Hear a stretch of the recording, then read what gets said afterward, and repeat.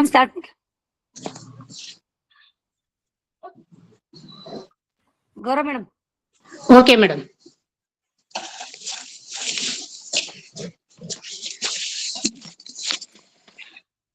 ಶ್ರೀ ಗುರು ಬಸವಲಿಂಗಾಯ ನಮಃ. ಎಲ್ಲರಿಗೂ ಶರಣಾರ್ಥಿಗಳು. ಕರಿಯ ನಿತ್ತಡೆವಲ್ಲೆ ಸಿರಿಯ ನಿತ್ತಡೆವಲ್ಲೆ, ಹಿರಿದಪ್ಪ ರಾಜ್ಯವ ನಿತ್ತಡೆವಲ್ಲೆ, ನಿಮ್ಮ ಶರಣರ ಸುಳ್ನುಡಿಯ ಅರೆಗಳಿಗೆ ಇತ್ತಡೆ ನಿಮ್ಮ ನಿತ್ಯ ಕಾಣ ರಾಮನಾಥ.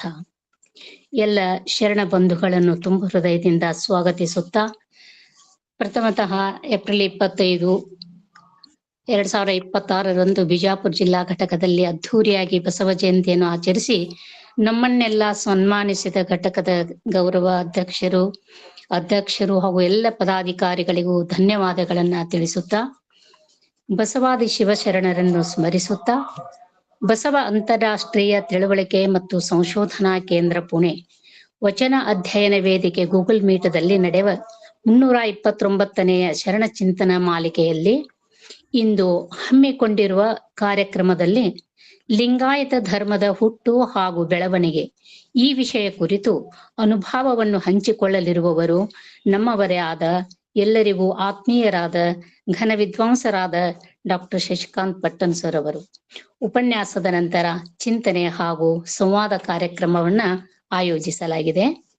ಮೊದಲಿಗೆ ಕಾರ್ಯಕ್ರಮವನ್ನು ವಚನ ಪ್ರಾರ್ಥನೆಯೊಂದಿಗೆ ಪ್ರಾರಂಭಿಸೋಣ. ವಚನ ಪ್ರಾರ್ಥನೆಯನ್ನು ನಡೆಸಿಕೊಡುವವರು ಶರಣೆ ಪ್ರೇಮಕ್ಕ ಹೊರಟ್ಟಿಯವರು. ಆಯ್ತಕ್ಕ. ಎಲ್ಲರಿಗೂ ಶರಣಾರ್ಥಿ. ನಾನು ಒಂದು ಅಕ್ಕ ಮಹಾದೇವಿಯವರ ವಚನ ಹಾಡ್ತೇನೆ.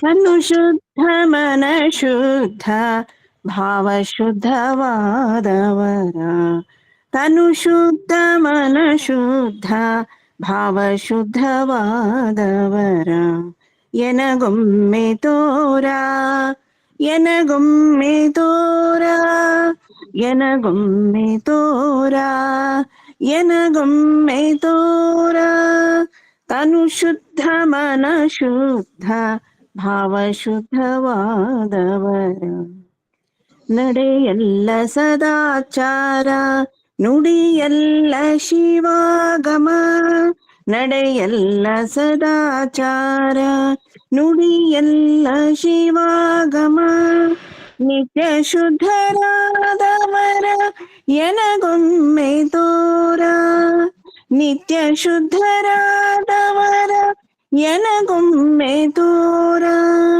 ತನು ಶುದ್ಧ ಮನ ಶುದ್ಧ ಭಾವ ಶುದ್ಧವಾದವರ, ಕತ್ತಲೆಯ ಮೆಟ್ಟಿ ತಳ ಬೆಳಗಾಗಿ, ಕತ್ತಲೆಯ ಮೆಟ್ಟಿ ತಳ ಬೆಳಗಾಗಿ, ಹೊರಗೊಳಗೊಂದಾಗಿ ನಿಂದ ನಿಮ್ಮ ಶರಣರ, ಹೊರಗೊಳಗೊಂದಾಗಿ ನಿಂದ ನಿಮ್ಮ ಶರಣರ, ಎನಗೊಮ್ಮೆ ತೋರ ಚನ್ನ ಮಲ್ಲಿಕಾರ್ಜುನ, ಎನಗೊಮ್ಮೆ ತೋರ ಚನ್ನ ಮಲ್ಲಿಕಾರ್ಜುನ, ತನು ಶುದ್ಧ ಮನ ಶುದ್ಧ ಭಾವ ಶುದ್ಧವಾದವರ, ಎನಗೊಮ್ಮೆ ತೋರ ಎನಗೊಮ್ಮೆ ತೋರ ಎನಗೊಮ್ಮೆ ತೋರ ಎನಗೊಮ್ಮೆ ತೋರ. ಎಲ್ಲರಿಗೂ ಶರಣಾರ್ಥಿ. ಸುಮಧುರವಾಗಿ ಅಕ್ಕನ ವಚನದೊಂದಿಗೆ ಪ್ರಾರ್ಥನೆಯನ್ನು ನಡೆಸಿಕೊಟ್ಟಂತಹ ಶರಣೆ ಪ್ರೇಮಕ್ಕ ಹೊರಟ್ಟಿಯವರಿಗೆ ತುಂಬು ಹೃದಯದ ಧನ್ಯವಾದಗಳು. ಈಗ ಇಂದಿನ ಉಪನ್ಯಾಸಕರಾಗಿ ಆಗಮಿಸಿದ ನಮ್ಮೆಲ್ಲರ ಮಾರ್ಗದರ್ಶಕರಾದ ಅನುಭಾವಿಗಳು ಆದ ಡಾಕ್ಟರ್ ಶಶಿಕಾಂತ್ ಪಟ್ಟಣ್ ಸರ್ ಅವರನ್ನು ಸ್ವಾಗತಿಸಿ ಪರಿಚಯಿಸುತ್ತಾ, ಈ ಅಂತರ್ಜಾಲ ಕಾರ್ಯಕ್ರಮದಲ್ಲಿ ಉಪಸ್ಥಿತರಿರುವ ಎಲ್ಲ ಶರಣ ಬಂಧುಗಳನ್ನು ಸ್ವಾಗತಿಸುತ್ತಾ, ನಮ್ಮ ವೇದಿಕೆ ಕುರಿತು ಒಂದೆರಡು ಪ್ರಾಸ್ತಾವಿಕ ನುಡಿಗಳನ್ನು ಹಂಚಿಕೊಳ್ಳಲಿದ್ದಾರೆ ಶರಣೆ ಸುಧಾ ಪಾಟೀಲ್ ಅವರು. ಓಂ ಶ್ರೀ ಗುರು ಬಸವಲಿಂಗಾಯ ನಮಃ. ಎಲ್ಲರಿಗೂ ಶರಣಾರ್ಥಿ. ವಚನ ಅಧ್ಯಯನ ವೇದಿಕೆಯ ಗೂಗಲ್ ಮೀಟ್ 329ನೆಯ ಶರಣ ಚಿಂತನ ಮಾಲಿಕೆ ಬಸವ ಅಂತಾರಾಷ್ಟ್ರೀಯ ತಿಳುವಳಿಕೆ ಮತ್ತು ಸಂಶೋಧನಾ ಕೇಂದ್ರ ಪುಣೆಯ ವಚನ ಅಧ್ಯಯನ ವೇದಿಕೆ ಮತ್ತು ಅಕ್ಕನ ಅರಿವು ಬಳಗದ ಸಂಯುಕ್ತ ಆಶ್ರಯದಲ್ಲಿ ಲಿಂಗಾಯತ ಧರ್ಮದ ಹುಟ್ಟು ಮತ್ತು ಬೆಳವಣಿಗೆ ಸಾಮೂಹಿಕ ಚಿಂತನ ಮತ್ತು ಸಂವಾದ ಕಾರ್ಯಕ್ರಮದಲ್ಲಿ ಅರಿವೇ ಗುರು, ಆಚಾರವೇ ಲಿಂಗ, ಅನುಭಾವವೇ ಜಂಗಮ ಎನ್ನುವ ಶರಣ ಮಾರ್ಗದ ತತ್ವ ಸಿದ್ಧಾಂತದೊಂದಿಗೆ ಮೊದಲಿಗೆ ಇಂದಿನ ಉಪನ್ಯಾಸಕರು, ನಮ್ಮೆಲ್ಲರ ಮಾರ್ಗದರ್ಶಕರು, ಸಂಸ್ಥಾಪಕರು ಮತ್ತು ಅಧ್ಯಕ್ಷರು, ಬಸವ ತಿಳುವಳಿಕೆ ಮತ್ತು ಸಂಶೋಧನಾ ಕೇಂದ್ರ ಪುಣೆ ಡಾಕ್ಟರ್ ಶಶಿಕಾಂತ್ ಪಟ್ಟಣ್ ಸರ್ ಅವರಿಗೆ ವೇದಿಕೆ ಪರವಾಗಿ ಅನಂತ ಭಕ್ತಿಪೂರ್ವಕ ಶರಣಾರ್ಥಿಗಳೊಂದಿಗೆ ಇಂದಿನ ಗೂಗಲ್ ಮೀಟ್ಗೆ ಸ್ವಾಗತಿಸುತ್ತೇನೆ. ಡಾಕ್ಟರ್ ಪಟ್ಟಣ್ ಸರ್ ಅವರ ಪ್ರತಿಯೊಂದು ಹೆಜ್ಜೆಯಲ್ಲಿ ಸಹಕಾರ ನೀಡುತ್ತಾ ಬಂದಿರುವ ಅವರ ಧರ್ಮಪತ್ನಿ ಡಾಕ್ಟರ್ ಜಯಶ್ರೀ ಪಟ್ಟಣ್ ಮೇಡಮ್ ಅವರಿಗೂ ಹಾರ್ದಿಕ ಸ್ವಾಗತ ಕೋರುತ್ತೇನೆ. ಇಂದಿನ ನಿರೂಪಣೆಯ ಜವಾಬ್ದಾರಿ ಹೊತ್ತಿರುವ ಗೌರಮ್ಮ ನಾಶಿ ಮೇಡಮ್ ಅವರಿಗೆ, ಸುಶ್ರಾವ್ಯವಾಗಿ ವಚನ ಪ್ರಾರ್ಥನೆ ಮಾಡಿದ ಪ್ರೇಮಕ್ಕ ಹೊರಟ್ಟಿಯವರಿಗೆ, ಇನ್ನು ಮುಂದೆ ವಚನ ಮಂಗಳ ಮಾಡುತ್ತಿರುವ ವಿದ್ಯಾ ಮುಗ್ದುಂ ಅವರಿಗೂ ಸಹ ಆತ್ಮೀಯವಾದ ಸ್ವಾಗತ.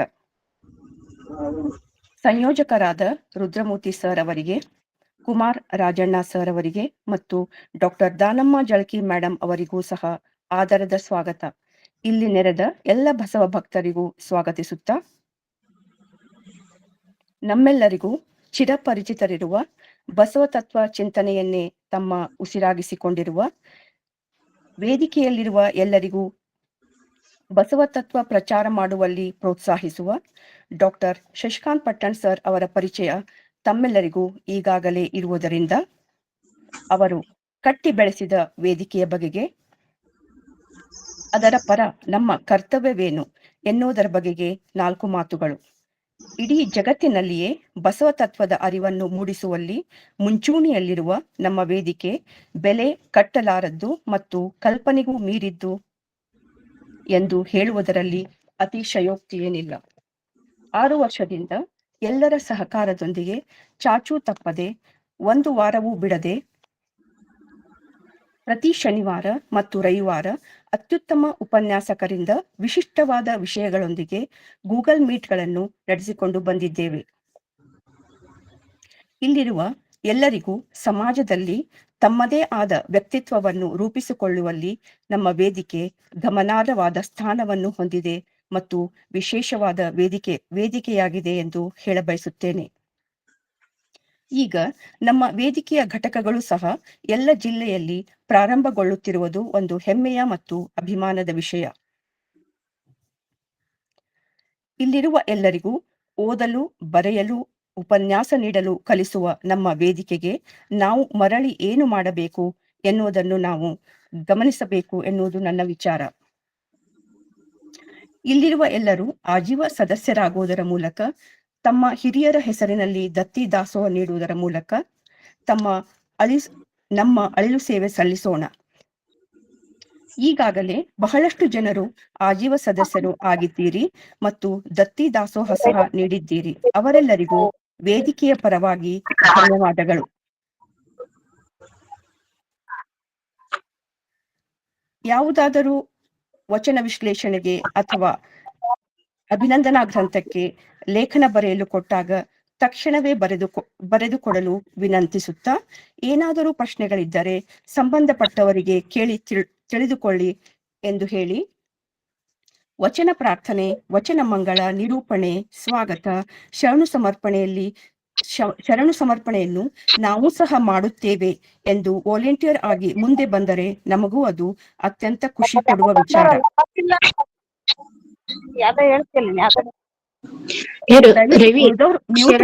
ರವಿ ಅವರು ಮ್ಯೂಟ್ ಮಾಡ್ಕೊಡ್ರಿ ಸರ್.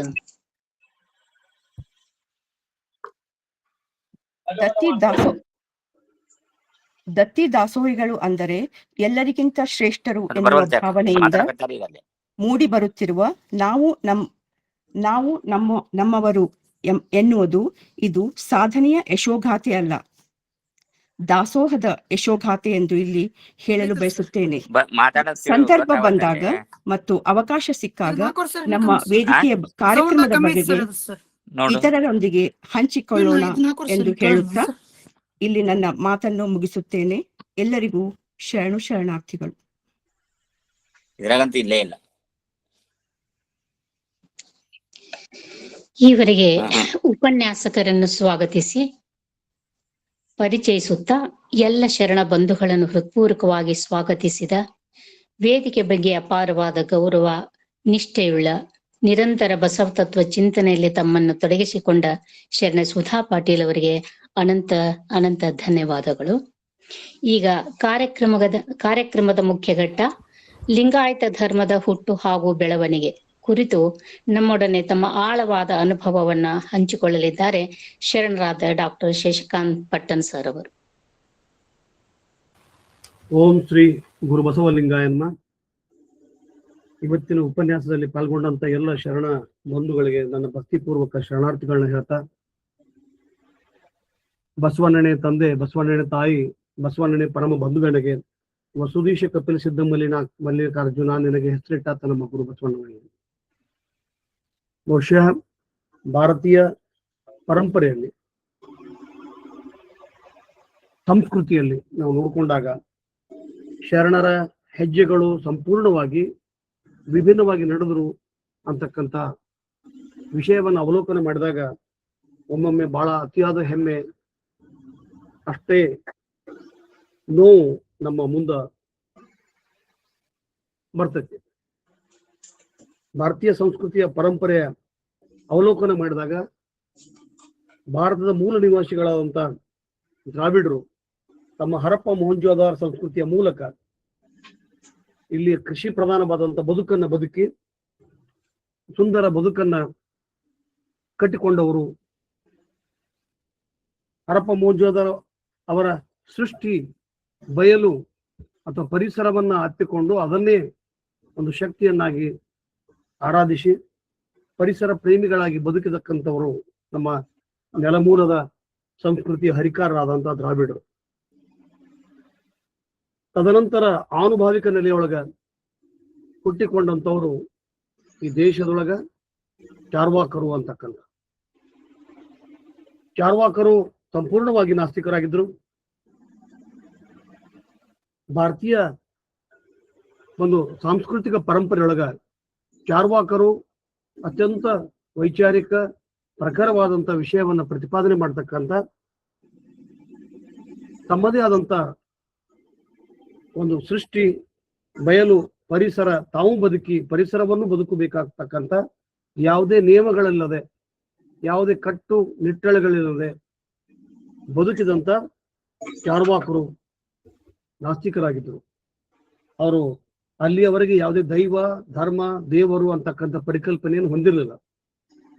ಅನುಭಾವಿಕ ನೆಲೆಯೊಳಗೆ ತಾವು ಕಂಡಂತ ಸತ್ಯದ ಮೀಮಾಂಸೆಯನ್ನು ಮಾಡ್ತಾ ಚರ್ಚೆಗಳನ್ನು ಮಾಡ್ತಾ ಒಂದು ಸುಂದರವಾದಂತ ನಂಬಿಕೆ, ಫೇತ್, ಆ ನಂಬಿಕೆ ಸದೃಢವಾಗಿ ಭಾರತದೊಳಗೆ ಬದುಕಬೇಕು. ಸಮಾನ ವಿಚಾರದೊಳಗ ಅವರೆಲ್ಲರೂ ಸಹಜೀವನವನ್ನು ಮಾಡ್ತಕ್ಕಂಥ ಕಾರ್ಯವನ್ನ ಮಾಡಬೇಕು ಅಂತಕ್ಕಂಥ ಒಂದು ಕೆಲಸವನ್ನ ಚಾರ್ವಾಕರು ಕಂಡುಕೊಂಡ್ರು.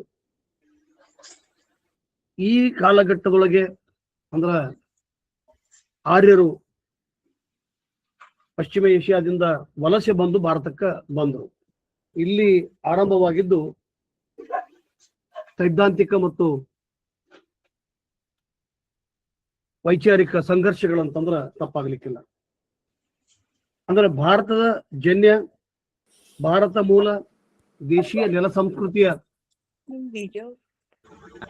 ಧರ್ಮ. ಅಲ್ಲಿ ಯಾರು ಮೈಕ್ ಬಂದ್ ಮಾಡಿಲ್ಲ, ಇಬ್ಬರು ಬೇರೆದವ್ರನ್ನ ಯಾರು ಅಡ್ಮಿನ್ ಮಾಡ್ಯಾರ ಮಾಡೇನ್ ಸರ, ಮೈಕು ಬಂದ್ ಮಾಡ್ತೀನಿ. ಯಾಕಂದ್ರೆ ಬಾಳ್ ಮಂದಿ ಓಪನ್ ಮಾಡ್ಯಾರ ನೋಡ್ರಿ.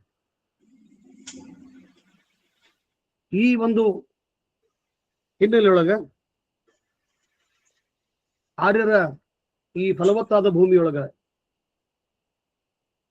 ಅದು ವಿಶೇಷವಾಗಿ ಸಿಂಧು ನದಿಯ ಸಂಸ್ಕೃತಿಯ ಮೇಲೆ ಬಂದು ಇಲ್ಲಿರ್ತಕ್ಕಂಥ ಫಲವತ್ತಾದ ಭೂಮಿಯನ್ನು ಆಕ್ರಮಿಸಿಕೊಂಡು ಸಂಪೂರ್ಣವಾಗಿ ಈ ಭಾರತದ ಸಂಪನ್ಮೂಲಗಳನ್ನ ಅನುಭವಿಸಿ ಇಲ್ಲಿಯ ಜನಾಂಗವನ್ನ, ಇಲ್ಲಿಯ ನೆಲಮೂಲದ ಸಂಸ್ಕೃತಿಯನ್ನ ಒಂದು ಹಂತಕ್ಕ ಅಪೋಷಣಗೊಳಿಸಿ ಇಲ್ಲಿಯ ಜನಾಂಗ ಮೂಲ ನಿವಾಸಿಗಳನ್ನ ದಕ್ಷಿಣ ಭಾರತಕ್ಕೆ ಅಥವಾ ಪಶ್ಚಿಮ ಭಾರತಕ್ಕೆ ಅಥವಾ ಪೂರ್ವ ಭಾರತಕ್ಕೆ ತಳ್ಳುವಂತ ಕಾರ್ಯವನ್ನ ಮಾಡಿದರು. ಇವಾಗಲೂ ಕೂಡ ಧರ್ಮ ಅಂತಕ್ಕಂಥದ್ದು ಪರಿಪೂರ್ಣ ಪ್ರಮಾಣದೊಳಗೆ ರೂಪುಗೊಂಡಿರಲಿಲ್ಲ. ನಾನು ಹೇಳಿದ ಚಾರ್ವಾಕರು ನಾಸ್ತಿಕರಾಗಿದ್ರು. ಆರ್ಯರ ಆಗಮನ ಆಯಿತು.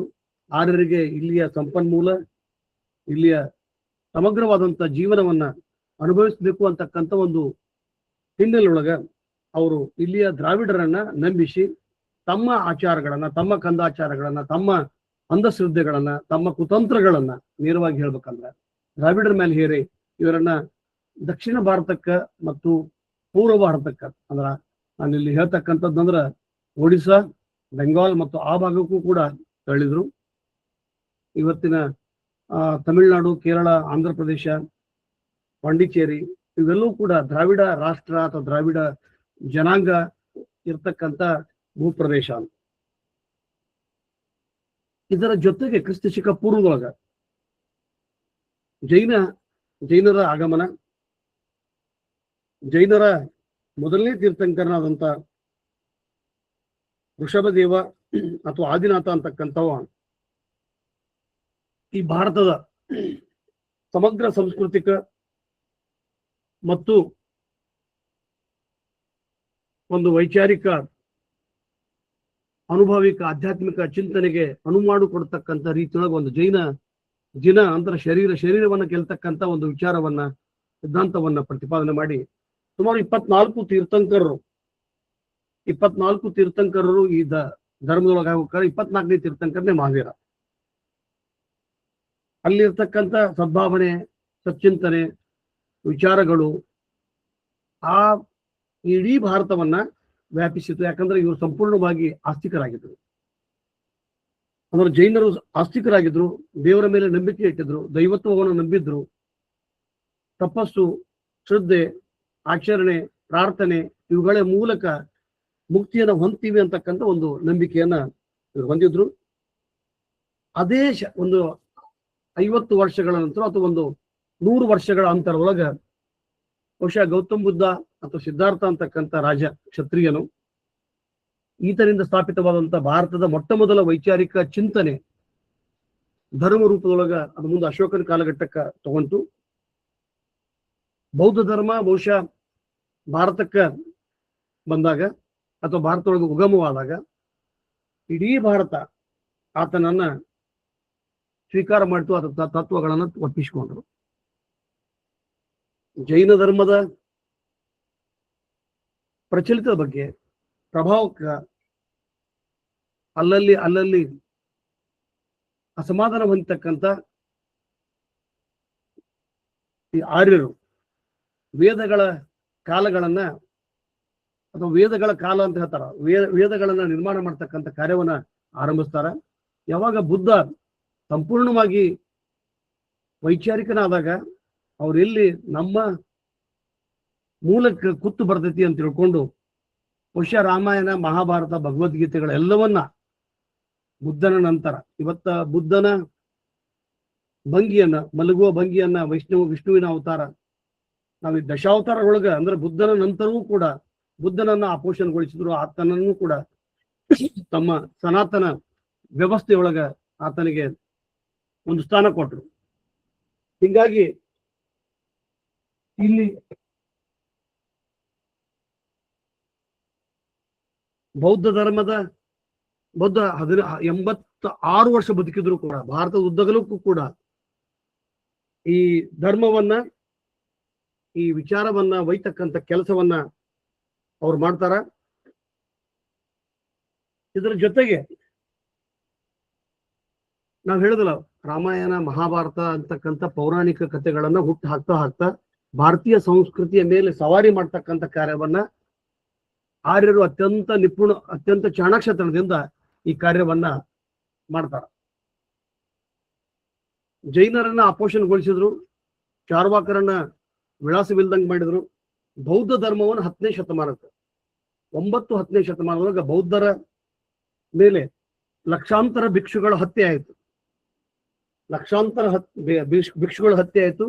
ಬೌದ್ಧ ವಿಹಾರಗಳನ್ನ ಇಲ್ಲಿರ್ತಕ್ಕಂಥ ಕಾಪಾಲಿಕ ಮತ್ತು ಕಾಳಾಮುಖಿಗಳು, ಇದನ್ನ ನೋಡ್ರಿ, ಶೈವರ ಮೂಲ ನಿವಾಸಿಗಳು ಅಂತ ನಾವು ಏನ್ ತಿಳ್ಕೊಂತೀವಿ, ಅವ್ರ ಮೇಲೆ ಸನಾತನ ವೈದಿಕ ವೈಷ್ಣವರ ಪ್ರಭಾವ ಎಲ್ಲಿ ಎಷ್ಟೈತೆ ಅಂತಂದ್ರೆ ವೈಷ್ಣವ ಪಂಥದವರು ಅಂದ್ರೆ ಇವುಗಳನ್ನ ನೀವು ತಗೊಳ್ರಿ, ಈ ಬೌದ್ಧ ವಿಹಾರಗಳನ್ನು ನೀವು ಕವಳಿಸ್ರಿ, ಅವುಗಳನ್ನ ನೀವು ಮಾಡಿಕೊಡ್ರಿ ಅಂತಕ್ಕಂಥ.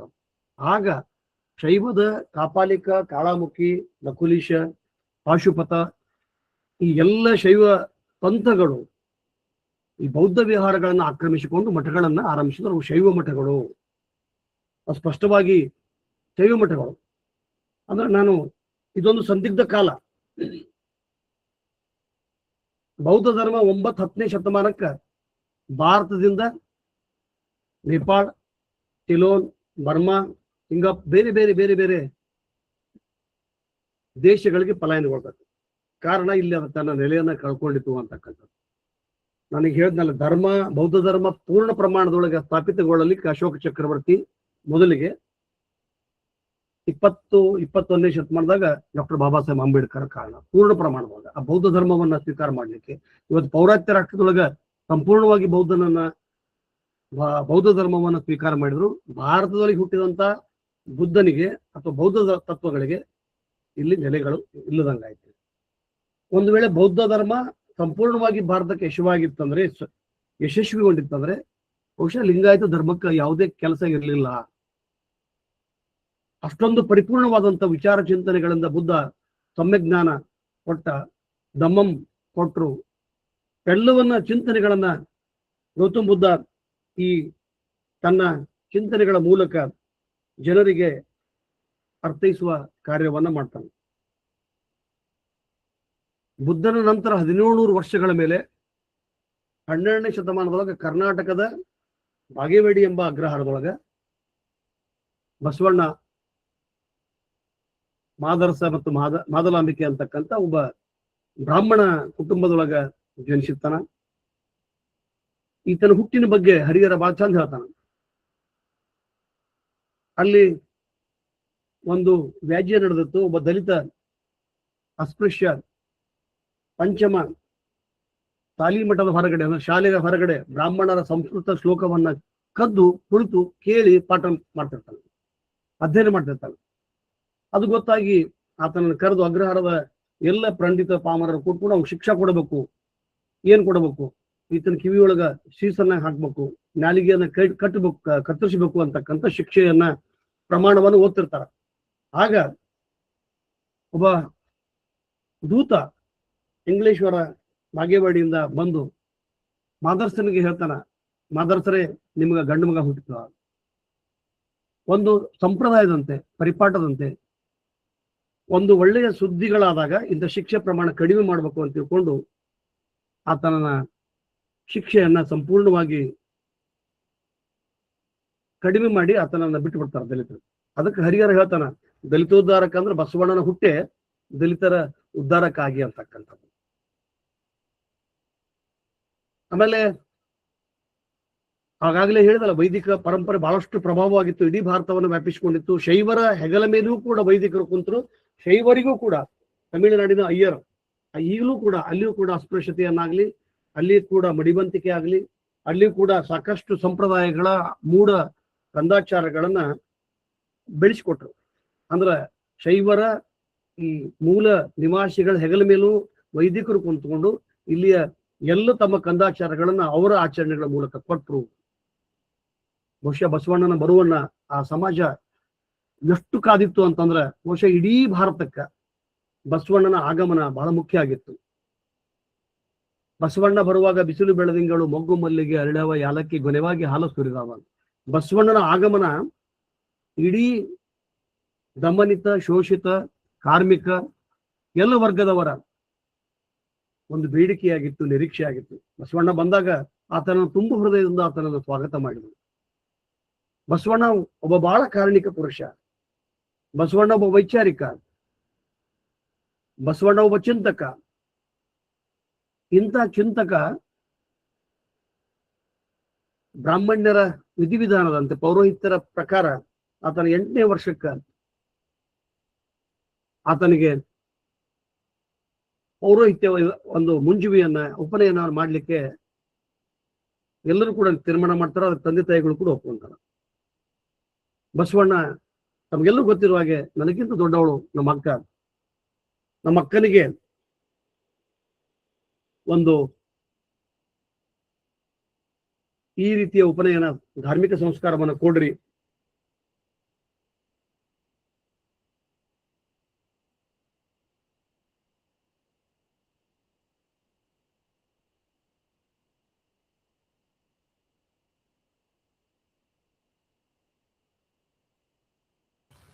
ಅಂತ ಹೇಳಿದಾಗ ಅಲ್ಲಿಯ ಧಾರ್ಮಿಕ ಮುಖಂಡರು ಇಲ್ಲ, ಹೆಣ್ಮಕ್ಳು, ಮಹಿಳೆಗೆ ನ ಸ್ತ್ರೀ ಸ್ವಾತಂತ್ರ್ಯ ಆರಂಭ, ಅವಳಿಗೆ ಯಾವುದೇ ಹಕ್ಕಿಲ್ಲ, ಅವಳಿಗೆ ಧಾರ್ಮಿಕ ಹಕ್ಕಿಲ್ಲ, ಅವಳಿಗೆ ಆರ್ಥಿಕ ಹಕ್ಕಿಲ್ಲ, ಸಾಮಾಜಿಕ ಹಕ್ಕಿಲ್ಲ, ಕೌಟುಂಬಿಕ ಯಾವುದೂ ಹಕ್ಕಿಲ್ಲ. ಆತ ಬಹಳ ನೋವಾಗತ್ತೆ. ಹಂಗಾರ ನಮ್ಮ ಮನೆಯೊಳಗೆ ಕೆಲಸ ಮಾಡ್ತಕ್ಕಂಥ ದಲಿತನಿಗೆ ಎಸ್ಪೆಷನ್ಗೆ ಕೊಡ್ರಿ, ಅವನು ಕೊಡಕ ಬರಂಗಿಲ್ಲ, ಅವನು ಪಂಚಮದಾನ. ಇಂಥ ದ್ವಂದ್ವ ಧರ್ಮಗಳು ನಮ್ಗೆ ಯಾಕೆ ಬೇಕು ಅಂತ ತಿಳ್ಕೊಂಡು ಹರಿಹರನ ಪ್ರಕಾರ ಕರ್ಮಲತೆಯಂ ಬಿಸುಟಿದನು ಜನಿವಾರ್ ಮಾಮು, ಇದು ನನಗೆ ಕರ್ಮ, ಇಂಥ ಒಂದು ಕರ್ಮವ ನನಗೆ ಬೇಡ ಅಂತ ತಿಳ್ಕೊಂಡು 8 ವರ್ಷದ ಹುಡುಗ ಮಾಗೇವಾಡಿ ಬಿಟ್ಟು ಕೂಡಲ ಸಂಗಮಕ್ಕೆ ಹೋಗ್ತಾನೆ. ಆತ ಹಿಂದೆ ಆತನ ಅಕ್ಕನಾದಂತ ಅಕ್ಕನಾಗಮ್ಮ ಮತ್ತು ಶಿವದೇವ ಅವಳ ಗಂಡನ ಇವರಿಬ್ರು ಹೋಗ್ತಾರ. ಕ್ರಾಂತಿಯ ಕಿಡಿ ಮತ್ತು ಹೆಜ್ಜೆ ಬಹುಶಃ ಬಸವಣ್ಣನ ಬಾಲ್ಯದೊಳಗ ನಾವು ಕಾಣ್ತೀವಿ. ಎಷ್ಟೊಂದು ತೀವ್ರವಾಗಿದ್ದ ಅಂತಂದ್ರೆ ಆ ಇಡೀ ವ್ಯವಸ್ಥೆಯನ್ನ ತಾನು ಹುಟ್ಟಿ ಬೆಳೆದ ವಾತಾವರಣದೊಳಗ ಆಷಾಢಭೂತಿತನವನ್ನ ವಿರೋಧಿಸಿ, ಅವರ ಬೂಟಾಟಿಕೆಯನ್ನ ಬಹಿರಂಗಗೊಳಿಸಿ, ಅವರನ್ನ ಧಿಕ್ಕರಿಸಿ, ಅಂದ್ರೆ ಇಡೀ ವ್ಯವಸ್ಥೆ ಇದು ಬಹಳ, ಇದನ್ನ ನಾವು ಎಷ್ಟು ಸಲ ಅಂತೀನಿ, 8 ವರ್ಷದ ಹುಡುಗನಿಗೆ ಹಂಗ ಆ ಒಂದು ವಿಚಾರ ಬಂತು, ಆ ಒಂದು ಧೈರ್ಯ ಬಂತು, ಆ ಒಂದು ಸ್ಥೈರ್ಯವನ್ನು ತಂದ್ಕೊಂಡ. ಅಷ್ಟೇ ಅಲ್ಲ, ಇಡೀ ಸಮಾಜವನ್ನ ಧಿಕ್ಕರಿಸುವಕ್ಕನ ಆತ ಬಹಿಷ್ಕೃತಗೊಂಡವ ಅಲ್ಲ, ಅವ ಬಹಿಷ್ಕಾರ ಹಾಕಿದವ.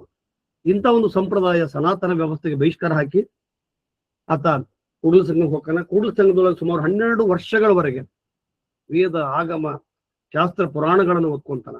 ಅಲ್ಲಿರ್ತಕ್ಕಂಥ ಅದು ನಾಥ ಪರಂಪರೆ ಅಗ್ರಹಾರ, ನಾಥ ಪರಂಪರೆ ಅಗ್ರಹಾರ. ಅಲ್ಲಿ ಈ ಬಸವಣ್ಣ ಆ ವೇದ ಆಗಮ ಶಾಸ್ತ್ರಗಳನ್ನು ಓದ್ಕೊಂತಾನ. ಇವುಗಳಿಂದ ಯಾವೂ ಕೂಡ ಸ್ವಾನುಭಾವದ ನೆಲಕ್ಕೆ ನಿಲುಕಲಾರದೆ ಕೇವಲ ಊಹಾಪೋಹೋ ಕಲ್ಪನೆಗಳು, ಅದರ ಆಚೆಗೆ ಅಂದ್ರೆ ಮಾನವನ ಪಾಂಡಿತ್ಯದ ಆಚೆಗೆ ಅಥವಾ ಮಾನವನ ಗ್ರಹಿಕೆ ಆಚೆಗೆ ಪ್ರದರ್ಶನ ಪಡ್ತಕ್ಕಂಥ ಒಂದು ಪಾಂಡಿತ್ಯದ ವಿಧಾನಗಳಾಗಿದ್ದಾವೆ ವಿನಃ ಯಾವೂ ಕೂಡ ಬಸವಣ್ಣನಿಗೆ ನೆಮ್ಮದಿಯನ್ನ ಕೊಡ್ಲಿಲ್ಲ. ಈ ಸಂದರ್ಭದೊಳಗ ಆತನ ಸೋದರ ಮಾವನಾದಂತ ಬಲದೇವ ಕೂಡಲ ಸಂಘಕ್ಕೆ ಬರ್ತಾನೆ. ಬಂದಾಗ ಬಸವಣ್ಣನ ಅಧ್ಯಯನ, ಈತನ ಚಾಣಾಕ್ಷತನ ನೋಡ್ಕೊಂಡು, ನೀನು ಬಿಜ್ಜಳನ ಆಸ್ಥಾನವಾದಂತ ಅಥವಾ ಒಂದು ಪ್ರಾಂತವಾದಂತ ಮಂಗಳವೇಡಿಗೆ ಯಾಕೆ ಬರಬಾರ್ದು ಅಂತ ಕೇಳ್ತಾನೆ. ಒಂದ್ ಕೆಲಸ, ನಿನಗೆ ಅಗ್ರಹಾರದ ಒಳಗೆ ನಿನಗೆ ಕರ್ಣಿಕ ಕೃತಿಯನ್ನ ನಾವು ಕೊಡ್ತೀವಿ, ಯಾಕೆ ಬರಬಾರ್ದು ಅಂತ ಹೇಳಿದಾಗ ಬಸವಣ್ಣ ಒಪ್ಕೊಂಡು ಅಲ್ಲಿ ನಾಂದೇಡಕ್ಕೆ ಮಹಾರಾಷ್ಟ್ರದ ಮಂಗಳವೇಡಿಗೆ ಬರ್ತಾನೆ. ಮಂಗಳವೇಡಿಗೆ ಬಂದು ಅಲ್ಲಿ 3 ರಿಂದ 4 ವರ್ಷ ಇಡೀ ಆರ್ಥಿಕ ವ್ಯವಸ್ಥೆಯನ್ನ, ಇಡೀ ಚಿಂತನೆಯನ್ನ ಅಲ್ಲಿ ಮಾಡಿದಾಗ ತನ್ನ ಬದುಕಿನ ಸ್ವಾನುಭಾವ ನೆಲೆ ಏನು 12 ವರ್ಷದ ಅಧ್ಯಯನ ಆಗ್ಲಿ ಅಥವಾ ತಾನು ಯಾಕೆ ಯಾವ ಒಂದು ಇಡೀ ಪ್ರವಾಹವನ್ನು ಎದುರು ಹಾಕೊಂಡು ನಾನು ಒಂದು ಹೊಸ ಹೆಜ್ಜೆ ಇಟ್ನಲ್ಲ, ಇದಕ್ಕೆ ಪರಿಹಾರ, ಇದಕ್ಕೆ ಮಾರ್ಗವನ್ನ ಹುಡುಕುವ ನಿರಂತರವಾದ ಕಾರ್ಯವನ್ನ ಮಾಂಡಲಿಕನಾದಂತ ಬಿಜ್ಜಳ, ಅಲ್ಲ ಯಾಕೆ ಈ ಪದವನ್ನ ಬಳಸ್ತೀನಿ ಅಂತಕ್ಕಂದ್ರೆ ಅಲ್ಲಿ ನೂರ್ಮಡಿ ತೈಲಪ್ಪ ಕಲ್ಯಾಣವನ್ನ ಆಳ್ತಿದ್ದ. ಈತ ಕಳಚೂರ್ಯರ ಕುಟುಂಬದ, ಯಾದವ ಕಳಚೂರ್ಯರ ಕುಟುಂಬದ ಬಿಜ್ಜಳ ಮಹತ್ವಾಕಾಂಕ್ಷಿಯಾಗಿದ್ದ. ಈತ ಮಂಗಳವೇಡಿಯನ್ನು ನೋಡ್ಕೊಂತಿದ್ದ. 4 ವರ್ಷ ಬಸವಣ್ಣ ಮತ್ತು ಬಿಜ್ಜಳರ ಅನ್ಯೋನ್ಯ ಸಂಬಂಧ ಬಹುಶಃ ನೂರ್ಮಡಿ ತೈಲಪ್ಪನನ್ನ ಪದಚ್ಯುತಗೊಳಿಸಿ 2ನೇ ಬಿಜ್ಜಳ ಕಲ್ಯಾಣ ಚಕ್ರವರ್ತಿ ಅಂತ ಘೋಷಣೆ ಮಾಡ್ಕೊಂಡಾಗ ಬಹುಶಃ 4 ವರ್ಷದ ಈ ಅವಿನಾಭಾವ ಸಂಬಂಧ, ಈತನಿಂದ ಏನಾದ್ರೂ ನನಗ ಹೆಲ್ಪ್ ಆಗತ್ತಾ, ಸಹಾಯ ಆಗತ್ತಾ ಅಂತ ತಿಳ್ಕೊಂಡು ಈತನನ್ನು ಕೂಡ ಕಲ್ಯಾಣಕ್ಕೆ ಕರ್ಕೊಂಡ್ಬರ್ತಾನೆ. ಆಗ ನೇರವಾಗಿ ಆತನನ್ನ ಅರ್ಥ ಸಚಿವನನ್ನಾಗಿ ಮಾಡ್ತಾನೆ. ಅರ್ಥ ಸಚಿವನನ್ನಾಗಿ ಮಾಡ್ತಕ್ಕಂಥ ಉದ್ದೇಶ ಬಹುಶಃ ಆರ್ಥಿಕ ಸುಧಾರಣೆಗಳನ್ನ ಮಂಗಳವೇಡಿಯೊಳಗೆ ನಾವು ನೋಡಿರ್ತಾನೆ. ಹೀಗಾಗಿ ಅರ್ಥ ಸಚಿವನನ್ನಾಗಿ ಮಾಡಿ ಆತನ ಒಂದು ಹುದ್ದೆಯನ್ನು ಕೊಡ್ತಾರ. ಬಹುಶಃ ಈ ಒಂದು ಬೆಂಬಲ ನಾವು ಬಿಜ್ಜಳನನ್ನ ಖಳನಾಯಕನನ್ನಾಗಿ ತೋರಿಸ್ತಕ್ಕಂಥದ್ದು ಬಹಳ ತಪ್ಪು. ಸಹಾಯಕ ನಿಂತರ ಆತನ ಪರಿಪೂರ್ಣ ಕ್ರಾಂತಿಗೆ ಸಹಾಯ ಮಾಡಿದವರು ಅಥವಾ ಪರೋಕ್ಷವಾಗಿ ನಿಂತವರು ಅಂತಂದ್ರೆ ಬಿಜ್ಜಳ, 2ನೇ ಬಿಜ್ಜಳ. ಬಿಜ್ಜಳನನ್ನ ಅನಗತ್ಯವಾಗಿ ಇತಿಹಾಸಕಾರರು ಜಗ್ಗಾಡಿ ಆತನನ್ನ ಖಳನಾಯಕನನ್ನಾಗಿ ಮಾಡ್ಯಾರ. ಅದನ್ನ ನಾನು ವ್ಯಕ್ತಿಗತವಾಗಿ ಒಪ್ಪೋದಿಲ್ಲ ಮತ್ತು ಯಾರು ಒಪ್ಪಬಾರ್ದು. ಯಾಕಂದ್ರೆ ಇಂಥ ಒಂದು ದೊಡ್ಡ ಹುದ್ದೆಯನ್ನು ಕೊಟ್ಟ ಒಂದು ಕಾಲಘಟ್ಟದೊಳಗ ಬಲದೇವರು ತೀರ್ಕೊಂತಾರ. ಬಲದೇವರ ತನ್ನ ಮಗಳನ್ನ ಗಂಗಾಂಬಿಕೆ ಮೊದಲನೇ ಅಂದ್ರೆ ಗಂಗಾಂಬಿಕೆಯನ್ನ ಬಸವಣ್ಣನವರು ಕೊಡ್ತಾರ. ಅದೇ ರೀತಿಯಾಗಿ ಸಿದ್ಧರ್ಸರ ಮಗಳ ಅಂತ ಸಿದ್ಧರ್ಸರು ಮತ್ತು ನೀಲಾಂಬಿಕೆ ಅವರ ಮಗಳು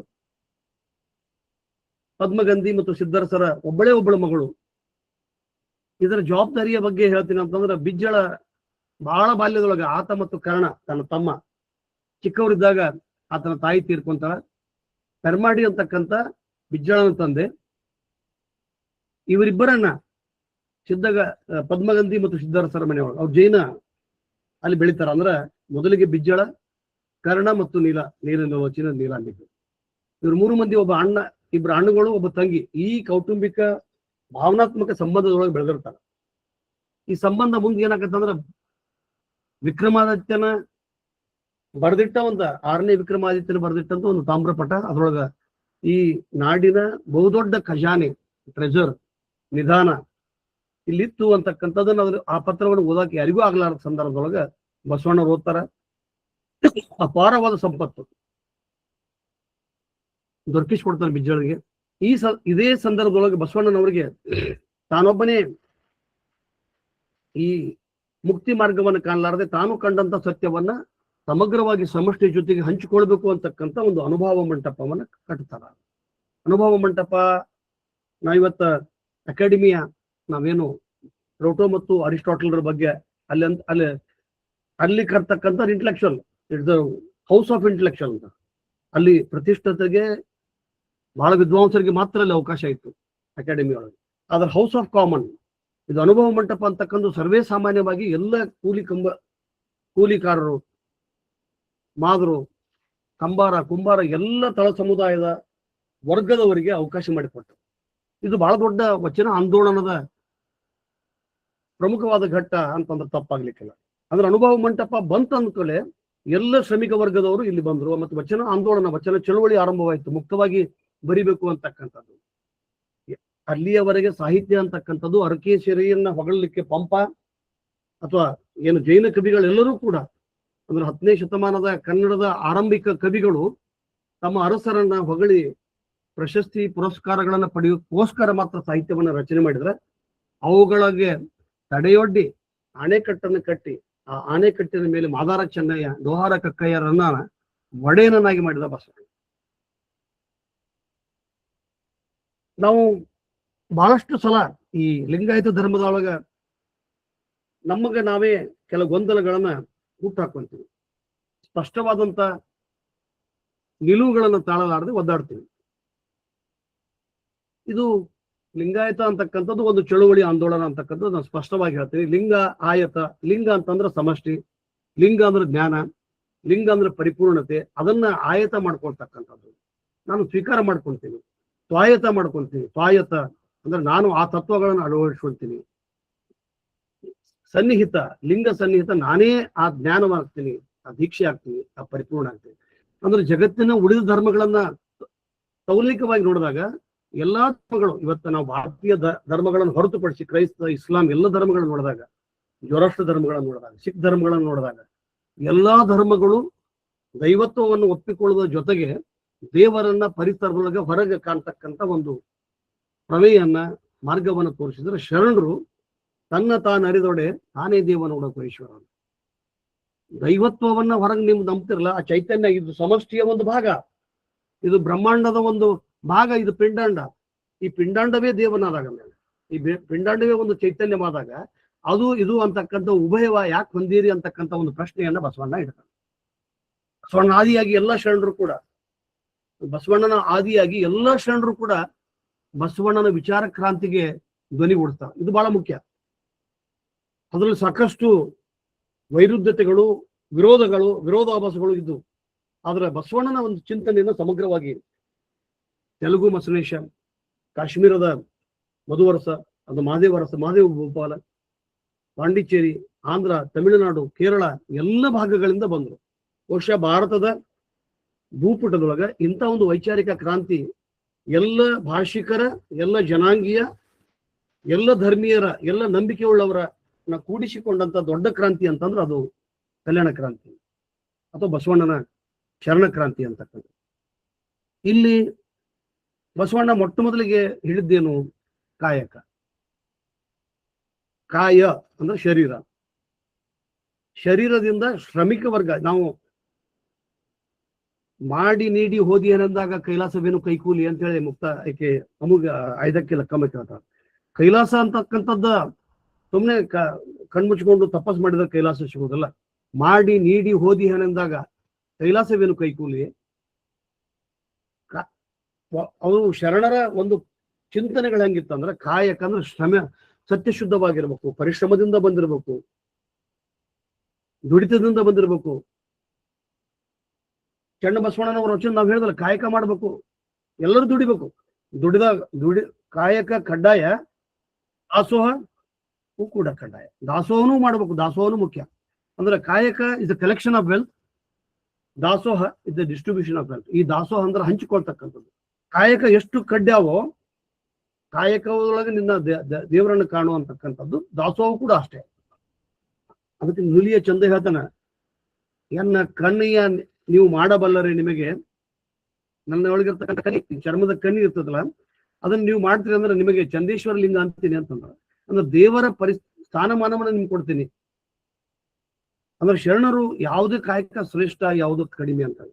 ಈ ವೈದಿಕರ ಏನು ವಿಪರ್ಯಾಸಗಳು, ಶ್ರೇಣೀಕೃತವಾದಂಥ ವ್ಯವಸ್ಥೆಗಳು, ಶ್ರೇಷ್ಠ ಕನಿಷ್ಠ ಅಂತಕ್ಕಂಥದ್ದು, ಉಚ್ಚ ನೀಚ ಅಂತಕ್ಕಂಥದ್ದನ್ನ ಎಲ್ಲವನ್ನ ತೆಗೆದುಹಾಕಿ ಕಾಯಕ ಎಲ್ಲವೂ ಅಷ್ಟೇ. ಆತ ಕಸ ತೆಗೆದವ ಸತ್ಯಕ್ಕೂ ಅಷ್ಟೇ, ಆತ ಪಡ್ಡಳ ಬಾಚರಸ ಮಂತ್ರಿ ಇದ್ದರೂ ಅಷ್ಟೇ. ಅಂದ್ರೆ ಅದರೊಳಗೆ ಡಿಸ್ಕ್ರಿಮಿನೇಷನ್ ಇಲ್ಲ. ಬಸವಣ್ಣ ಇನ್ನೊಂದು ಬಹಳ ದೊಡ್ಡ ಪ್ರಯೋಗ ಅಂತಂದ್ರೆ ಸಹಭೋಜನ ಸಹಪಂಕ್ತಿ. ಅದರೊಳಗಿರ್ತಕ್ಕಂಥ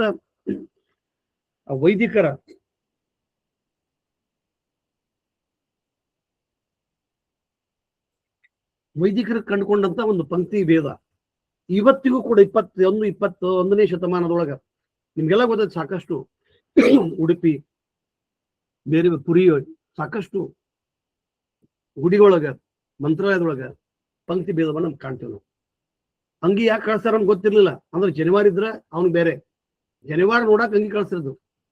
ಇದನ್ನು ಹೊರದು ಹಾಕಿ ಸಮಗ್ರವಾಗಿ ಮಹಾಮನೆಯ ಕಲ್ಪನೆಯನ್ನು ಕೊಟ್ಟ ಬಸವಣ್ಣ. ಮನೆ ಅಂತಕ್ಕಂಥದ್ದು ಕೌಟುಂಬಿಕ, ಮಹಾಮನೆ ಅಂದ್ರೆ ಸಾಮಾಜಿಕ, ಎಲ್ಲರೂ ಕೂಡಿ ಬದುಕಬೇಕು, ಸಾರ್ವಜನಿಕವಾಗಿ ಸಾರ್ವತ್ರಿಕವಾಗಿ ಸಮಾನತೆಯನ್ನು ಸಾಧಿಸಕ್ಕಂಥ ಒಂದು ದೊಡ್ಡ ಪ್ರಮೇಯನ್ನ, ಮಾರ್ಗವನ್ನ ಬಸವಣ್ಣ ಸೂಚಿಸ್ತಾನೆ. ಆಮೇಲೆ ದಾಸೋಹ ಅಂತಕ್ಕಂಥದ್ದು ಅಷ್ಟೇ ಮುಖ್ಯ. ದಾಸೋಹ ಎಷ್ಟು ಕಡ್ಡಾಯ ಆಗಿತ್ತಂದ್ರೆ ಇವತ್ತ ನಾನು ಶೇಖರಣಿ ಜಗತ್ತಿನೊಳಗ ನಾವಿವತ್ತು ಶೇಖರಣೆ ಮಾಡ್ತೀವಿ, ಶೇಖರಿಸ್ತೀವಿ ನಾವು. We collect the property. Bank, ಹಣ, ಬಂಗಾರ, ಬೆಳ್ಳಿ. ಬಸವಣ್ಣ ಅನ್ನದೊಳಗೊಂದು ಒಗಳ, ಮಣ್ಣಿನೊಳಗೊಂದು ಅರೆಯ, ವಸ್ತ್ರದೊಳಗೊಂದು ಎಳೆಯ, ಇಂದಿಂಗೆ ನಾಳಿಂಗೆ ಬೇಕೆಂದ ಆಣೆ ನಿಮ್ಮ ಪರಮತರನ್ನ ಪ್ರಮಾಣೀಕರಿಸ್ತಕ್ಕಂಥ ಸಮಾಜವನ್ನ, ಸಮಷ್ಟಿಯನ್ನ ಒಂದು ಮಾಡೆಲ್ ಆಗಿ ಇಟ್ಕೊಂಡು ನಿಮಗೆ ಕೇಡಿಲ್ಲವಾಗಿ ಆನು ಒಲಿದಂತೆ ಹಾಡುವೆ. ಇಲ್ಲಿ ಸಮಷ್ಟಿ ಅಂದ್ರೆ ಅದು ಮೌಲ್ಯಗಳ ಮೊತ್ತ, ಅದು ಸತ್ಯದ ಪರಾಕಾಷ್ಠೆ, ಪರಿಪೂರ್ಣ ಸತ್ಯ ಅಂತಕ್ಕಂಥ ವಿಚಾರವನ್ನ ಬಸವಣ್ಣವ್ರು ಹೇಳ್ತಾರೆ. ಇಂಥ ಒಂದು ಬಹಳ ಉದಾತ್ತವಾದಂಥ ವಿಚಾರಕ್ಕೆ ಬಹುಶಃ ಭಾರತದ ಎಲ್ಲ ಮೂಲೆಗಳಿಂದ ಬಂದರು. ಈ ಹಂತದೊಳಗೆ ನಾವು ಮತ್ತೆ ನಮ್ಗಳ ಗೊಂದಲ ಹೇಳಿದ್ನಲ್ಲ, ಲಿಂಗಾಯತ ಮತ್ತು ಶೈವ ಇವುಗಳ ವ್ಯತ್ಯಾಸ ಏನು? ನಾವು ಶೈವರೋ ಲಿಂಗಾಯತರೋ ನಾವು ಯಾವುದು ಅಂತಕ್ಕಂಥದ್ದು ನಮ್ಗೆ ಇನ್ನೂ ಗೊತ್ತಿಲ್ಲ. ಲಿಂಗಾಯತದೊಳಗ ಇದು ಸತ್ಯಶುದ್ಧ ಕಾಯಕ ದಾಸೋಹ ಇರಬೇಕು, ಅಷ್ಟಾವರಣ, ಪಂಚಾಚಾರ, ಷಟಸ್ಥಲ, ಅಷ್ಟಾವರಣಗಳಿಗೆ ವಿಭಿನ್ನವಾದಂತ ವ್ಯಾಖ್ಯಾನವನ್ನ ಶರಣರು ಕೊಡ್ತಾರ. ಅಷ್ಟಾವರಣಗಳನ್ನು ಸುಮ್ಮನೆ ಲಾಂಛನಗಳನ್ನಾಗಿ ಧರಿಸ್ಕೊಳ್ತಕ್ಕಂಥದ್ದು, ಧರ್ಮದ ಕ್ರಿಯೆಯೊಳಗೆ ಪಾಲ್ಗೊಳ್ತಕ್ಕಂಥದ್ದು ಶರಣರ ಉದ್ದೇಶ ಆಗಿರಲಿಲ್ಲ. ಅದನ್ನ ನೀವು ಚಾಮರಸನ ಪ್ರಭುಲಿಂಗಲೊಳಗೆ ಬರತಕ್ಕಂಥ ಕಾಯದೊಳಗು ಲಿಂಗ ಜಂಗಮ ದಾಯತು ಅರಿಯಲ್ಕೆ ಸುಲಭೋಪಾಯದಿ ಬಾಯಕ್ಕೆ ಇದರಾಗಿ ಇಟ್ಟು ರಾಯದೋರಿ ಸಮಸ್ತ ಕಾಯವನ್ನು ಪಾವನ ಮಾಡಿದ ರಾಯ ಪೂರ್ವಾಚಾರಿ ಸಂಗನ ಬಸವ ಶರಣ. ಬಸವಣ್ಣಗಿಂತ ಮುಂಚೆ ವಿಭೂತಿ ಇತ್ತು, ರುದ್ರಾಕ್ಷಿ ಇತ್ತು, ತಾವರಲಿಂಗಗಳಿದ್ದು, ಚರಲಿಂಗಗಳಿದ್ದು. ಅಂದ್ರ ಶೈವ ನಂಬಿಕೆ ಉಳ್ಳವರು ಸ್ಥಾವರ ಲಿಂಗಗಳನ್ನ ಕೈಗೆ, ರಟ್ಟಿಗೆ, ತಲೆಗೆ ಕಟ್ಕೊಂಡು ಊರಿಂದ ಊರಿಗೆ ಹೋಗಿ ಅಲ್ಲಿ ಸ್ಥಾಪನೆ ಮಾಡಿ ಪೂಜೆ ಮಾಡ್ತಿದ್ರು. ಅವು ಸ್ಥಾವರ ಲಿಂಗಗಳು. ಆದರೆ ಬಸವಣ್ಣ ಸ್ಥಾಪಿಸಿದಂತ ಇಷ್ಟಲಿಂಗ, ಬಸವಣ್ಣ ಸಂಸ್ಕಾರ ಮಾಡಿದಂತ ಅಥವಾ ಒಂದು ಸಂಶೋಧನೆ ಕೊಂಡಂತ ಆವಿಷ್ಕಾರಗೊಳಿಸಿದಂತ ಒಂದು ಇಷ್ಟಲಿಂಗದ ಪರಿಕಲ್ಪನೆ ಬಹುಶಃ ನಮಗ 1% ತಿಳಿದಿಲ್ಲ ಅಂತಕ್ಕಂಥ. ಜಗದಗಲ ಮುಗಿಲಗಲ ಮಿಗೆಯಗಲ ನಿಮ್ಮಗಲ ಪಾತಾಳದಿಂದ ತತ್ತ ನಿಮ್ಮ ಶ್ರೀಚರಣ. ಇಡೀ ಬ್ರಹ್ಮಾಂಡ, ಖಗೋಳಶಾಸ್ತ್ರ ಎಲ್ಲವನ್ನ, ನಕ್ಷತ್ರ, ಧ್ರುವಗಳನ್ನ, ಚರಾಚರ ಜೀವಿಗಳನ್ನ ಒಳಗೊಂಡಂತ ಈ ಲಿಂಗ ಎನ್ನ ಕರಸ್ಥಳಕ್ಕೆ ಬಂದು ತುಳುಕಾಗ್ತದೆ. ನಿಮ್ ಚೈತನ್ಯ ಅಂತಕ್ಕಂಥ ನೋಡ್ದೈತಲ್ಲ, ಈ ಚೈತನ್ಯ ನನ್ನ ಕರಸ್ಥಳ ತಂದೆ. ಇದು ಎನ್ನ ಅರುವಿನ ಕುರುಹು. ಅರುಹನ ಅರಿಯಲೆಂದು ಗುರು ಕೊಟ್ಟ ಕುರುಹ, ಕುರುಹ ಹಿಡಿದು ಅರುಹ ಮರೆತ ಕುರುಬನ ನೋಡಾಕೋ ಈಶ್ವರ. ನಾವು ಲಾಂಛನ ಸಂಕೇತಗಳಿಗೆ ಮಾತ್ರ ಜೋತ್ ಬಿದ್ದೀವಿ. ನಾವ್ ಎಲ್ಲೋ ಒಂದು ಹಂತಕ್ಕ ಈ ಸ್ಥಾವರ ಲಿಂಗಗಳನ್ನ ಅಲ್ಲಗೆಳೆದು ಇಷ್ಟಲಿಂಗವನ್ನು ಸ್ಥಾವರ ಮಾಡ್ತಕ್ಕಂಥ ಕೆಲಸ ನಮ್ಮ ಬಹಳಷ್ಟು ಮಠಾಧೀಶರುಗಳು. ಒಂದು ಬುಟ್ಟಿ ಹೂ ಲಿಂಗ ಕಾಣಂಗಿಲ್ಲ, ಕಪ್ರ, ದೀಪ, ಧೂಪ. ಹಿಂಗಾಗಿ ಶೈವರ ಆಚರಣೆಗಳನ್ನ ಲಿಂಗಾಯತ ಧರ್ಮದೊಳಗೆ ಅನುಚಾನವಾಗಿ 13, 14, 15 ಶತಮಾನದಾಗ ತಂದ್ಬಿಟ್ರು. ಅಂದ್ರೆ ಲಿಂಗಾಯತೊಳಗ ಮತ್ತು ಶೈವರ ವ್ಯತ್ಯಾಸ ಅಂತಂದ್ರೆ ಪಾಶುಪತ, ಕಾಳಾಮುಖಿ, ಲಕುಲಿಶ, ಕಾಪಾಲಿಕ, ಕಾಶ್ಮೀರ ಶೈವ, ನಾಥ, ಇವರೆಲ್ಲರಿಗೆ ಭಿನ್ನವಾಗಿ ಶರಣರು ಪರಿಪೂರ್ಣವಾದಂತ ಬದುಕನ್ನ ಬದುಕಿದ್ರು ಅಂತಕ್ಕಂಥದ್ದು. ಸಮಷ್ಟಿ ಭಾವವನ್ನ ಒಪ್ಪಿಕೊಂಡು ಆಯತ, ಸ್ವಾಯತ ಮತ್ತು ಸನ್ನಿಹಿತ ಅಂತಕ್ಕಂಥ ವಿಚಾರಧಾರೆ ಒಳಗ ಶರಣರು ಹೆಜ್ಜೆಯನ್ನ ಹಾಕಿದ್ರು. ಅದಕ್ಕೆ ಅಲ್ಲಮ್ಮ ಬಸವಣ್ಣನ ಬಗ್ಗೆ ಹೇಳ್ತಾನೆ, ಶಿವಗುರುವೆಂದು ಬಲ್ಲಾತನೇ ಗುರು, ಶಿವಲಿಂಗವೆಂದು ಬಲ್ಲಾತನೇ ಗುರು, ಶಿವ ಜಂಗಮವೆಂದು ಬಲ್ಲಾತನೇ ಗುರು, ಶಿವ ಪ್ರಸಾದವೆಂದು ಬಲ್ಲಾತನೇ ಗುರು, ಶಿವ ಆಚಾರವೆಂದು ಬಲ್ಲಾತನೇ ಗುರು. ಇಂತಿ ಪಂಚವಿಧ ಪಂಚಬ್ರಹ್ಮವನ ಅರಿತ ಮಹಾಸಂಗನ ಬಸವ ಎನಗೆಯು ಗುರು ನಿನಗೆಯು ಗುರು ಜಗಕ್ಕೆಲ್ಲ ಗುರು ಕಾಲ. ಗುರು ಅಂತಕ್ಕಂಥದ್ದು ವ್ಯಕ್ತಿ ಅಲ್ಲ. ಇದನ್ನ ಮೊಟ್ಟ ಮೊದಲಿಗೆ ಸ್ಥಾಪಿಸಿದವರು ಶರಣರು. ಅಕ್ಕಮಹಾದೇವಿ ಮುಂದೆ ಹೋಗಿ ದೇವಲೋಕಕ್ಕೂ ಬಸವಣ್ಣನ ದೇವರು, ಮರ್ತ್ಯ ಲೋಕಕ್ಕೂ ಬಸವಣ್ಣನ ದೇವರು, ಪಾತಾಳ ಲೋಕಕ್ಕೂ ಬಸವಣ್ಣನ ದೇವರು. ಎನಗೂ ನಿಮಗೂ ನಮ್ಮ ಶರಣರಿಗೆ ಬಸವಣ್ಣ ದೇವರು ಅಂತಕ್ಕಂಥದ್ದು. ಯಾವ ಅಕ್ಕಮಹಾದೇವಿ ಚನ್ನಮಲ್ಲಿಕಾರ್ಜುನ ನನ್ನ ಗಂಡ, ಸಾಯುವ ಗಂಡನನ್ನ ಹೋಗಿ ಒಲೆಗಿಡು ಅಂತಕ್ಕಂಥ ಹೇಳಿದಂತ ಅಕ್ಕಮಹಾದೇವಿ, ಬಸವಣ್ಣ ಹೇಗೆ ದೇವರಾದ? ದೇವರಂದ್ರೆ ಮತ್ತೆ ಕಲ್ಲು ಅಥವಾ ಮೂರ್ತಿ ಅಂತಲ್ಲ. ದೇವರು ಅಂತಂದ್ರೆ ಮೌಲ್ಯಗಳ ಮೊತ್ತ, ಇದು ಸಮ್ ಆಫ್ ವ್ಯಾಲ್ಯೂಸ್. ಬಸವಣ್ಣನ ಬಗ್ಗೆ ಹೇಳ್ತಾನ, ಕವಿತ್ವ ಸಾಧಕರೆಲ್ಲ ಕಳವಳಿಸಿ ಹೋದರು, ವಿದ್ಯಾ ಸಾಧಕರೆಲ್ಲ ಭ್ರಮಿತರಾಗಿ ಹೋದರು, ಲಿಂಗ ಸಾಧಕರು ಭೂಭಾರಿಗಳಾದರು, ಕೂಡಲ ಚೆನ್ನ ಸಂಗಯ್ಯನಲ್ಲಿ ಜಂಗಮ ಸಾಧಕ ನಮ್ಮ ಬಸವಣ್ಣನ.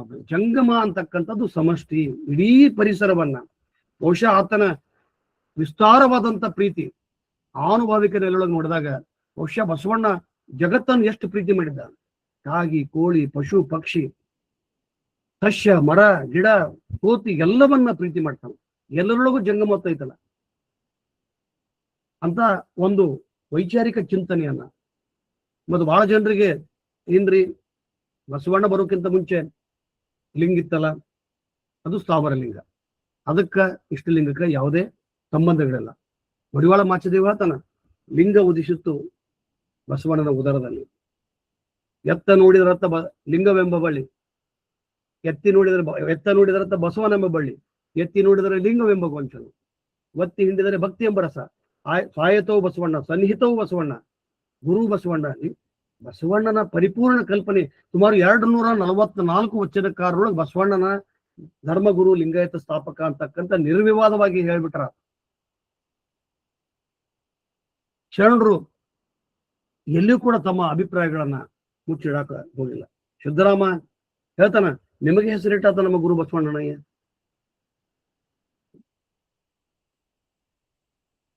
ಅಲ್ಲಂ ಪ್ರಭುಗಳು ಹೇಳ್ತಾರ, ವಿಳಾಸವಾದನು ನಮ್ಮ ಸಂಗನ ಬಸವಣ್ಣಯ್ಯ. ನಿನಗೆ ವಿಳಾಸವಾದನು ಅಂದ್ರೆ ದೇವರಿಗೆ ಅಡ್ರೆಸ್ ಇರ್ಲಿಲ್ಲ, ವಿಳಾಸ ಇರ್ಲಿಲ್ಲ. ಇವತ್ತ ಗುಹೇಶ್ವರಿಗೆ ಅಲ್ಲಮ್ಮ ಪ್ರಭುಗಳ ಪತ್ರ ಬರಿಬೇಕಾದ್ರೆ ಕೇರ್ ಆಫ್ ಬಸವಣ್ಣ ಅಂತ ಬರಿಬೇಕು. ಅಂತ ಒಂದು ವೈಚಾರಿಕ ನಿಲುವುಗಳನ್ನ, ಧಾರ್ಮಿಕ ನಿಲುವುಗಳನ್ನ, ಸಾಮಾಜಿಕ ಆಧ್ಯಾತ್ಮಿಕ ಚಿಂತನೆಗಳನ್ನು ಒಳಗೊಂಡಂತ ಒಂದು ಬಹುದೊಡ್ಡ ಅನುಭವ ಮಂಟಪವನ್ನ ಶರಣರು ಸ್ಥಾಪಿಸಿದ್ರು. ಶರಣರು ಎಲ್ಲರೂ ಕೂಡ ಬಸವಣ್ಣನ ಕುರಿತಾಗಿ ಬಸವಣ್ಣನೇ ಲಿಂಗ ಸ್ಥಾಪಕ ಅಥವಾ ಇಷ್ಟಲಿಂಗ ಜನಕ, ಲಿಂಗವನ್ನ ಆಚರಣೆ ಮಾಡ್ಕೊಂಡು ಕುಟ್ಕೊಳ್ಳೋದು ಲಿಂಗಾಯತ ಧರ್ಮ ಅಲ್ಲ. ಲಿಂಗ ತತ್ವವನ್ನು ಅರಿತುಕೋಬೇಕು. ಲಿಂಗ ಆಯತ ಮತ್ತು ಲಿಂಗ ಸ್ವಾಯತವಾಗಿ ಲಿಂಗ ಸನ್ನಿಧಾನದಾಗ ನಿಜವಾದ ಲಿಂಗವಂತ ಹಾಕೋಣ. ಆ 3 ಹಂತಗಳನ್ನ ಸ್ಥಾಪಿಸಿದಾಗ ಲಿಂಗವಂತ ಹಾಕೋಣ. ನಮ್ಮಲ್ಲಿ ಲಿಂಗವನ್ನು ಕಟ್ಕೊಳ್ಳೋರು ಲಿಂಗಾಯತರು, ಲಿಂಗಾಯತ ಕುಟುಂಬದಲ್ಲಿ ಹುಟ್ಕೊಂಡವ್ರಂಥವ್ರು ಲಿಂಗಾಯತರು, ಅಥವಾ ಲಿಂಗಾಯತವೇ ಒಂದು ನಾವು ಧರ್ಮ ಜಾತಿ ಅಂತಕ್ಕಂಥ ಘೋಷಣೆ ಕೂಗ್ತಕ್ಕಂಥವು, ಇವೆಲ್ಲವೂ ಕೂಡ ಶಬ್ದದ ಲಜ್ಜೆ. ಯಾಕಂದ್ರೆ ಲಿಂಗಾಯತ ದರ್ಶನ ಇದು ವರ್ಗ ವರ್ಣ ಲಿಂಗಭೇದ ಆಶ್ರಮರಹಿತ ಸಂಸ್ಥೀಕರಣಗೊಳ್ಳಲಿಲ್ಲ. ಶರಣಸತಿ ಲಿಂಗಪತಿ ಬಹಳ ಜನರಿಗೆ ಈ ಒಂದು ತತ್ವದ ಮೂಲಕ ಏನಿದು ಶರಣಸತಿ ಲಿಂಗಪತಿ ಅಂತ ಹೇಳ್ಬಿಟ್ರಲ್ಲ ಅಂದಾಗ, ಶರಣ ಅಂತಕ್ಕಂಥದ್ದು ಸಮಾಜಕ್ಕೆ, ಜಂಗಮ ವ್ಯವಸ್ಥೆಗೆ, ಲಿಂಗ ತತ್ವಕ್ಕೆ ದುಡಿಬೇಕು. ಅವರ ಇಚ್ಛೆಗಳ ಅನುಗುಣವಾಗಿ ನಾವು ದುಡಿಬೇಕು ಅಂತಕ್ಕಂಥದ್ದು ಸತಿಯಾಗಿರ್ಬೇಕು. ಲಿಂಗಪತಿ ಅಂತಕ್ಕಂಥ ಸಮಷ್ಟ ಮಾಲಕ, ಜಂಗಮ ಸುಂಕಿಗ, ನಾವು ಟ್ಯಾಕ್ಸ್ ಕಲೆಕ್ಟ್ ಮಾಡವ. ಮತ್ತೆ ಲಿಂಗ ಅಂತಕ್ಕಂಥದ್ದು ಪರಿಕಲ್ಪನೆಗಳನ್ನ ನಮ್ಗೆ ಇನ್ನೂ ಸ್ಪಷ್ಟವಾಗಿ ಗೋಚರವಾಗದೆ ಅದನ್ನ ವಸ್ತುವಾಗಿ ಕಾಣ್ತೀವಿ. It's not an object. ಕಾಣಬಾರದ ಲಿಂಗವು ಏನ ಕರಸ್ಥಳಕ್ಕೆ ತಲುಪಿತು. ಎನಗಿದು ಸೋಜಿಗ ಹೌದ ಎನ್ನಲಬಹುದು ಅಲ್ಲವೆನ್ನಲೂಬಹುದು, ಅವನು ಹೂ ಅನ್ನಬಹುದು ಅಲ್ಲವೆನ್ನಬಹುದು. ಗುಹೇಶ್ವರ ಲಿಂಗವೆಂಬುದು ನಿರಾಳ ಬಯಲು. ಮತ್ತು ಈ ನಿರಾಕಾರವಾದಂಥ ಬಯಲಿನ ಪ್ರತಿಮೆಯಾದಂಥ ಕುರುವಾದಂಥ ಇಷ್ಟಲಿಂಗವನ್ನ ಕೈಯೊಳಗಿಟ್ಕೊಂಡು ಅದಕ್ಕೆ ವಿಭೂತಿ ನೀರು ಹಾಕಿ ಹೂ ಏರಿಸಿ ಪೂಜೆ ಮಾಡಿದ್ರೆ ಯಾವ ಸಾರ್ಥಕತೆ?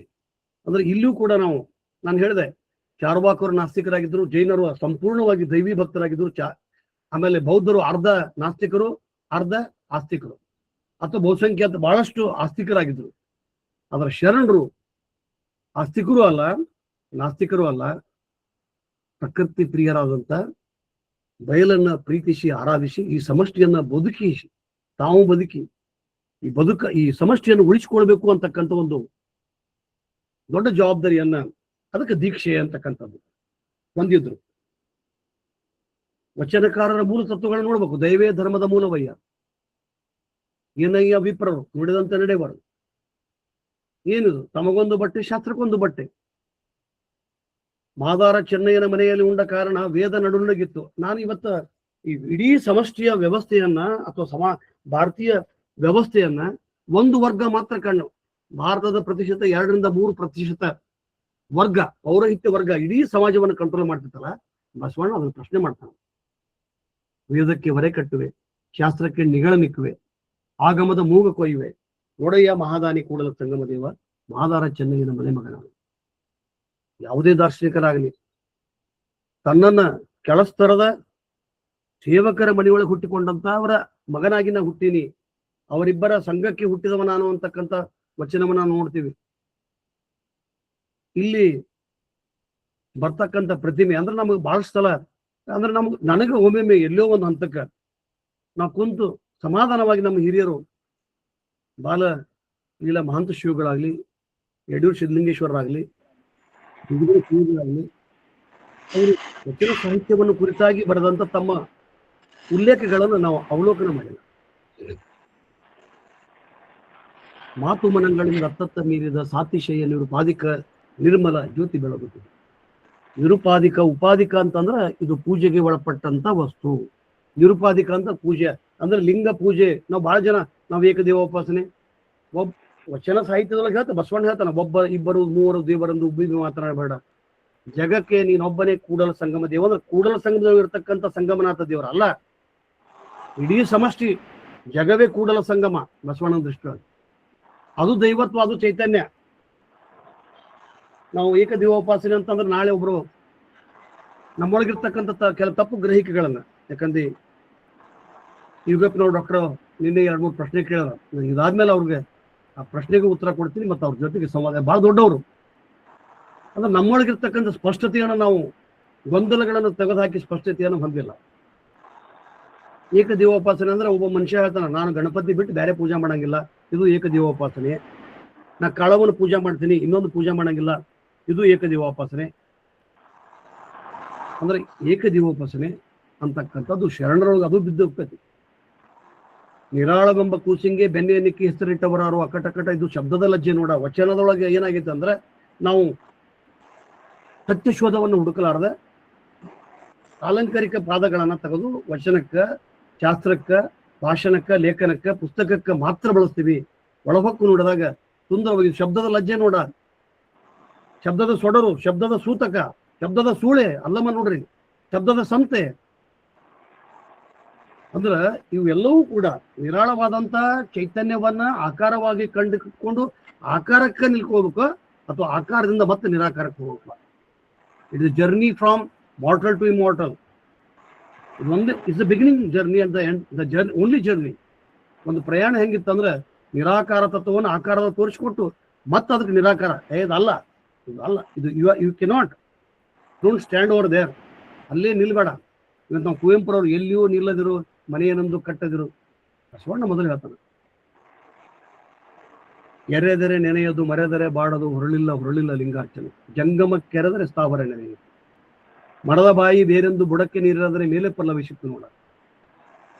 ಜಂಗಮ ವ್ಯವಸ್ಥೆಯನ್ನ ಅತಿಯಾಗಿ ಪ್ರೀತಿಸಿಕೊಂಡವ, ಚಲನಶೀಲತೆಯನ್ನು ಪ್ರೋತ್ಸಾಹಿಸಿದವ, ಅದನ್ನು ಸಂಸ್ಕರಿಸಿದವ ಬಸವಣ್ಣ. ಹಿಂಗಾಗಿ ಬಸವಣ್ಣನನ್ನ ಸರ್ವಜ್ಞ ಲಿಂಗಾಯತಕ್ಕೆ ಒಬ್ಬನೇ ಬಸವಣ್ಣ ಅಂತ. 16ನೇ ಶತಮಾನದ ವೇಮನ ಆಗ್ಲಿ,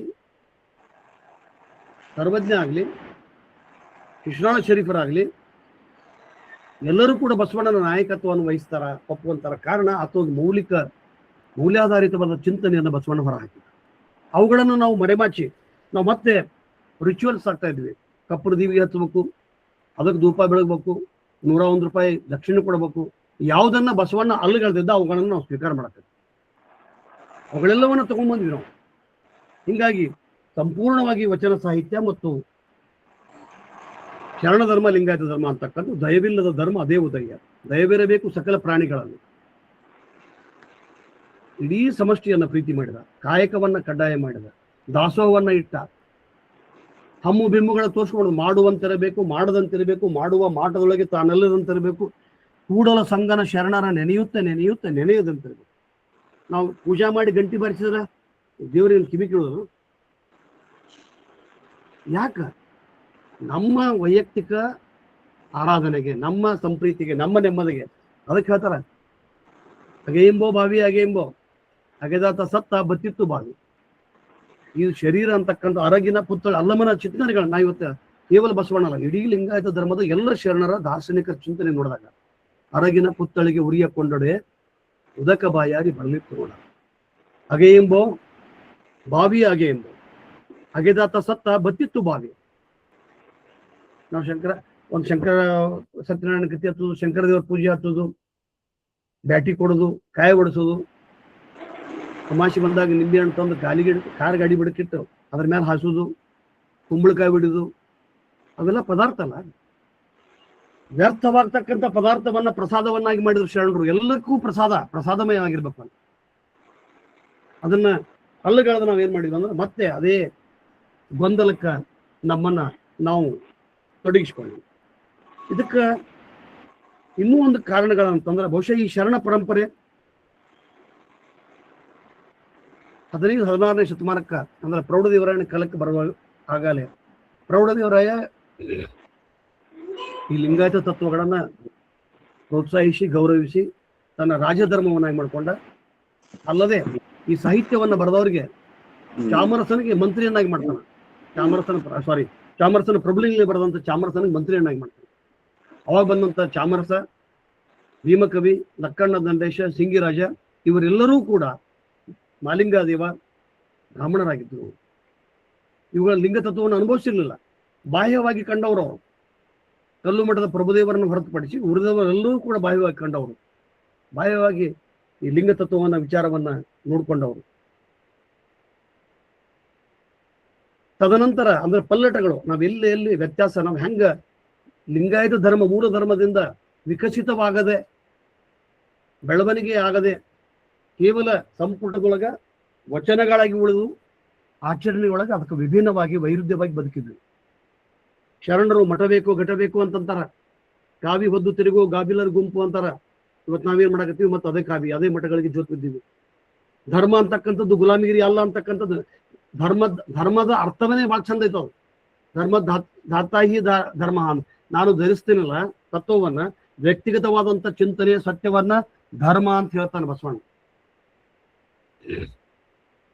ಇಷ್ಟೆಲ್ಲ ಏರುಪೇರುಗಳು ಅಂದ್ರ ನಮ್ಮ ಒಂದು ಒಳ್ಳೆಯ ಅಂಶವನ್ನ ನಾವು ಅರಿಸ್ಟಾಟಲ್ ಮತ್ತು ಪ್ಲೂಟೋರ ಸಂವಾದಕ್ಕಿಂತ 100 ಪಟ್ಟು ಒಳ್ಳೆಯ ಸಂವಾದವನ್ನ ನಾವು ಶೂನ್ಯ ಸಂಪಾದನೆ ಕಾಣ್ತೀವಿ. ಅದು ಶೂನ್ಯ ಸಂಪಾದನೆಗೆ ನಾವು ಹೆಂಗ ಅಂಟಿಕೊಂಡಿವಿ, ಅದು ಅತ್ಯಂತ ರಂಜನೀಯ ವೈಭವೀಕರಣಗೊಂಡಂತ ಶರಣರ ಚಿತ್ರಣ ಜೊತೆಗೆ ಪೌರಾಣಿಕ ಕಲ್ಪನೆಗಳನ್ನ ಪವಾಡ ಸದೃಶವನ್ನು ತಂತು.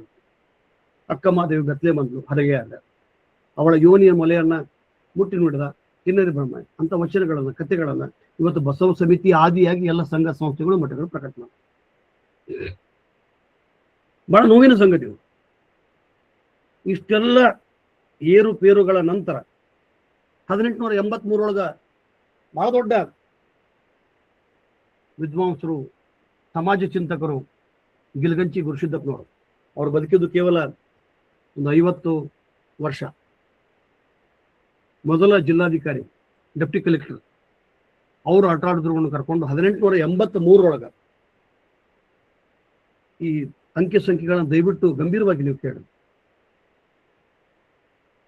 ವಿದ್ಯಾವರ್ಧಕ, ಇದು ಲಿಂಗಾಯತ ವಿದ್ಯಾವರ್ಧಕ ಸಂಸ್ಥೆಯನ್ನ ಹುಟ್ಟಾಕ್ತಾರೆ, ಲಿಂಗಾಯತ ಎಜುಕೇಶನಲ್ ಅಸೋಸಿಯೇಷನ್ ಅಂತಕ್ಕಂಥ ಧಾರವಾಡದೊಳಗೆ 1883. 17/4/21 ವರ್ಷ. 21 ವರ್ಷದ ಮೇಲೆ ಮತ್ತೆ ಯಾಕೆ ವೀರಶೈವರಿಗೆ ಹೋದ್ವಿ? 1886 ಕೆಲ ಸಂಸ್ಕೃತ ಪಂಡಿತರು, ಕೆಲ ಜಾತಿ ಜಂಗಮರು, ಸ್ವಾಮಿಗಳು ಪ್ರತಿಕ್ರಾಂತಿ ಮಾಡ್ತಕ್ಕಂಥ. ಲಿಂಗಾಯತ ಅಂತಕ್ಕಂಥದ್ದು ಕ್ರಾಂತಿ, ಪ್ರತಿಕ್ರಾಂತಿ ಅಂದ್ರೆ ಅದನ್ನ ಹೆಂಗ್ ದಮನ ಮಾಡ್ತಕ್ಕಂಥ ಒಂದು ಯೋಜನೆಯನ್ನು ಹಾಕಿಕೊಂಡ್ರು. ಅವ್ರು ಯಾರಪ್ಪ ಅಂತಕ್ಕಂಥದ್ದು ಹೇಳ್ತೀನಿ. ಹುಬ್ಬಳ್ಳಿ ಚನ್ನವೀರ ಸ್ವಾಮಿಗಳು, ಬಾರ್ಷಿಯ ಪ್ರಭುಲಿಂಗ ಸ್ವಾಮಿಗಳು, ಸೀತಾರಾಮ್ ಶಾಸ್ತ್ರಿ ರತ್ಕರ್ ಅಂತಕ್ಕಂಥ ಸಂಸ್ಕೃತ ಪಂಡಿತ ಬ್ರಾಹ್ಮಣ, ದಡ್ಡಿ ರಂಗಪ್ಪ ರಗಶೆಟ್ಟಿ, ಯಜಮಾನ್ ವೀರಸಂಗಪ್ಪನವರು ಮೈಸೂರು, ಇವ್ರ ಜೊತೆಗೆ ಚಿಕ್ಕಬಳ್ಳಾಪುರದ ವಿರೂಪಾಕ್ಷಶಾಸ್ತ್ರಿಗಳು, ರಾಯಚೂರಿನ ಸ್ವಾಮಿಗಳು, ಫಕೀರ ಪರ್ವತ ಬಸವಲಿಂಗ ಸ್ವಾಮಿಗಳು, ಶಿವಬಸವ ಶಾಸ್ತ್ರಿಗಳು. ಅಷ್ಟೇ ಅಲ್ಲ, ಕನ್ನಡದ ಬಹಳ ದೊಡ್ಡ ಧೀಮಂತ ಕನ್ನಡದ ಪಂಡಿತ ಕರವೇ ವೆಂಕಟ ರಂಗೋ, ಇವರೆಲ್ಲ ಕೂಡ್ಕೊಂಡು ಸೆಪ್ಟೆಂಬರ್ 11 ಸೆಪ್ಟೆಂಬರ್ 25 ಬೆಳಗಾವಿಯ ಶಿವಾನಂದ್ ಥಿಯೇಟರ್, ನಾನು ಬೆಳಗಾವಿಯ ಶಿವಾನಂದ್ ಥಿಯೇಟರ್ ನೋಡಿದ್ರೆ ಅಲ್ಲೊಂದು ಶಿವಾನ್ ಪ್ರಿಂಟಿಂಗ್ ಪ್ರೆಸ್, ಅಲ್ಲಿ ಇವರೆಲ್ಲರೂ ಕೂಡ್ಕೊಂಡು ವೀರಶೈವ ತತ್ವ ಚಿಂತಾಮಣಿ ಅಂತಕ್ಕಂಥ ಒಂದು ಕೃತಕ ಸಾಹಿತ್ಯವನ್ನು ನಿರ್ಮಾಣ ಮಾಡಿ. ಉದ್ದೇಶ ಇದು ಪೌರೋಹಿತ್ಯ ಪ್ರಧಾನವಾದಂತಹ ಸಮಾಜ, ಇದು ಆಚರಣೆ ಪ್ರಧಾನವಾದಂತಹ ಸಮಾಜ. It is not radical and rational. They wanted to prove ಇದು ವೈಚಾರಿಕ ಅಲ್ಲ, ವೈಜ್ಞಾನಿಕ ಅಲ್ಲ, ಇದು ನಮ್ಮ ಕಪಿಮುಷ್ಟಿ ಒಳಗೆ ಬರಬೇಕು, ಇದು ಸನಾತನ ವ್ಯವಸ್ಥೆಗೆ ಬರಬೇಕು. ಇದನ್ನ ಅತ್ಯಂತ ಸೂಕ್ಷ್ಮವಾಗಿ ನೀವು ವಿಚಾರ ಮಾಡ್ರಿ. 1883 ಲಿಂಗಾಯತ ವಿದ್ಯಾವರ್ಧಕ ಸಂಸ್ಥೆ ಆರಂಭವಾಗಿ 21 ವರ್ಷದ ಮೇಲೆ ಒಂದು ಪ್ರಯತ್ನ ನಡೀತಿದೆ. ಅದಕ್ಕಿಂತ ಆ ಪ್ರಯತ್ನಕ್ಕೆ ಪೂರಕವಾಗಿ 1886 ಸೆಪ್ಟೆಂಬರ್ 11 25 ಶಿವಾನಂದ್ ಥಿಯೇಟರ್ ಪಕ್ಕದಾಗಿರ್ತಕ್ಕಂಥ ಪ್ರಿಂಟಿಂಗ್ ಪ್ರೆಸ್ನೊಳಗೆ ಎಲ್ಲ ಮಹನೀಯರು, ಇಷ್ಟ ಮಟ್ಟ ನಾನು ಏನು ಹೇಳಿದಲ್ಲ, ಅವರೆಲ್ಲರೂ ಕೂಡ್ಕೊಂಡು ಒಂದು ಕೃತಕವಾದಂಥ ಸಾಹಿತ್ಯವನ್ನು ನಿರ್ಮಾಣ ಮಾಡ್ತಾರೆ. ಇವರು ಹುಬ್ಬಳ್ಳಿ ಚನ್ನವೀರ ಸ್ವಾಮಿಗಳು, ಬಾರ್ಷಿಯ ಪ್ರಭುಲಿಂಗ ಸ್ವಾಮಿಗಳು, ಸೀತಾರಾಮ್ ಶಾಸ್ತ್ರಿ ರಟ್ಕರ್, ಗಡ್ಡಿ ರಂಗಪ್ಪ ಶೆಟ್ಟಿ, ಯಜಮಾನ್ ವೀರಸಂಗಪ್ಪನವರು, ಇವ್ರ ಜೊತೆಗೆ ವಿರೂಪಾಕ್ಷಶಾಸ್ತ್ರಿ, ರಾಯಚೂರಿನ ಕೃಷ್ಣಮಾಚಾರ್ ಅಂತಕ್ಕಂಥ ಒಬ್ಬ ಬ್ರಾಹ್ಮಣರು, ಫಕೀರ ಪರ್ವತ ಬಸವಲಿಂಗ ಸ್ವಾಮಿಗಳು, ಇವನ್ನೆಲ್ಲವನ್ನು ದಾಖಲೆ ಕೊಡ್ತೇವೆ ನಾವು. ಶಿವಬಸವ ಶಾಸ್ತ್ರಿಗಳು, ಕರವೇ ವೆಂಕಟ ರಂಗು ಅಂತಕ್ಕಂಥವ್ರು, ಇವರಿಂದ ತಾವು ಲಿಂಗಿ ಬ್ರಾಹ್ಮಣರು ಅಂತ ಸಾಧಿಸಿದ್ರು. ಅದ ನಾವು ಸ್ವತಂತ್ರ ಅಲ್ಲ, ಇದೊಂದು ಲಿಂಗಾಯತ ಅಂತಕ್ಕಂಥದ್ದು ಧರ್ಮ ಅಂತಕ್ಕಂಥದ್ದನ್ನ ಅದನ್ನ ಮುಟ್ಟಲಿಲ್ಲ. ಅದನ್ನ ಅವರಲ್ಲಿ ವೀರಶೈವ ತತ್ವ ಚಿಂತಾಮಣಿ ಅಂತಕ್ಕಂಥ ಒಂದು ಕೃತಕ ಸಾಹಿತ್ಯವನ್ನು ಹುಟ್ಟಾಕ್ತಾರೆ. ಬಹುಶಃ ಅದು ಗೊತ್ತಿದ್ದೋ ಗೊತ್ತಿಲ್ಲದೋ ಹಾನಗಲ್ ಕುಮಾರಸ್ವಾಮಿಗಳಿಗೆ ಉತ್ತರ ಕರ್ನಾಟಕದವರ ದಡ್ಡತನ, ನಿರ್ಲಕ್ಷ್ಯತನ ಅಥವಾ ಉದಾರ ಮನೋಭಾವ ಏನಾರ ದಕ್ಷಿಣ ಕರ್ನಾಟಕದವರ ಆಗ್ರಹ, ಅಲ್ಲಿ ಆರಾಧ್ಯರು ಅಂತಕ್ಕಂಥದ್ದು. ಅವರು ಈ ಲಿಂಗಾಯತ ಚಳುವಳಿಯನ್ನ, ಧರ್ಮವನ್ನ ತಮ್ಮ ಕಪಿಮುಷ್ಟಿಯಲ್ಲಿ ಇಟ್ಕೋಬೇಕು ಅಂತಕ್ಕಂಥ ಒಂದು ಉದ್ದೇಶದಿಂದ ಯಜಮಾನ ವೀರ ಸಂಗಪ್ಪನವರು ಮೈಸೂರು ಪ್ರಾಂತದವರು, ನಾಗೇಶ್ ಶಾಸ್ತ್ರಿಗಳು, ಬಹಳ ಜನ ಇಲ್ಲಿ ವ್ಯವಸ್ಥಿತವಾಗಿ ಕುತಂತ್ರವನ್ನು ಮಾಡಿದ್ರು. ಅವ್ರಿಗೆ ಆಕಾರ ಸಿಕ್ಕಿತ್ತು. ಆ ಆಕಾರಗಳನ್ನ ಹಿಡ್ಕೊಂಡು 1904 ಒಲ್ಲದ ಮನಸ್ಸಿನಿಂದ ಅಣಗಲ್ ಕುಮಾರಸ್ವಾಮಿಗಳು ಚಿರಸಂಗಿ ಲಿಂಗರಾಜರಿಗೆ ಒಪ್ಪಿಸಿ, ಈ ಮಾತನ್ನ ನಾನು ಬಹಳ ಗಟ್ಟಿಯಾಗಿ ಸ್ಪಷ್ಟವಾಗಿ ಮತ್ತೆ ಮತ್ತೆ ಹೇಳ್ತೀನಿ, ಒಲ್ಲದ ಮನಸ್ಸಿನಿಂದ ಗೊತ್ತಿಲ್ಲ ಇವ್ರಿಗೆ ವೀರಶೈವ ಅಂದ್ರೇನು, ಲಿಂಗಾಯತ ಅಂದ್ರೇನು. ನಾವು ಅದಕ್ಕಿಂತ 21 ವರ್ಷ ಮುಂಚೆ ನಾವು ನೋಡಿದಾಗ ಚಿರಸಂಗಿ ಲಿಂಗರಾಜರ ಹಿರಿಯ ಸಮಕಾಲೀನರಾದಂಥ ಗಿಲ್ಗಂಚಿ ಗುರುಸಿದ್ದಪ್ಪನವರು, ಆಟರಾಟರು ಲಿಂಗಾಯತ ಅಂತ ಬಳಸ್ತಾರ. ಮತ್ತೆ ಯಾಕೆ ಇದನ್ನ ಹೇರಿದ್ರು ಅಂತಕ್ಕಂಥದ್ದು ಹೇರಿಕೆಯಾಗಿ ಬಂತು, ವೀರಶೈವ ಅಂತಕ್ಕಂಥದ್ದು ಸೇರ್ಪಡೆಯಾಗಿ ಬಂತು. ಮತ್ತು ವೀರಶೈವ ಬಗ್ಗೆ ನಾವು ವಿಚಾರ ಮಾಡಿದಾಗ ವೀರಶೈವ ಏನು, ಅದರ ಇತಿಹಾಸ ತೆಗೆದಾಗ ಅದೊಂದು ಆಚರಣೆ, ಅದೊಂದು ವ್ರತ, ಈ ಎಲ್ಲ ಕೊಟ್ಟಿದ್ದ ದಾಖಲೆಗಳಿಂದ ಒಂದು ಗ್ರಂಥವನ್ನು ಮಾಡಬೇಕು ಅಂತ ತಿಳ್ಕೊಂಡು ಅವರು ಯಶಸ್ವಿಗೊಂಡ್ರು. ಆ ಕೊಟ್ಟಿ ಗ್ರಂಥಗಳನ್ನ ನಾವು ಆಕರವಾಗಿಟ್ಕೊಂಡು ಅಖಿಲ ಭಾರತ ವೀರಶೈವ ಮಹಾಸಭೆ ಮಾಡಿದ್ವಿ.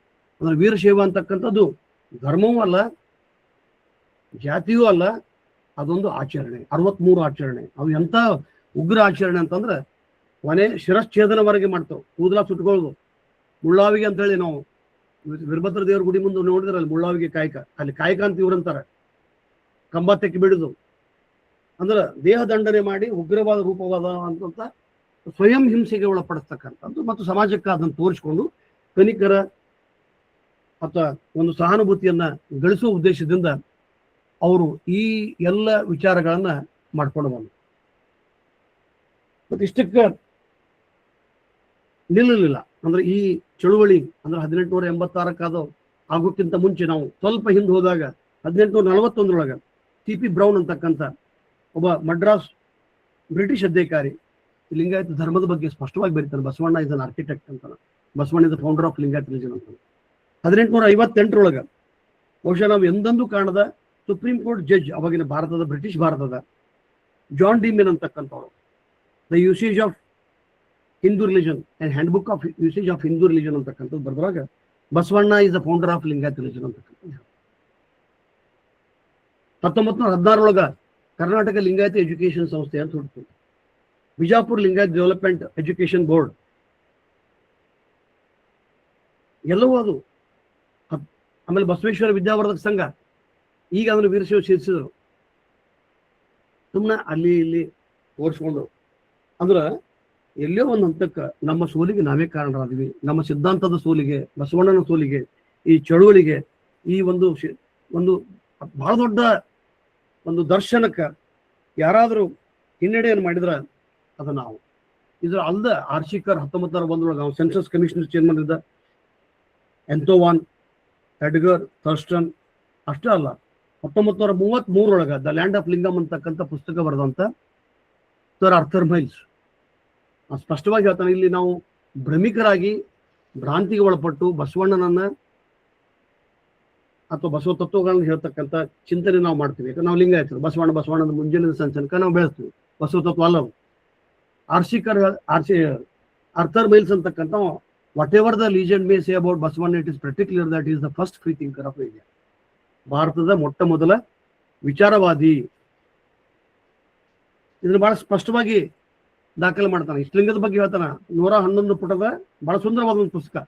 ಅಲ್ಲಿ ಎಲ್ಲಿಯೂ ಕೂಡ ವೀರಶೈವ ದಾಖಲೆ ಆಗಿಲ್ಲ.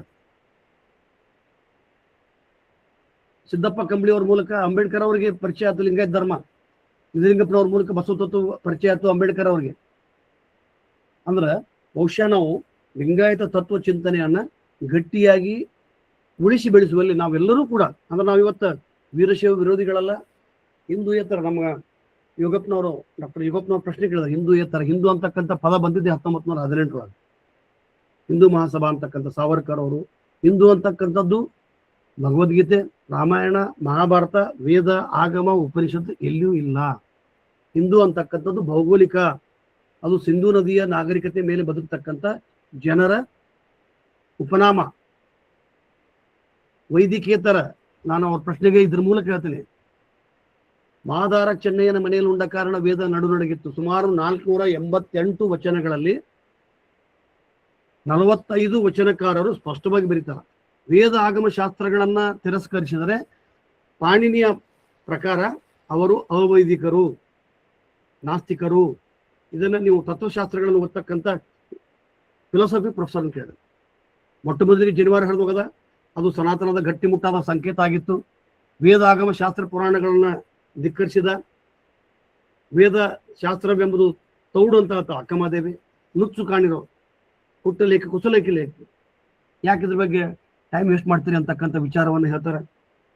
ಅಂದ್ರೆ ಈ ಎಲ್ಲ ವಿಚಾರಗಳಿಂದ ನೋಡಿಕೊಂಡಾಗ ನಾವು ಸಂಪೂರ್ಣವಾಗಿ ಸ್ವತಂತ್ರ ಧರ್ಮವನ್ನ ಪಡೆದವರು, ಸ್ವತಂತ್ರ ಧರ್ಮವನ್ನು ಹೊಂದಿದವರು ಅಂತಕ್ಕಂಥ ಚಿಂತನೆಯನ್ನು ನಾನು ಈ ಸಂದರ್ಭವಾಗಿ ಹೇಳ್ತೀನಿ. ನಮ್ಮ ಮುಂದಿರತಕ್ಕಂಥ ಸಮಸ್ಯೆಗಳು, ಸವಾಲುಗಳ ಬಗ್ಗೆ ನೋಡ್ತಕ್ಕಂಥ ಕಾರ್ಯ ನಮ್ಮೆಲ್ಲ ಐತಿ.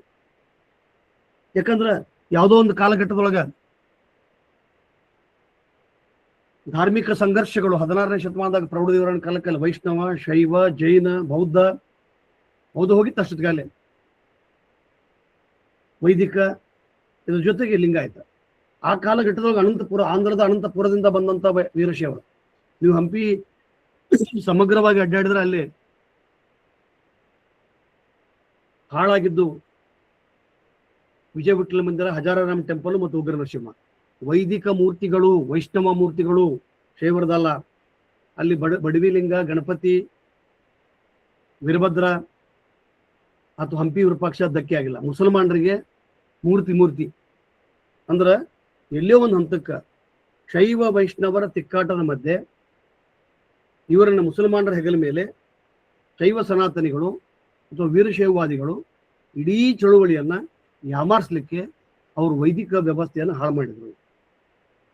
ಹಿಂಗಾಗಿ ನಮ್ಮ ಮುಂದೆ ಇರ್ತಕ್ಕಂಥ ಈ ಆಗ ಏನಿದೆ 16ನೇ ಶತಮಾನದಾಗ ಶೂನ್ಯ ಸಂಪಾದನೆಗಳು ಬಂದಂತ ಸಾಕಷ್ಟು ಕೊಟ್ಟಿ ವಚನಗಳು, ಸಾಕಷ್ಟು ನಕಲಿ ವಚನಗಳು, ಪ್ರಕ್ಷಿಪ್ತಗೊಂಡಂತ ವಿಚಾರಗಳು ದಾಖಲಾಗಿ ಸಂಪುಟವನ್ನು ಸೇರಿದವು. ಅಂದ್ರೆ ನಮ್ಮ ಮುಂದಿರ್ತಕ್ಕಂಥ ಸವಾಲುಗಳೇನು? ನಾವು ಮೊಟ್ಟ ಮೊದಲಿಗೆ ವಚನಗಳನ್ನ ಸಂಪೂರ್ಣವಾಗಿ ತಳಸ್ಪರ್ಶವಾಗಿ ಅಧ್ಯಯನ ಮಾಡ್ತಾ ಅವುಗಳಿಗೆ ನ್ಯಾಯವನ್ನು ಒದಗಿಸ್ತಕ್ಕಂಥ ಕೆಲಸ ಮಾಡಬೇಕು. ಅದು ವಚನಗಳ ಪರಿಷ್ಕರಣೆ. ನಾನು ಹಲವಾರು ಬಾರಿ ಹೇಳಿನಿ,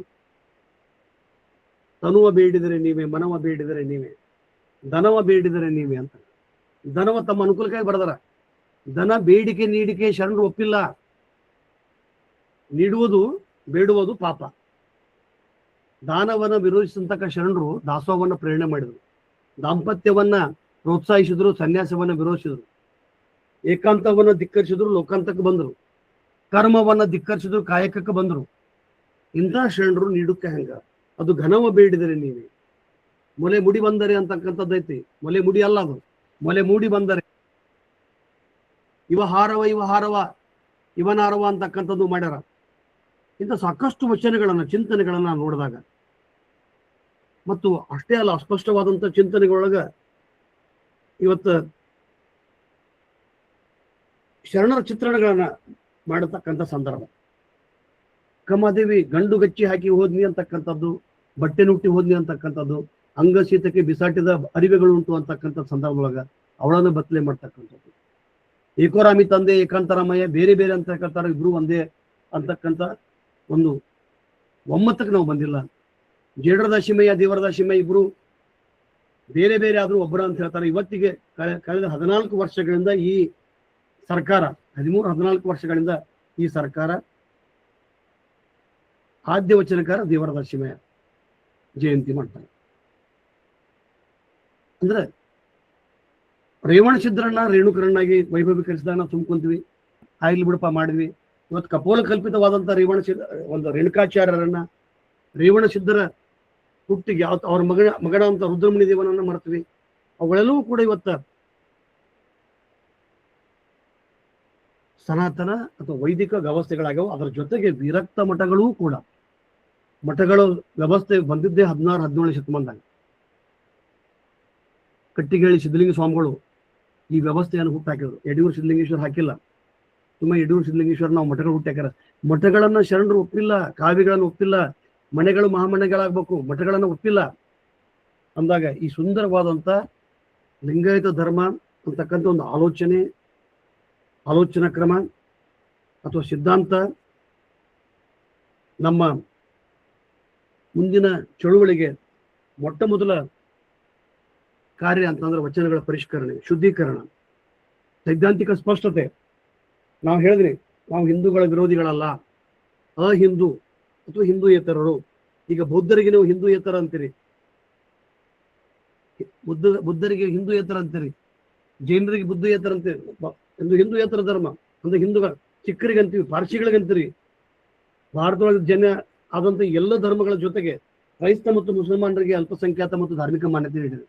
ಅದು ಈ ದೇಶದೊಳಗ ನಗ್ನ ಕಾರ್ಟಾದ ಜನರಿಂದ ಒಪ್ಪಿಕೊಂಡಂತ, ಅಂದ್ರೆ ಭಾರತದ ಸಂಸತ್ ಅಲ್ಲ, ಬ್ರಿಟನ್ ಸಂಸತ್ತಿನವರು ಕೂಡ Basavanna is architect of the parliament system ಅಂತಕ್ಕಂಥ ಜಾನ್ ಡಿ ಮೆನ್ ಹೇಳ್ತಾನೆ, ಜಾನ್ ಬರ್ಕೋ ಹೇಳ್ತಾನೆ, ಆರ್ಥರ್ ಮಿಲ್ಸ್ ಹೇಳ್ತಾನ, ಜಾನ್ ಈಜೆ ಸ್ಟ್ರೋಕ್ಸ್ ಹೇಳ್ತಾನ, ಥರ್ಸ್ಟನ್ ಹೇಳ್ತಾನ, ಎಂತೋವಾನ್ ಹೇಳ್ತಾನ, ಆರ್ಶಿಕರ್ ಹೇಳ್ತಾನ. ಯಾಕ ಈ ಒಂದು ಸ್ಪಷ್ಟತೆ ನಮ್ಮೊಳಗ ಬರ್ಲಿಕ್ಕೆ ಆಗುದಿಲ್ಲ? ಇದನ್ನು ಬಹಳ ಸಲ ನಾವು ನೋಡಿದಾಗ ಎನ್ ರಾಯ್ ಅವ್ರು ಹೇಳ್ತಾರ, Karl Marx has taught the dignity of labour, whereas Basavanna taught both dignity and divinity of labour ಅಂತ. ಪಾವಿತ್ರತೆಯನ್ನು ಕಲಿಸ್ಕೊಟ್ಟ, ಆ ಸುಂದರತೆಯನ್ನು ಕಲಿಸ್ಕೊಟ್ಟ. ಇಂಥ ಸರಳವಾದಂತ ವೈಚಾರಿಕ ಸಿದ್ಧಾಂತಗಳನ್ನ ನಾವು ಮತ್ತೆ ಕ್ರೋಢೀಕರಿಸಿ ನಮ್ಮ ಬೇಡಿಕೆಗಳನ್ನ ನ್ಯಾಯಯುತವಾಗಿ, ಕಾನೂನುಬದ್ಧವಾಗಿ, ನ್ಯಾಯಸಮ್ಮತವಾಗಿ ನಾವು ಬೇಡಿಕೆ ಇಟ್ಟಾಗ ರಾಜಕೀಯೇತರ ವ್ಯಕ್ತಿಗಳು, ಯಾಕಂದ್ರೆ ನಿಮ್ಗೆಲ್ಲ ಗೊತ್ತೈತಿ, ಇದನ್ನ ತಮ್ಮ ತಮ್ಮ ಮತಗಳ ಬ್ಯಾಂಕ್, ವೋಟ್ ಬ್ಯಾಂಕ್ ಆಗಿ ಮಾಡ್ಕೊಂಡ್ರು. ಮಠಗಳು ತಮ್ಮ ಆರ್ಥಿಕ ಸೌಲಭ್ಯಕ್ಕಾಗಿ ಇತ್ತೀಚೆಗೆ ಕೆಲ ಮಠಗಳು ನಮಗೆ ಹೊಲ ಕೊಡ್ರಿ, ಮನಿ ಕೊಡ್ರಿ, ನಾವು ವಿಶ್ವವಿದ್ಯಾಲಯ ಮಾಡ್ತೀವಿ. ಸರ್ಕಾರದ ಕಬಳಿಕೆ ನಮ್ಮ ಎಷ್ಟೋ ಹಕ್ಕಿ ಪಿಕ್ಕಿ ಜನಾಂಗ, ದಲಿತರು, ಅಸ್ಪೃಶ್ಯರು, ನಿರ್ಗತಿಕರಿಗೆ ಮನಿ ಇಲ್ಲ, ಅವ್ರು ಗುಡಿಸಲಿಲ್ಲ. ಎಲ್ಲರನ್ನ ಒಪ್ಪಿಕೊಂಡಂತ ಬಸವ ಧರ್ಮ, ಬಸವಣ್ಣ ಹೆಸರಲ್ಲಿ ನಾವು ದರೋಡಿ ಮಾಡಾಕತ್ತೀವಲ್ಲ. ಅದಕ್ಕೆ ಲಿಂಗಾಯತ ಅಂತಕ್ಕಂಥದ್ದು ಒಂದು ಅರಿವಿನ ಆಂದೋಲನ, ಅದು ವೈಚಾರಿಕ ಚಳುವಳಿ, ಅದು ವ್ಯಕ್ತಿ ಕೇಂದ್ರಿತವಾದಂತ, ಮನುಷ್ಯ ಕೇಂದ್ರಿತವಾದಂತ, ವ್ಯಕ್ತಿ ಭಕ್ತ ಈ ಧರ್ಮದ ಒಡೆಯ, ಭಕ್ತ ಈ ಧರ್ಮದ ಭಕ್ತನಾಗ ಹೇಳ್ದಲ್ಲ, ಭಕ್ತನಾದ್ರೆ ಬಸವನಂತಾಗಬೇಕು. ಅಲ್ಲಮ್ಮ ಹೇಳ್ತಾನ, ದೇವನಾಗಬಹುದಲ್ಲದೆ ಬಸವನಾಗಲೂಬಾರದು ನೋಡ. ನನ್ನನ್ನು ಬಸವನನ್ನಾಗಿ ಮಾಡದೆ ಅಲ್ಲಮ್ಮನನ್ನಾಗಿ ಮಾಡಿದೆ ಗುಹೇಶ್ವರ. ಎಂತ ಜಗಳ, ಸಾತ್ವಿಕ ಜಗಳ ನೋಡ್ರಿ. ಭಕ್ತನಾದ್ರೆ ಬಸವನಂತಾಗಬೇಕು. ಭಕ್ತ ಅಂದ್ರೆ ಕಡಿಮೆ ತಗೊಂಡ್ಬಿಟ್ಟು ನೋಡಿ, ಡಿಸೈಪಲ್, ಫಾಲೋವರ್, ಕಾಲ್ ಬೀಳೋದು. ತಟಸ್ಥಲ ಸಿದ್ಧಾಂತವನ್ನ ಸರಿಯಾಗಿ ನಾವು ತಿಳ್ಕೊಳ್ಳಿ, ಅವನು ಪಾಟುನಿಗೆ ಮಾಡಿಬಿಟ್ವಿ ನಾವು. ಭಕ್ತ ಕೆಳಗೆ, ಮಹೇಶ ಮೇಲೆ, ಅದ್ರ ಮೇಲೆ ಕೊನೆಗೆ ಐಕ್ಯ. ಅಂದ್ರೆ ಬಹುಶಃ ನಾವು ವಚನ ಅಧ್ಯಯನದ ಆಲೋಚನಾ ಕ್ರಮ, ಅಧ್ಯಯನ ಕ್ರಮಗಳನ್ನು ಕೂಡ ಬದಲಾಯಿಸಬೇಕು. ನಾವು ಸಾಂಪ್ರದಾಯಿಕವಾಗಿ ಹಂಗ conventional method of study and research will never help us to analyse, know what Lingayat religion. ಇವತ್ತು ಇಡೀ ಜಗತ್ತಿಗೆ ನಾವು ಇವತ್ತು ಪ್ರಾಮಾಣಿಕವಾಗಿ ಹೇಳ್ತೀನಿ, ಅಮೆರಿಕ 25 ನಗರದೊಳಗೆ ಬಸವಣ್ಣನ ಮೂರ್ತಿಗಳು ಕುಂತಾವು. ಅವ್ರು ಬಹಳ ಕಟ್ಟುನಿಟ್ಟಿನವರು. ಇಂಗ್ಲೆಂಡಿನ ಪಾರ್ಲಿಮೆಂಟ್ ಥೇಮ್ಸ್ ನದಿಯ ಮೇಲೆ ಬಸವಣ್ಣನ ಮೂರ್ತಿ ನಿಂತ. ನಾ ಮತ್ತೆ ಹೇಳ್ತೀನಿ, ಅಲ್ಲಿರ್ತಕ್ಕಂಥ ಪ್ರಿನ್ಸಸ್ ಕೊಟ್ಟಿಲ್ಲ, ಅಲ್ಲಿ ಮೂರ್ತಿ ಕೊಟ್ಟಿಲ್ಲ, ಅಲ್ಲಿ ಮಹಾರಾಣಿಗೆ ಕೊಟ್ಟಿಲ್ಲ. ಅಂದ್ರ ನಾವು ಎಲ್ಲಿಯೋ ಒಂದು ಹಂತಕ್ಕೆ ಈ ವಚನವನ್ನ, ವಚನ ಸಾಹಿತ್ಯವನ್ನ, ಲಿಂಗಾಯತ ದರ್ಶನವನ್ನ ಮರೆಮಾಚಿ ಆಚರಣೆಗಳನ್ನು ಪ್ರಧಾನವಾಗಿಟ್ಕೊಂಡು ಶುಷ್ಕ ಆಚರಣೆಯೊಳಗ ನಮ್ಮನ್ನ ನಾವು ಮರ್ತೀವಿ. ನಾವು ಯಾರ ವಿರೋಧಿಗಳು ಅಲ್ಲ. ನಾವು ಸಮಾಜ, ಜಂಗಮ ವ್ಯವಸ್ಥೆ, ಲಿಂಗ ತತ್ವವನ್ನು ಅಪ್ಪಿಕೊಂಡು ಬಯಲೊಳಗ ಸಮಷ್ಟಿಯನ್ನ ಪ್ರೀತಿ ಮಾಡ್ತಕ್ಕಂಥ ಸ್ವತಂತ್ರ ಧರ್ಮ ಇದು ಲಿಂಗಾಯತ ಧರ್ಮ. ಇದರ ಸ್ಥಾಪಕ ಬಸವಣ್ಣ.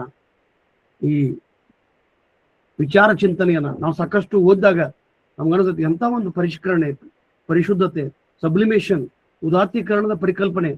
ನಾನು ಎಷ್ಟು ಸಲ ಹೇಳ್ತೀನಿ, ಅರವಿಂದ್ರ ಕೂಡ ಕೊನೆಗೆ ಮಧುರಚಂದ್ರಿಗೆ ಹೇಳಿದ್ರಂತ, ನನಗೆ ಈ ವಚನ ಸಾಹಿತ್ಯ ಮೊದಲೇ ಕೊಡ್ಲಿಲ್ಲ.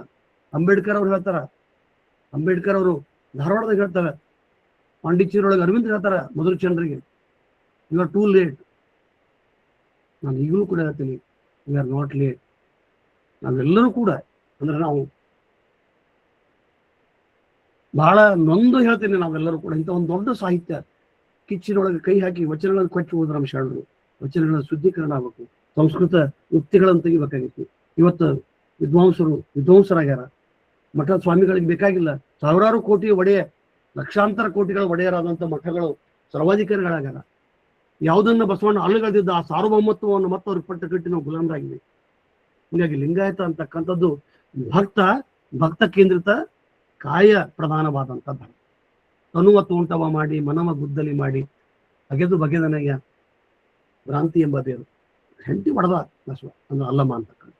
ಈ ಎಲ್ಲ ಚೈತನ್ಯ, ಎಲ್ಲ ಶರಣರ ಕ್ರೋಢೀಕರಿತವಾದಂತಹ ಮೌಲಿಕ ಚಿಂತನೆಗಳನ್ನ ನಾವೇನಾದ್ರೂ ಮಾಡಿಟ್ರೆ ಬಹುಶಃ it will be the constitution of the world. ಅದಕ್ಕೆ ಒಬ್ಬ ಪಾಶ್ಚಿಮಾತ್ಯರು ಹೇಳ್ತಾರ, ಬಸವಣ್ಣ ಭಾರತದಲ್ಲಿ ಹುಟ್ಟದೆ ಇಂಗ್ಲೆಂಡ್ನಲ್ಲಿ ಹುಟ್ಟಿದ್ರೆ ಜಗತ್ತಿನ ಒಂದೇ ಧರ್ಮವಾಗುತ್ತಿತ್ತು, ಅದು ಬಸವ ಧರ್ಮ ಅಂತಕ್ಕಂಥ ಮಾತು. ಇಂಥ ಬಸವ ಧರ್ಮ ನಿಮ್ಮೆಲ್ಲರ ಜವಾಬ್ದಾರಿ. ನಾವು ಬಸವಣ್ಣಗೆ ಏನಾದ್ರೂ, ಶರಣರಿಗೆ ಏನಾದ್ರೂ ಒಂದು ಕೃತಜ್ಞತೆ ಸಲ್ಲಿಸಬೇಕಿದ್ರೆ ಆಚಿನ ವಚನಗಳನ್ನು ಪರಿಷ್ಕರಣೆ ಮಾಡೋಣ. ಅವರಿವರ ಸಿದ್ಧಾಂತಕ್ಕೆ ತಳಕು ಹಾಕಿ ನಮ್ಮ ಮೂಲ ಸ್ವರೂಪವನ್ನು ವಿರೂಪಗೊಳಿಸ್ತಕ್ಕಂಥ ಕೆಲಸವನ್ನು ಮಾಡ್ತಕ್ಕಂಥ ಕೆಲವ ಪಾಪ ಅವ್ರನ್ನ ಬೈಯೋದು ಬೇಡ, ಅವರಿಂದ ನಾವು ಬಿಡಿಸ್ಕೋಬೇಕಾಗೈತಿ. ಆ ಚಿಂತನೆಗಳನ್ನು ನಾವು ಬಿಡಿಸ್ಕೋಬೇಕಾಗೈತಿ. ಈ ಒಂದು ಕಾರಣಕ್ಕೆ 10 ವರ್ಷಗಳ ಹಿಂದೆ ನಾವಿವತ್ತು ಕಲಬುರಗಿ ಅವರಿದ್ದ ಏನೂ ಹಾಕಿರ್ಲಿಲ್ಲ, ಕಳ್ಕೊಂಡಿವಿ. ಮಾದೇವ್ರನ್ನ ಕಳ್ಕೊಂಡಿವಿ, ಇಳಕಲ್ ಸ್ವಾಮಿಗಳನ್ನ ಕಳ್ಕೊಂಡಿವಿ, ಗದಗಿನ ಸಿದ್ಧಲಿಂಗ ಸ್ವಾಮಿಗಳನ್ನ ಕಳ್ಕೊಂಡಿವಿ. ಅಂದ್ರ ಲಿಂಗಾಯತ ಚಳುವಳಿಗೆ ದಂಡನಾಯಕತ್ವವನ್ನ ವಹಿಸಿಕೊಳ್ತಕ್ಕಂಥವ್ರು ಯಾರು ಇಲ್ಲ. ಮತ್ತು ಯಾರು? ಅರಿವೇಗುರು, ಆಚಾರ್ಯವೇ ಲಿಂಗ, ಅನುಭಾವೇ ಜಂಗಮ. ನಮ್ಮ ಪ್ರಜ್ಞೆ ನಮ್ಮನ್ನ ಮುಂದೆ ನಡೆಸಲಿ. ತಾವೆಲ್ಲರೂ ಕೂಡ ಹೋಳಿಯ ಮಹತ್ತರ ಭಾಗದೊಳಗೆ ಕೈ ಜೋಡಿಸ್ರಿ. ಶರಣರು ಕಲ್ಯಾಣ ಮರು ಕಲ್ಯಾಣ ಅಂತಾರಲ್ಲ, ಕಲ್ಯಾಣವನ್ನ ನಾವು ಬರೀ ನಾವು ಹೋಗಿ ಕಲ್ಯಾಣಕ್ಕೆ, ಬಸವ ಕಲ್ಯಾಣಕ್ಕೆ ಹೋಗಿ ಕಾಯಿ ಉಟ್ಕೊಂಡ್ಬರೋದಲ್ಲ, ಅಥವಾ ಬೇರೆ ಬೇರೆ ಕಲ್ಯಾಣ ಅಂತಕ್ಕಂಥ ಕಾರ್ಯಕ್ರಮ ಮಾಡ್ತಕ್ಕಂಥದ್ದಲ್ಲ. ಭ್ರಮೆ, ಭ್ರಾಂತಿ, ಉತ್ಸಾಹದೊಳಗೆ ಆಚರಣೆ ಮಾಡ್ತಕ್ಕಂಥ ನಾವು ಸ್ವಲ್ಪ ನಿಂತು ನಮ್ಮ ಸಿದ್ಧಾಂತವನ್ನ ನೋಡ್ಕೊಂಡಾಗ ಎಷ್ಟೊಂದು ಸುಂದರವಾಗಿತ್ತಲ್ಲ. ನಾವು ಬಸವಣ್ಣಗ ಶರಣರಿಗೆ ದ್ರೋಹ ಮಾಡಕತ್ತೀವಿ.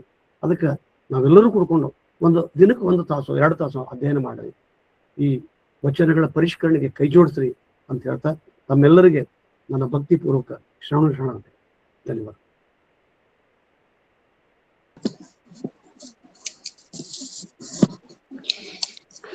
ಈವರೆಗೆ ಲಿಂಗಾಯತ ಧರ್ಮದ ಹುಟ್ಟು ಹೇಗೆ ದ್ರಾವಿಡರಿಂದ, ನಾಸ್ತಿಕರಾದ ಚಾರ್ವಾಕರಿಂದ ಹಿಡಿದು ಆರ್ಯರ ಆಗಮನ ನಂತರದ ಸಂಘರ್ಷದಿಂದ ಮೂಲ ದ್ರಾವಿಡರೆಂದು ದಕ್ಷಿಣ ಹಾಗೂ ಪೂರ್ವ ಭಾರತಕ್ಕೆ ತಳ್ಳಲ್ಪಟ್ಟು ಮುಂದೆ ಜೈನ ಧರ್ಮ ಹುಟ್ಟಿಕೊಂಡು ಇಡೀ ಭಾರತವನ್ನೇ ಆಕ್ರಮಿಸಿದರು.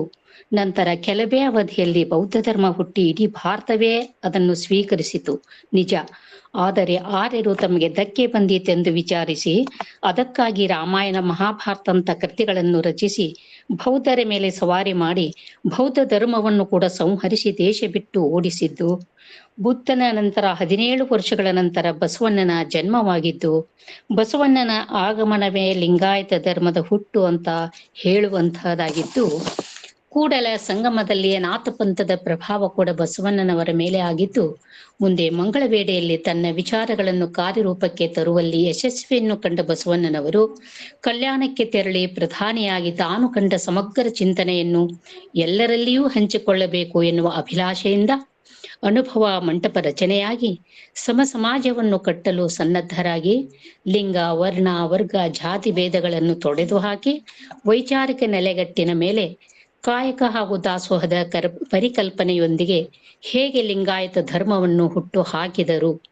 ಅಂದಿನಿಂದ ಇಲ್ಲಿಯವರೆಗೆ ಈ ಲಿಂಗಾಯತ ಧರ್ಮವು ಏಳು ಬೀಳುವಿನೊಂದಿಗೆ ಹೇಗೆ ಬೆಳೆದು ಬಂದಿದೆ, ಬೆಳೆಯುತ್ತಿದೆ ಎಂಬುದನ್ನು ತಲಸ್ಪರ್ಶಿಯಾಗಿ ಸವಿಸ್ತಾರವಾಗಿ ವಿಸ್ತರಿಸುತ್ತಾ ಅದ್ಭುತವಾದ ಉಪನ್ಯಾಸವನ್ನು ನಮ್ಮೊಡನೆ ಹಂಚಿಕೊಂಡು ಕೊನೆಗೆ ನಮಗೂ ಕೂಡ ಕೆಲವು ಜವಾಬ್ದಾರಿಗಳನ್ನು ಹೊರಿಸಿದ ಡಾಕ್ಟರ್ ಪಟ್ಟಣ್ ಸರ್ ಅವರಿಗೆ ಅನಂತ ಧನ್ಯವಾದಗಳು.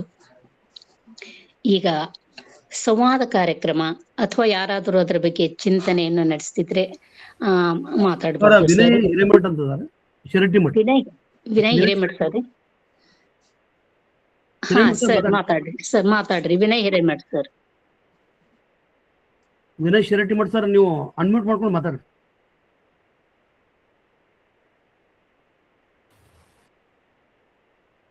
ವಜ್ರಮಿಟ್ಟಿ ಸರ್ ಮಾತಾಡ್ರಿ. ವಜ್ರಮುಟ್ ಸರ್ ಅನ್ಮ್ಯೂಟ್ ಮಾಡ್ಕೊಂಡು ಮಾತಾಡ್ರಿ.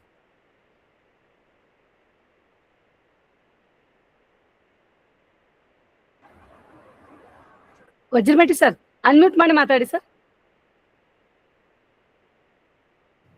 ಸರ್ ನಮಸ್ತೆ ರೀ ಸರ್. ಮೊಬೈಲ್ ನಿಂತ್ರ ನಾನೇ ಜಾಯ್ನ್ ಆಗಿದ್ದೀರಿ ಸರ್. ನಂದು ಇರ್ಲಿಲ್ಲ. ಹಾ ರೀ ಸರ್. ಎಲ್ಲರಿಗೂ ಶರಣಾರ್ಥಿಗಳು. ಇವತ್ತ ಸರ್ ಹೇಳಿದಂತದ್ ಲಿಂಗಾಯತ ಧರ್ಮದ ಹುಟ್ಟು ಬೆಳವಣಿಗೆ ಅದೇನೋ ಗೊತ್ತಿದ್ದಿಲ್ಲ, ಬರೇ ನಾವು ತುದಿ ಅಧ್ಯಯನ ಮಾಡ್ದಂಗ ಆಗಿತ್ರಿ. ಫ್ರಮ್ ಸ್ಟಾರ್ಟಿಂಗ್ ಇಂತ್ರ ಕೇಳಿದ್ದಕ್ಕ ಬಹಳ ಅದ್ರ ಸೂಕ್ತ ಜ್ಞಾನ ಸಿಕ್ತು ಅಂತ ಹೇಳಿಕ್ ಇಷ್ಟಪಡ್ತೀನಿ. ಸರ್ ಬಹಳ ಚಂದಾಗಿ ವಿಷಯವನ್ನ ಪ್ರಸ್ತುತ ಪಡಿಸಿದ್ರಿ. ಎಲ್ಲರಿಗೂ ಶರಣಾರ್ಥಿಗಳು. ಡಾಕ್ಟರ್ ಯುಗಪ್ನವ್ರು ಸರ್ ಯೋಗಪ್ಪನವ್ರು ಸರ್ ಅದಾರ ನೋಡ್ರಿ ಸರ್. ಯೋಗಪ್ಪನವ್ರು ಸರ್ ತಾವು ಮಾತಾಡ್ತೀರಾ? ಸರ್ ಅನ್ಮ್ಯೂಟ್ ಮಾಡ್ಕೊಡ್ರಿ ಸರ್, ಮೈಕ್ ಮೇಲೆ ಸರ್ ಕಾರ್ನರ್ದಾಗ ಅನ್ಮ್ಯೂಟ್ ಮಾಡ್ಕೊಂಡು ಮಾತಾಡಿ. Sir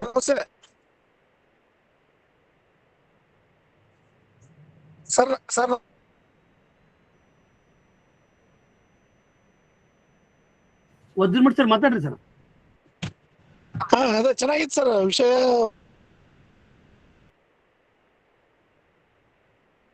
okay sir, thank you. Okay sir.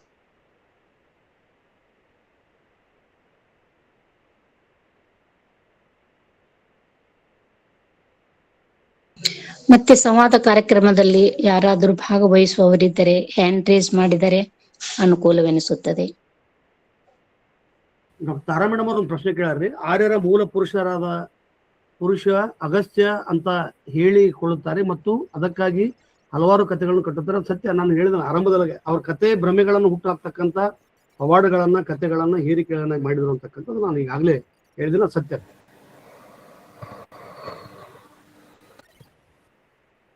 Doctor Shetkar sir. Shriguru ಬಸವಲಿಂಗಯ್ಯನಮ್ಮ. ಪಟ್ಟಣ್ ಸರ್ ಅವ್ರದ್ದು ನಂದು ಇಬ್ಬರು ಆಲ್ಮೋಸ್ಟ್ 15 ವರ್ಷದಿಂದ ನಾವು ಇಬ್ಬರು ಕೂಡ ಕೆಲಸ ಮಾಡ್ತಾ ಇದ್ದೀವಿ. ಅವರು ಫಾರ್ಮಸಿ ಕಾಲೇಜ್ ಪ್ರಿನ್ಸಿಪಾಲು, ನಾನು ಮೆಡಿಕಲ್ ಕಾಲೇಜ್ ಪ್ರೊಫೆಸರ್ ಆಗಿದ್ವಿ. ಈಗ ಮಹಾರಾಷ್ಟ್ರದೊಳಗೆ ಸುಮಾರು 15 ವರ್ಷ ಇಬ್ಬರು ಕೆಲಸ ಮಾಡ್ತಾ ಇದ್ವಿ. ನನಗೆ ಅವ್ರು ಹೇಳಿದಾಗೆ ಅರಿವೆ ಗುರು, ಆಚಾರ್ಯಲಿಂಗ, ಅನುಭವ ಜಂಗಮ, ಬಸವಣ್ಣ ಬಗ್ಗೆ ಅರಿವು ಮೂಡಿಸಿದರೆ ಅವರು. ಹೀಗಾಗಿ ನಾನು ಅವರನ್ನ ಆಧ್ಯಾತ್ಮಿಕ ಗುರು ಅಂತ ತಿಳಿತೀನಿ. ಹಾಗೂ ಅವರ ಧರ್ಮಪತ್ನಿಯವರು ನನಗೆ ಆಲ್ಮೋಸ್ಟ್ ನನ್ನ ತಂಗಿ ಹೆಂಗೆ ತಿಳ್ಕೊಂಡಿದ್ದೀನಿ. ಇಷ್ಟು ನಮ್ಮ ಕೌಟುಂಬಿಕ ಸಂಬಂಧ, ನನ್ನ ಮಿಸಸ್ಸು ಅವ್ರ ಮಿಸಸ್ಸು ಇಷ್ಟು ಕ್ಲೋಸ್ ಫ್ರೆಂಡ್ಸ್ ಇದ್ರು. ಹಿಂಗಾಗಿ ಯಾರು ಮಾಡಿದ್ವಿ. ಒಂದೇ ಒಂದು ನಾವು ಇಲ್ಲಿ ಸ್ಥಾಪನೆ ಮಾಡಿದ್ದು ಅವ್ರು ಸದ್ಯ 3 ಆರ್ಗನೈಸೇಷನ್ ನಮ್ದು. ಒಂದು ಬಸವ ಅಂಡರ್ಸ್ಟ್ಯಾಂಡಿಂಗ್ ಅಂಡ್ ರಿಸರ್ಚ್, ಎರಡನೇದು ವಚನ ಅಧ್ಯಯನ, ಮೂರನೇದು ಅಕ್ಕನ ಅರಿವು. ಇವು 3 ಗ್ರೂಪ್ನೊಳಗೆ ಸಾಕಷ್ಟು ಒಳ್ಳೆ ಜನರಿದ್ದಾರೆ. ಯೂನಿವರ್ಸಿಟಿ ಪ್ರೊಫೆಸರ್ ವೈಸ್ ಚಾನ್ಸಲರ್ ಹಿಡ್ಕೊಂಡು ಆಲ್ಮೋಸ್ಟ್ ಹೈಸ್ಕೂಲ್ ಟೀಚರ್ಸ್ ತನಕ ಇದ್ದಾರೆ ನಮ್ಮ ಜನ. ಸೊ ಇದು ಎಲ್ಲ ಇವರೆಲ್ಲರಿಗೆ ನನ್ನ ಕಳಕಳಿಯ ಮನವಿ ಅಂದ್ರೆ ಏನು, ಬಸವ ತತ್ವ ಬಗ್ಗೆ ನಮ್ಮ ಮುಖ್ಯ ಉದ್ದೇಶ ಅಂದ್ರೆ ಅಂಡರ್ಸ್ಟ್ಯಾಂಡಿಂಗ್ ಬಸವಣ್ಣ ಬಗ್ಗೆ ನಾವೇನು, ಯಾಕಂದ್ರೆ ಸಾಕಷ್ಟು ಅವ್ರ ಬಗ್ಗೆ ತಪ್ಪು. ಕೆಲವರು ಈಗ ಫಿಲಾಸಫಿ ಪ್ರೊಫೆಸರ್ಸ್ ಇರ್ಬೋದು, ಕೆಲವರು ಹಿಸ್ಟ್ರಿ ಪ್ರೊಫೆಸರ್ಸ್ ಇರ್ಬೋದು, ಕೆಲವರು ಲಿಟ್ರೇಚರ್ ಪ್ರೊಫೆಸರ್ಸ್ ಇರ್ಬೋದು, ಯಾರು ಸಾಕಷ್ಟು ಜನ ಇದ್ದಾರೆ. ಪ್ರತಿಯೊಂದು ಫೀಲ್ಡ್ ಅಲ್ಲಿ ಇದ್ದಾರೆ ಈ ಗ್ರೂಪ್ ಅಲ್ಲಿ. ನಮ್ಮಲ್ಲಿ ಎಲ್ಲರೂ ತಮ್ಮ ರೀತಿಯಿಂದ ಈ ರಿಸರ್ಚ್ ವಿಷಯದಾಗಿ ಬಸವಣ್ಣನ ಬಗ್ಗೆ ಏನಾದ್ರು ತಪ್ಪು ತಿಳಿಸ್ತಾ ಇದ್ದಾರೆ ಜನರಿಗೆ. ಅದನ್ನು ದೂರ ಮಾಡಿ ನಾವು ರಿಯಲ್ ಬಸವಣ್ಣ ಬಗ್ಗೆ ಹುಡುಕ್ಬೇಕು. ಕೆಲವರು ಬಸವಣ್ಣ ಅದ್ವೈತ ತತ್ವ, ಆಮೇಲೆ ವಿಶ್ವೇಶ ಅದ್ವೈತ ತತ್ವ, ಈ ತತ್ವ ಏನಂತಾರೆ, ಆದ್ರೆ ಅವ್ರ ಧರ್ಮ ಪ್ಯೂರ್ಲಿ ಒರಿಜಿನಲ್ ಧರ್ಮ ಅದು.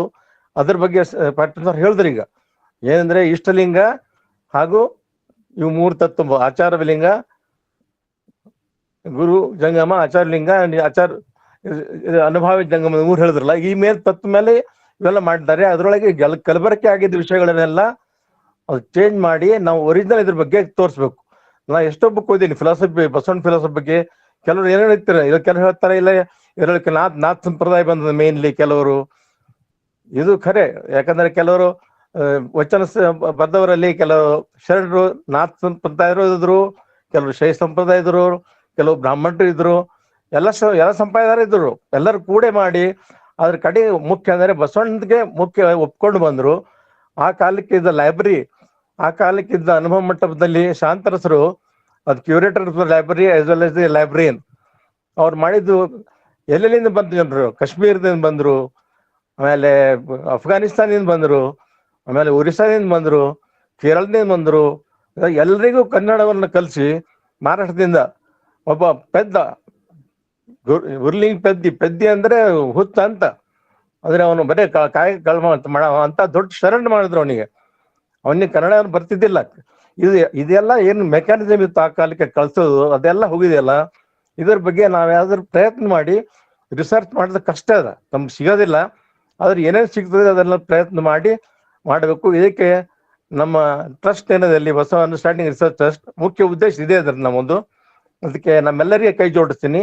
ಪ್ರತಿಯೊಬ್ಬರು ಸಾಕಷ್ಟು ತಮ್ಮ ಗೊತ್ತವರಿಗೆ ಒಂದೊಂದು ಮೆಂಬರ್ ಮಾಡಿ ಇದು ಪ್ಯೂರ್ಲಿ ಇಂಟೆಲೆಕ್ಚುಯಲ್ ಗ್ರೂಪ್. ಇದು ನಾವೇನು ಅಂದ್ರೆ ನಮ್ಮ ಉದ್ದೇಶನು ಬಸವ ತತ್ವದ ಅರಿವು ಜನರಿಗೆ ಕೊಡೋದು. ಎರಡನೇದೇನಂದ್ರೆ ಬಸವಣ್ಣನ ಬಗ್ಗೆ ಏನೇನು ರಿಸರ್ಚ್ ಸಾಧ್ಯದ ಜನರಿಗೆ ಮುಟ್ಟಿ ಅವ್ರ ಬಗ್ಗೆ ಏನಾದರೂ ಈಗೇನ ಇನ್ನೂ ಕಲಬೆರಕೆ ನಡೆಸ್ತಾರೆ ಅವರು. ಈಗ ಅದನ್ನು ಇಲ್ಲ ಕೆಲವು ವಚನಗಳು ತಗೊಂಡು ಅದು ವೇದದೊಳಗೆ ಈ ವಚನ ಇದೆ ಅಂತ ಹೇಳಿ ತೋರಿಸ್ತಾ ಇದ್ದಾರೆ. ಅಂಥವ್ರು ಕೆಲವು ಸ್ಪೆಷಲ್ ಗ್ರೂಪ್ ಅನ್ನು ಬಿಟ್ಟಿದ್ದಾರೆ, ನಮ್ಮೊಳಗೂ ಬಿಟ್ಟಾರೆ, ಹೊರಗಡೆನೂ ಇದ್ದಾರೆ. ಇವ್ರನ್ನೆಲ್ಲ ಹೇಗೆ ಕೌಂಟರ್ ಮಾಡ್ಬೇಕು ಅನ್ನೋದು ವಿಚಾರ ಮಾಡಿ ನಾವು ಇದು ನನ್ನ ಕಳಕಳಿ ವಿನಂತಿ. ಎಲ್ಲರಿಗೆ ತುಂಬಾ ಧನ್ಯವಾದಗಳು. ನಮಸ್ಕಾರ. ರೇಣುಕಾ ಬಾಗಲಕೋಟ್ ಮೇಡಮ್ ಮಾತಾಡ್ತೀರಾ ಮೇಡಮ್? ಎಲ್ಲರಿಗೂ ಶರಣಾರ್ಥಿಗಳು. ಇವತ್ತಿನ ತುಂಬಾ ಚೆನ್ನಾಗಿತ್ತು ಉಪನ್ಯಾಸ. ಅಣ್ಣವರು ಭಾಳ ಚೆನ್ನಾಗಿ ಹೇಳ್ಕೊಟ್ರು. ಇದು ಹೆಂಗಿದೆ ಅಂತಂದ್ರೆ ಒಂದು ಸೆಂಟೆನ್ಸ್ ಹೇಳಿದ್ರ ಅಣ್ಣ ಅಲ್ಲಿ, ಆಕಾರದಿಂದ ನಿರಾಕಾರಕ್ಕೆ ಹೋಗ್ಬೋದು. ಹೌದು, ಅದನ್ನು ಸರಿ. ಆಕಾರದಿಂದ ನಿರಾಕಾರಕ್ಕೆ ಹೋಗಕ್ಕೂ ಬರ್ತದೆ. ಯಾಕಂದ್ರೆ ಒಮ್ಮೆ ಡೈರೆಕ್ಟ್ ನಿರಾಕಾರ ದೇವ ಅದಾನ ಅಂತಂದ್ರ ಜನಗಳಿಗೆ ಗೊತ್ತಾಗಂಗಿಲ್ಲ. ಅದಕ್ಕೆ ಇಲ್ಲಿ ನಿಜಗುಣ ಶಿವಯೋಗಿಗಳು ಒಂದು ಸಣ್ಣದೊಂದು 2 ಸೆಂಟೆನ್ಸ್ ಒಂದು ವಚನ ಅದರಿ.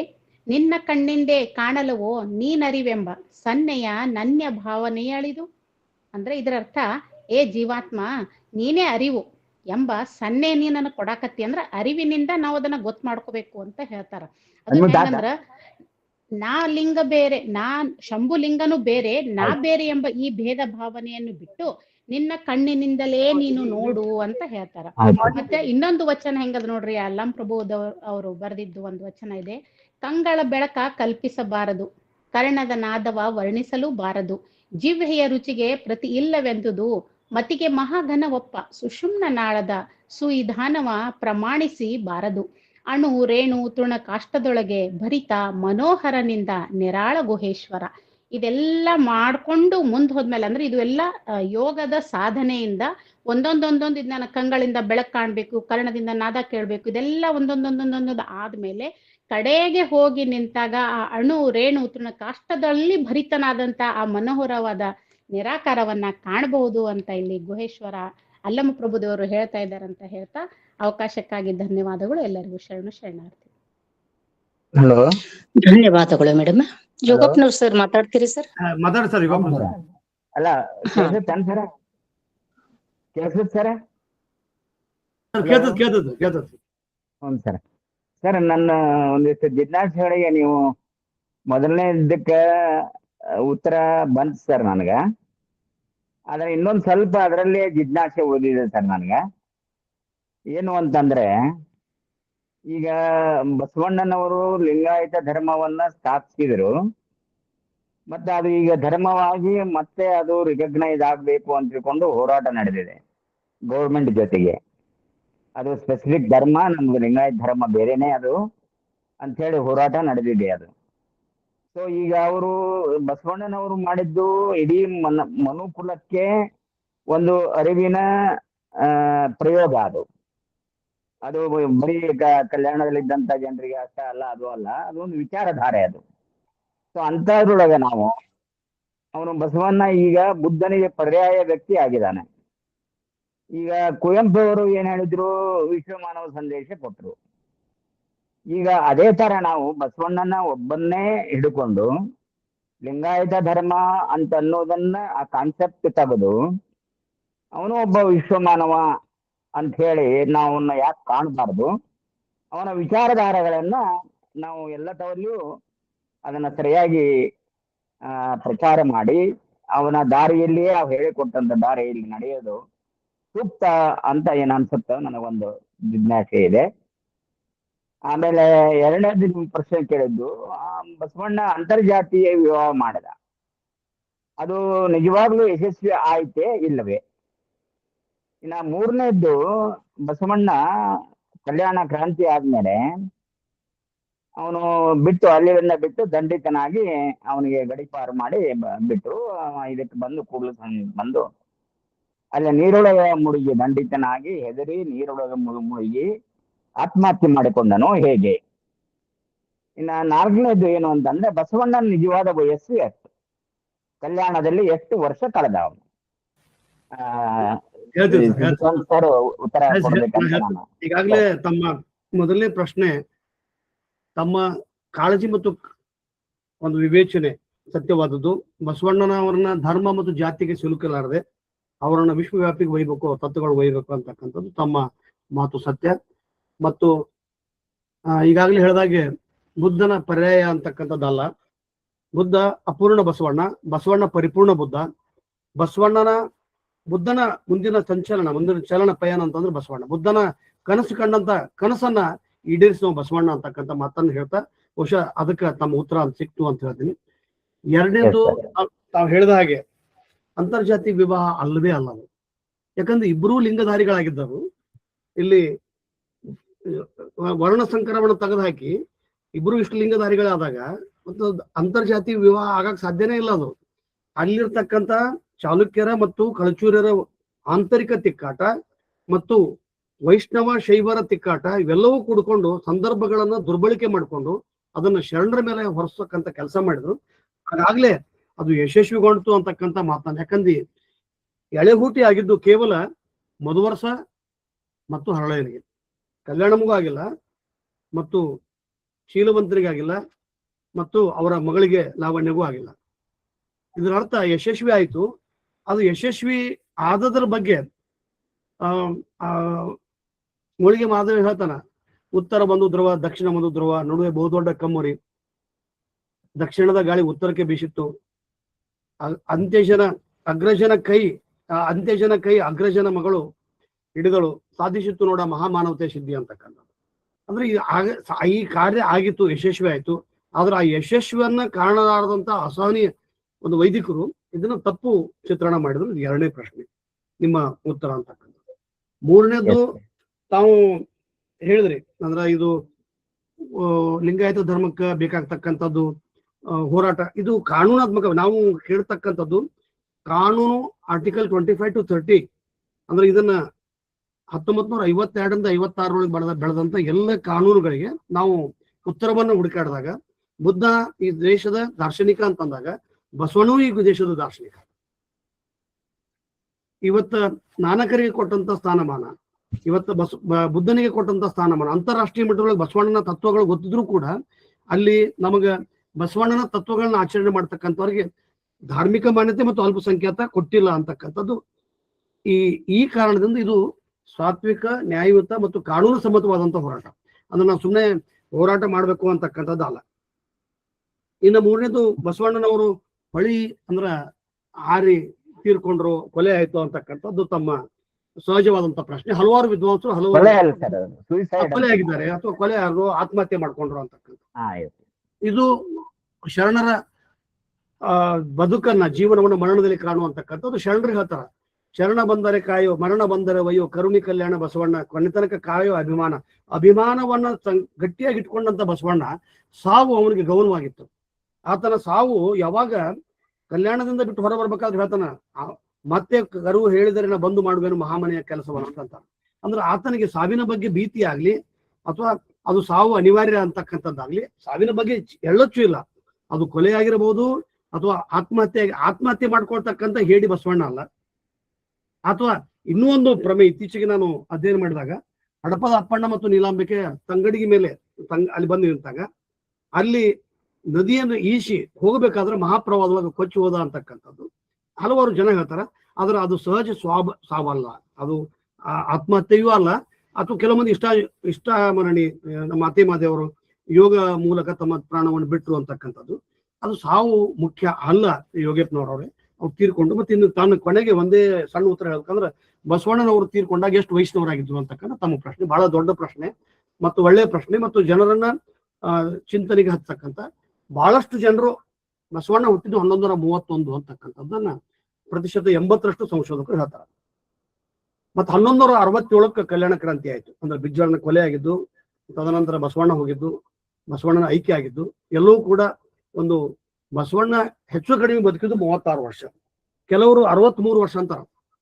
ಅವರಿಗೆ ನನ್ನ ಪ್ರಶ್ನೆ, ಬಸವಣ್ಣನಿಗಿಂತ 12 ವರ್ಷ ದೊಡ್ಡವಳಾದಂತ ಅಕ್ಕನಾಗಮ್ಮನಿಗೆ 55ನೇ ವರ್ಷಕ್ಕೆ ಅಥವಾ 52ನೇ ವರ್ಷಕ್ಕೆ ಚಣ್ಣ ಬಸವಣ್ಣ ಹೆಂಗ್ ಹುಟ್ಟಕ್ ಸಾಧ್ಯ ಐತಿ? ಈ ಅಂತರವನ್ನು ನೋಡು. ಚಣ್ಣ ಬಸವಣ್ಣ ಆಯ್ಕೆ ಆಗಿದ್ದು 23, 24 ಅಂತೀವಿ ನಾವು.